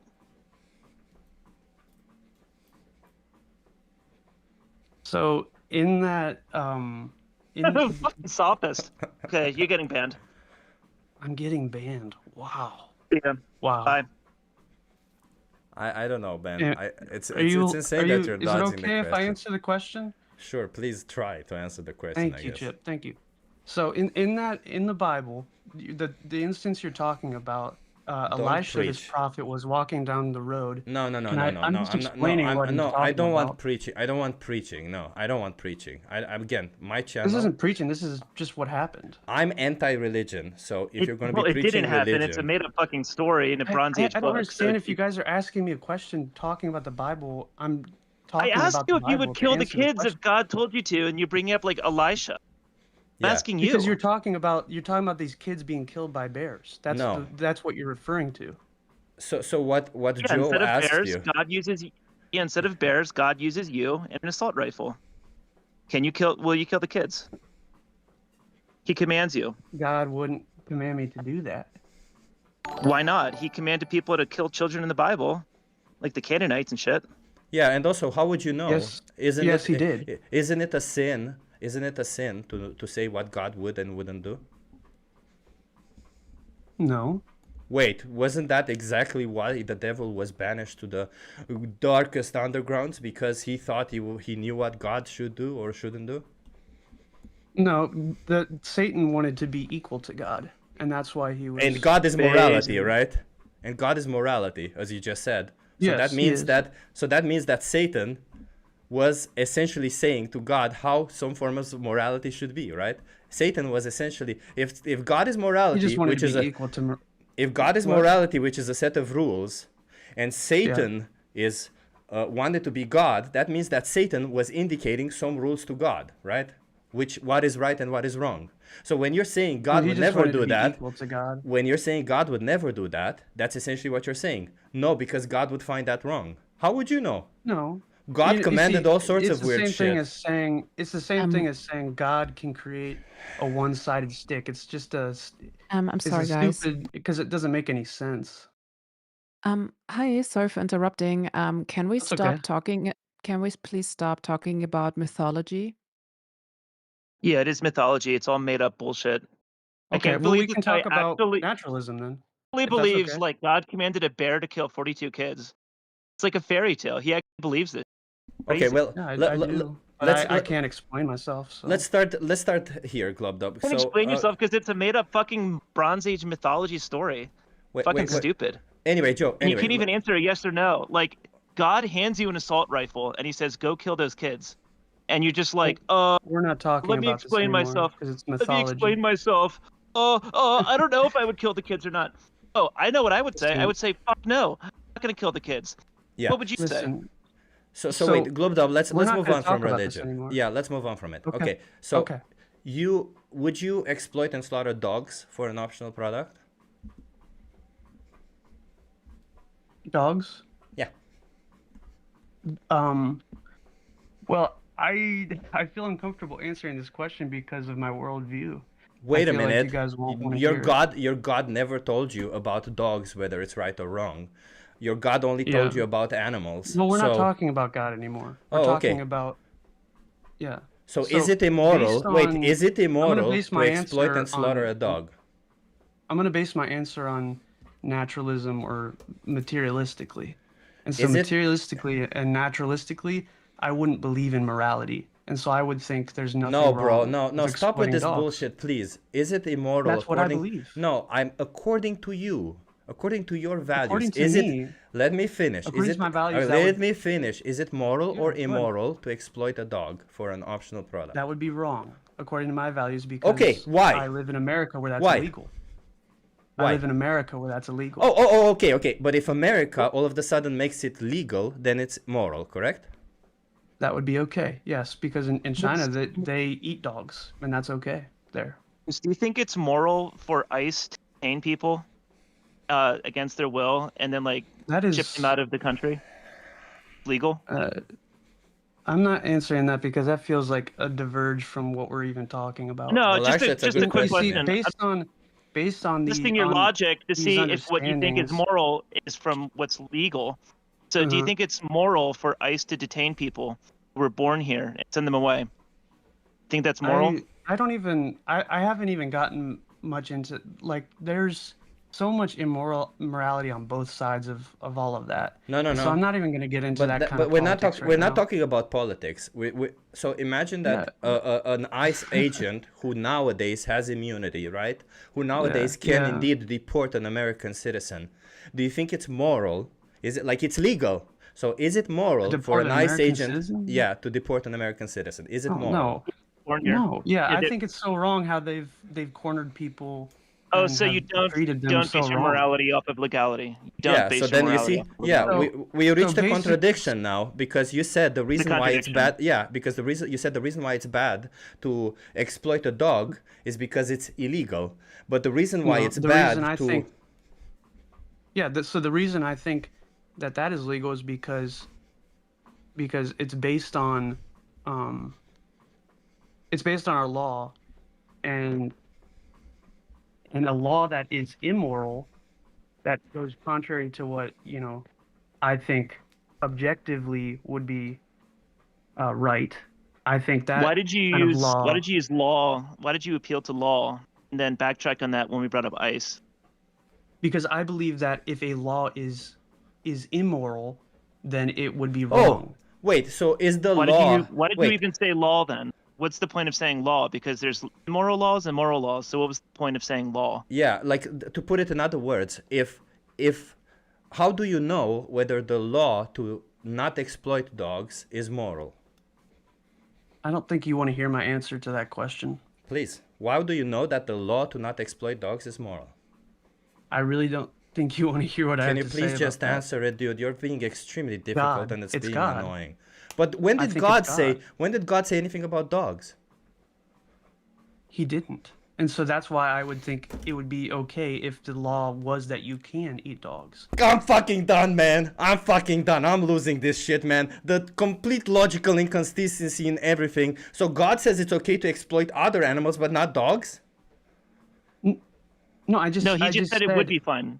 He bit the I bullet just just said it now. would He be said fine because God yeah, never he said anything about he said it's dogs. fine to factory farm dogs and hang them upside down by their hind legs and slit Never their said throats. that. And I never said that. I think there would be a nice way to there do would it. be. What would be the Sorry? nice way? What would be the nice way to farm dogs? Let me hear it. Well, I think that's something we could discuss and try to, because I feel like I Let's don't discuss understand. it. What's the nice way to impregnate a dog, raise them, and then slit their throat? Nice way Yeah, to do I it. don't know. Maybe we can talk about that, like seriously right now if you want to. Yeah. What's like your preferred method of dog rearing and slaughter? Yeah, I'm new to all of these ideas. Like I've just started watching the YouTube channel recently, and so I'm curious of learning about like these ways. Yeah. So I'm trying to here's respect your guys' yeah. I would understandings, and I here's want to how I would do respect you it. guys. Yeah, Is I that would okay if I would artificially inseminate the dog and then take the male puppies away. I would bash their heads in by doing what's called thumping. I would bash them into concrete floors. That's what's done right now in the pig industry. That's certified humane. And then I would take the female dogs and then raise them and then strap them to milk machines. And then after like 2 or 3 years, I would cut their heads off and then sell them as hamburgers. How would Yeah, you I do think it? that What's sounds the nice? terrible. I think that sounds terrible. Ah, that's nice. That's where your pork comes from. Well, yeah, that's not good. Thank What do you you for mean? You explaining do that, it. and I'm really interested in hearing your guys' perspectives on these things because I don't want Your to behavior disrespect pays your for that. worldview. Yeah, Why your is that? behavior. Your behavior pays for that. Why do you do that? My behavior pays for that? Are you a Yeah. meat eater? Huh? Am I a meat eater? Yeah. Do you eat meat? Oh, meat eater. Sorry. Yeah. Yeah, I do. I do eat meat. Yeah, yeah. So you pay money to people to do that for you, right? Well, yeah, I guess I'm ignorant of the way that they provide the meat, and maybe I Yeah. should So when you give them change money, that. you're demanding them to smash more baby pigs' heads into the concrete floor. You realize that, right? When you pay them money, you're saying thank you for doing that. Give me more of that. Yeah. Yeah. Yeah. So I guess that's You're wrong the how one I'm. demanding it. All right. So you're saying I should buy meat from a different provider that's That's more where your humane, meat comes from, bro. Okay. Well, thank you for There's an explaining option that. where you could I be vegan. understand what you're saying now. Not Yeah. Yeah, if you're vegan, you don't demand that. Well, that's good. Yeah. I think. Yeah. You should do Yeah. that. Alrighty. Well, thank you for explaining that. And so to go to this idea of dogs. Wait. Before we move on, sorry, I wasn't Okay. here. Why is it that bad? Why is what you heard Joe describe bad?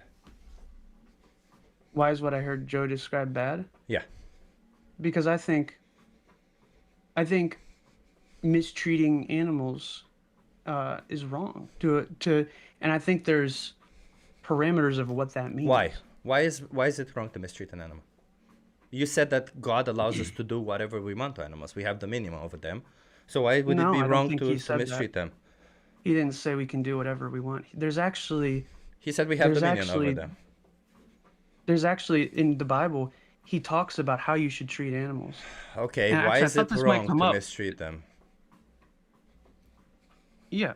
So in Proverbs, he actually says the person who treats his animal right is righteous and good. Damn it. That's God saying that people who treat animals good are a good person. Oh, okay. Well, do you think you're treating an animal good if you choose to cut their throat off? Well, I think according to the standard that I'm using, I think there are ways that. Oh, wait. There's So differences you're in how creating he the would standard. describe. So so just to be clear, if somebody kicks a dog, it's bad, but if somebody stabs a dog, it's good. Well, according to my standard of morality, it's different of how you would view it, and so But yeah, where? I would Because say that your God doesn't say any of that. Your God says treat animals Yeah, right. he doesn't The way say I that. see it, treat animals right. If you, according as you just said it, means also not stab them. Kick them, stab them. In fact, if you ask me, I would rather be kicked than stabbed.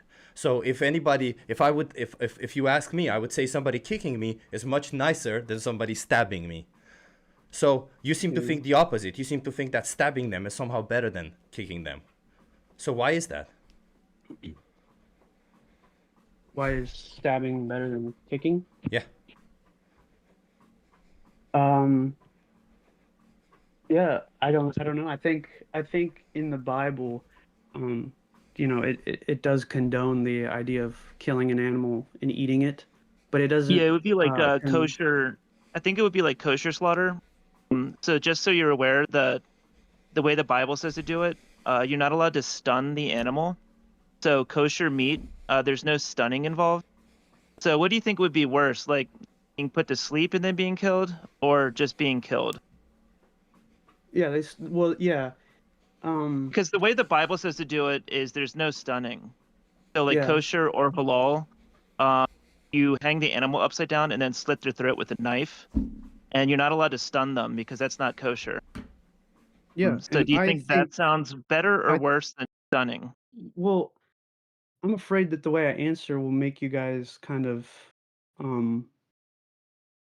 like freak out or something. Like I feel Well, like if I say I yes, think that's the what I point I'm believe, trying to you make guys here would is be like, that like what? like I disagree with like all the slaughter methods, obviously, because I'm a Yeah, vegan. yeah. But the point I I'm trying to understand. make is that they have invented more quote unquote humane slaughter methods that aren't in the Bible. Oh yeah, Because we should use like, that. We should use that. Yeah. no, we shouldn't, because that's not what God says to do.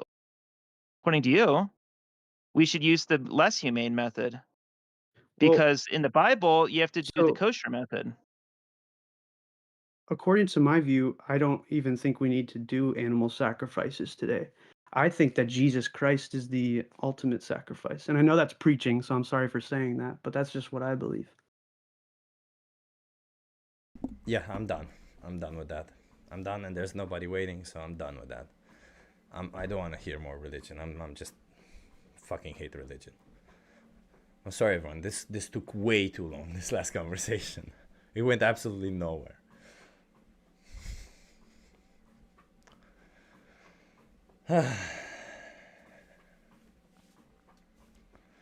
It's so insane that we are just trying to explain that the reason why it's wrong, like most people agree that it's wrong to harm an animal, but then most people say that it's somehow right to kill them or to stab them. How? How can that possibly logically make sense? How can it make sense to any logical being, to any individual who has the sheer amount of logic and is actually intellectually honest? How can it make sense that kicking them is bad, but stabbing them is good?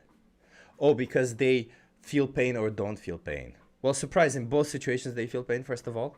And second, the reason why it's bad to inflict pain on them is the same reason why it's bad to take their life away. Because they don't want pain. They don't like pain. They also don't want or like their life to be taken away from them. So if you just take all of it to a natural conclusion, you realize that what we do to animals is insane, regardless of you believe in God or not. And this is what we were talking about at first, because we had to talk about moral consistency. God, like we just went to all of this nonsense. All to reach the same thing. I think it's this way. Why? Because I think so. You're walking nowhere? How ironic. I'm walking on a treadmill. What do you mean? I'm walking nowhere. Do you think walking has to have a purpose? Everything has to have a purpose with you people? You can't just enjoy things anymore? You can't just walk on a treadmill and enjoy it? Okay, what's your point? Exploiting and slaughtering sentient beings is wrong for the same reason mistreating them is wrong. That's my point. If you think mistreating an animal is wrong, then you should say exploitation, abuse, or slaughter of animals is also wrong. It's as simple as that.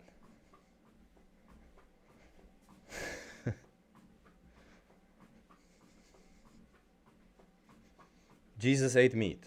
Well, no, he didn't.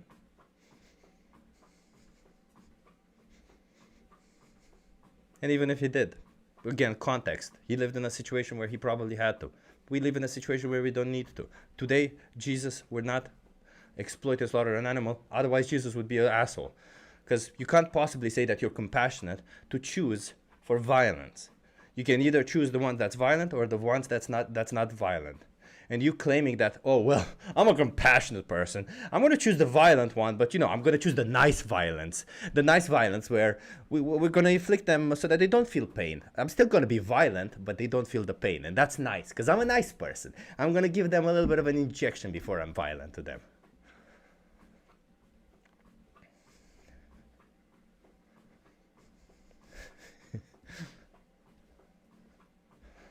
I'm compassionate and eat meat. I wouldn't say any single animal that has had their throats cut for you would say the same about you. I don't think if they could talk after they die, if they could talk, I don't think any of them would say, yeah, I feel compassion. Thank you for paying for somebody to cut my throat. I don't think so. I think that's, and if you believe so, then delulu.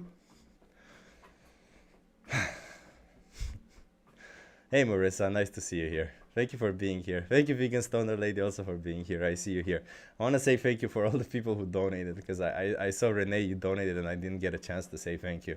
Renee, thank you so much. I just realized by saying God allowed X, they are already automatically agreeing to everything else you put in that variable. By saying A, they must agree with B, or abandon their position. The Bible allowed slavery. Exactly. That's exactly what we were trying to show. If the God says it's okay to grape, are you going to grape? Couldn't possibly answer. Remember, for 6 months, hell yeah, Renee, hell yeah. Honoring life with the same intentions for humans. Renee, I enjoyed my time at Burden. I appreciate you. You're really cool. Renee's really cool, everyone. Renee's cool. You got it from me. Renee's cool. Not just, because he's gay, because gay means cool on this channel, but also because Renee is actually cool. Well, gay people are also actually cool, but Renee is super cool. Better. And Jackie Boyle, thank you so much. 3 hearts of courage for Jackie Boyle. Thank you so much. I appreciate you. And to XD, I already thanked you. So thank you to XD also for the donation.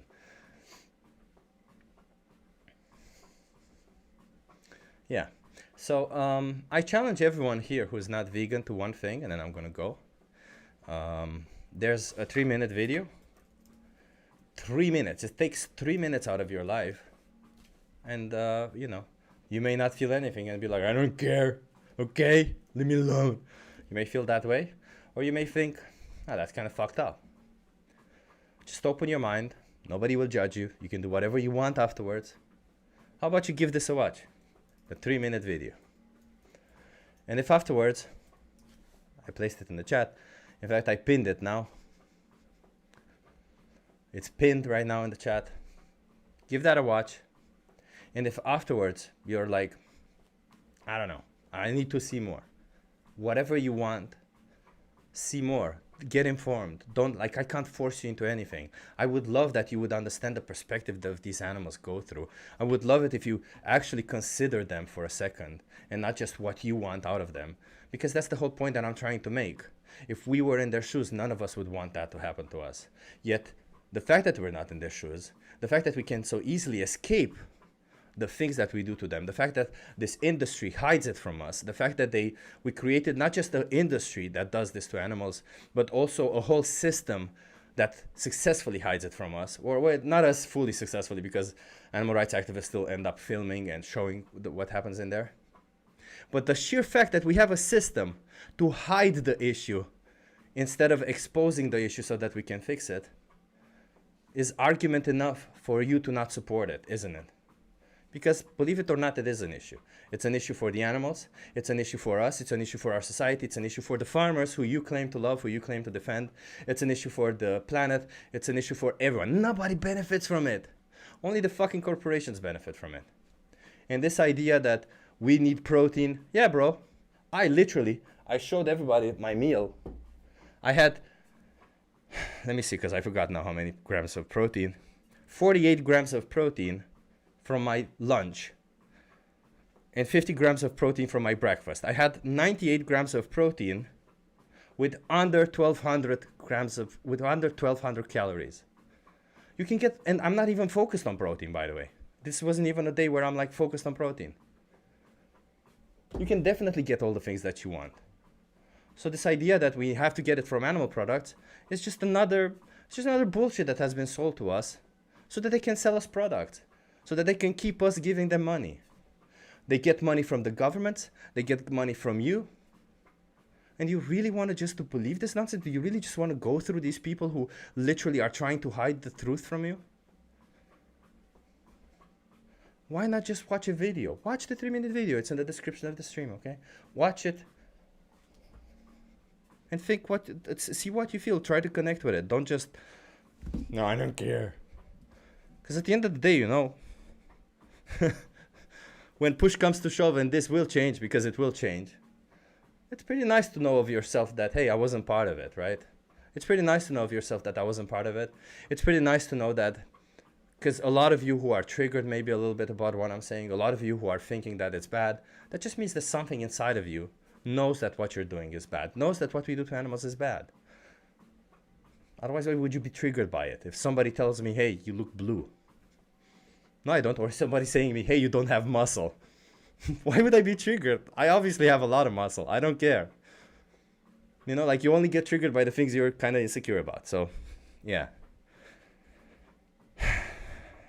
Also, I've been walking on this treadmill for 7 hours now, because I didn't go to the gym since I was sick, and I didn't want to spread the disease. I've been walking on this treadmill for an hour now. Yeah. I hope you got something from it. I know there's people who come, go, but at the end of the day, this is about animals. It's not about us. I don't want religion. I don't want any of this. Like, I have my own views. As you see, I fucking hate religion, and I'm desperately trying to stay clear of it. But at some point, we might have to get more into it. But it's about the animals. It's about us respecting them. It's about us not seeing them like objects. Because if we were in their shoes, we wouldn't want to be seen that way also. And if you don't believe what's happening there, if you think, no, that's not what I'm paying for, what I'm paying for is different, watch the 3-minute video, get convinced that that's a possibility, that what it is you're paying for, and then do your own research. See if that's exactly what you're paying for. But if you're going to do your research and go to a farmer and be like, hey, do you actually do this to an animal? Of course they'll tell you no. Of course they'll tell you no, that's not what it is. Then they'll either cover up or say something else, only because they want to get money from you. So be smart, do research your own way, be smart about it. Don't just believe me or anybody you see online, okay? Thank you so much everyone for being here. I want to give a shout out to Draculum, to Martin, and to Moonrise Studios. We have a little bit of a contest on this channel where the first person comments on the streams gets a shout out. The last time that's what I was doing, I was just shaking, it was Draculum, it was Martin, and it was Moonrise Studios. Thank you so much for being there. Did you know that you can buy vegan car tires? I did not know that. That's pretty cool. That's pretty cool. I'll see you in the next one. If I'm feeling better, I hope I will go on the street tomorrow. What's more likely is probably it will be Friday. But yeah, I just don't want to spread, like, I already feel much better, but I just don't want to spread the virus. That's the only thing. Have an awesome day.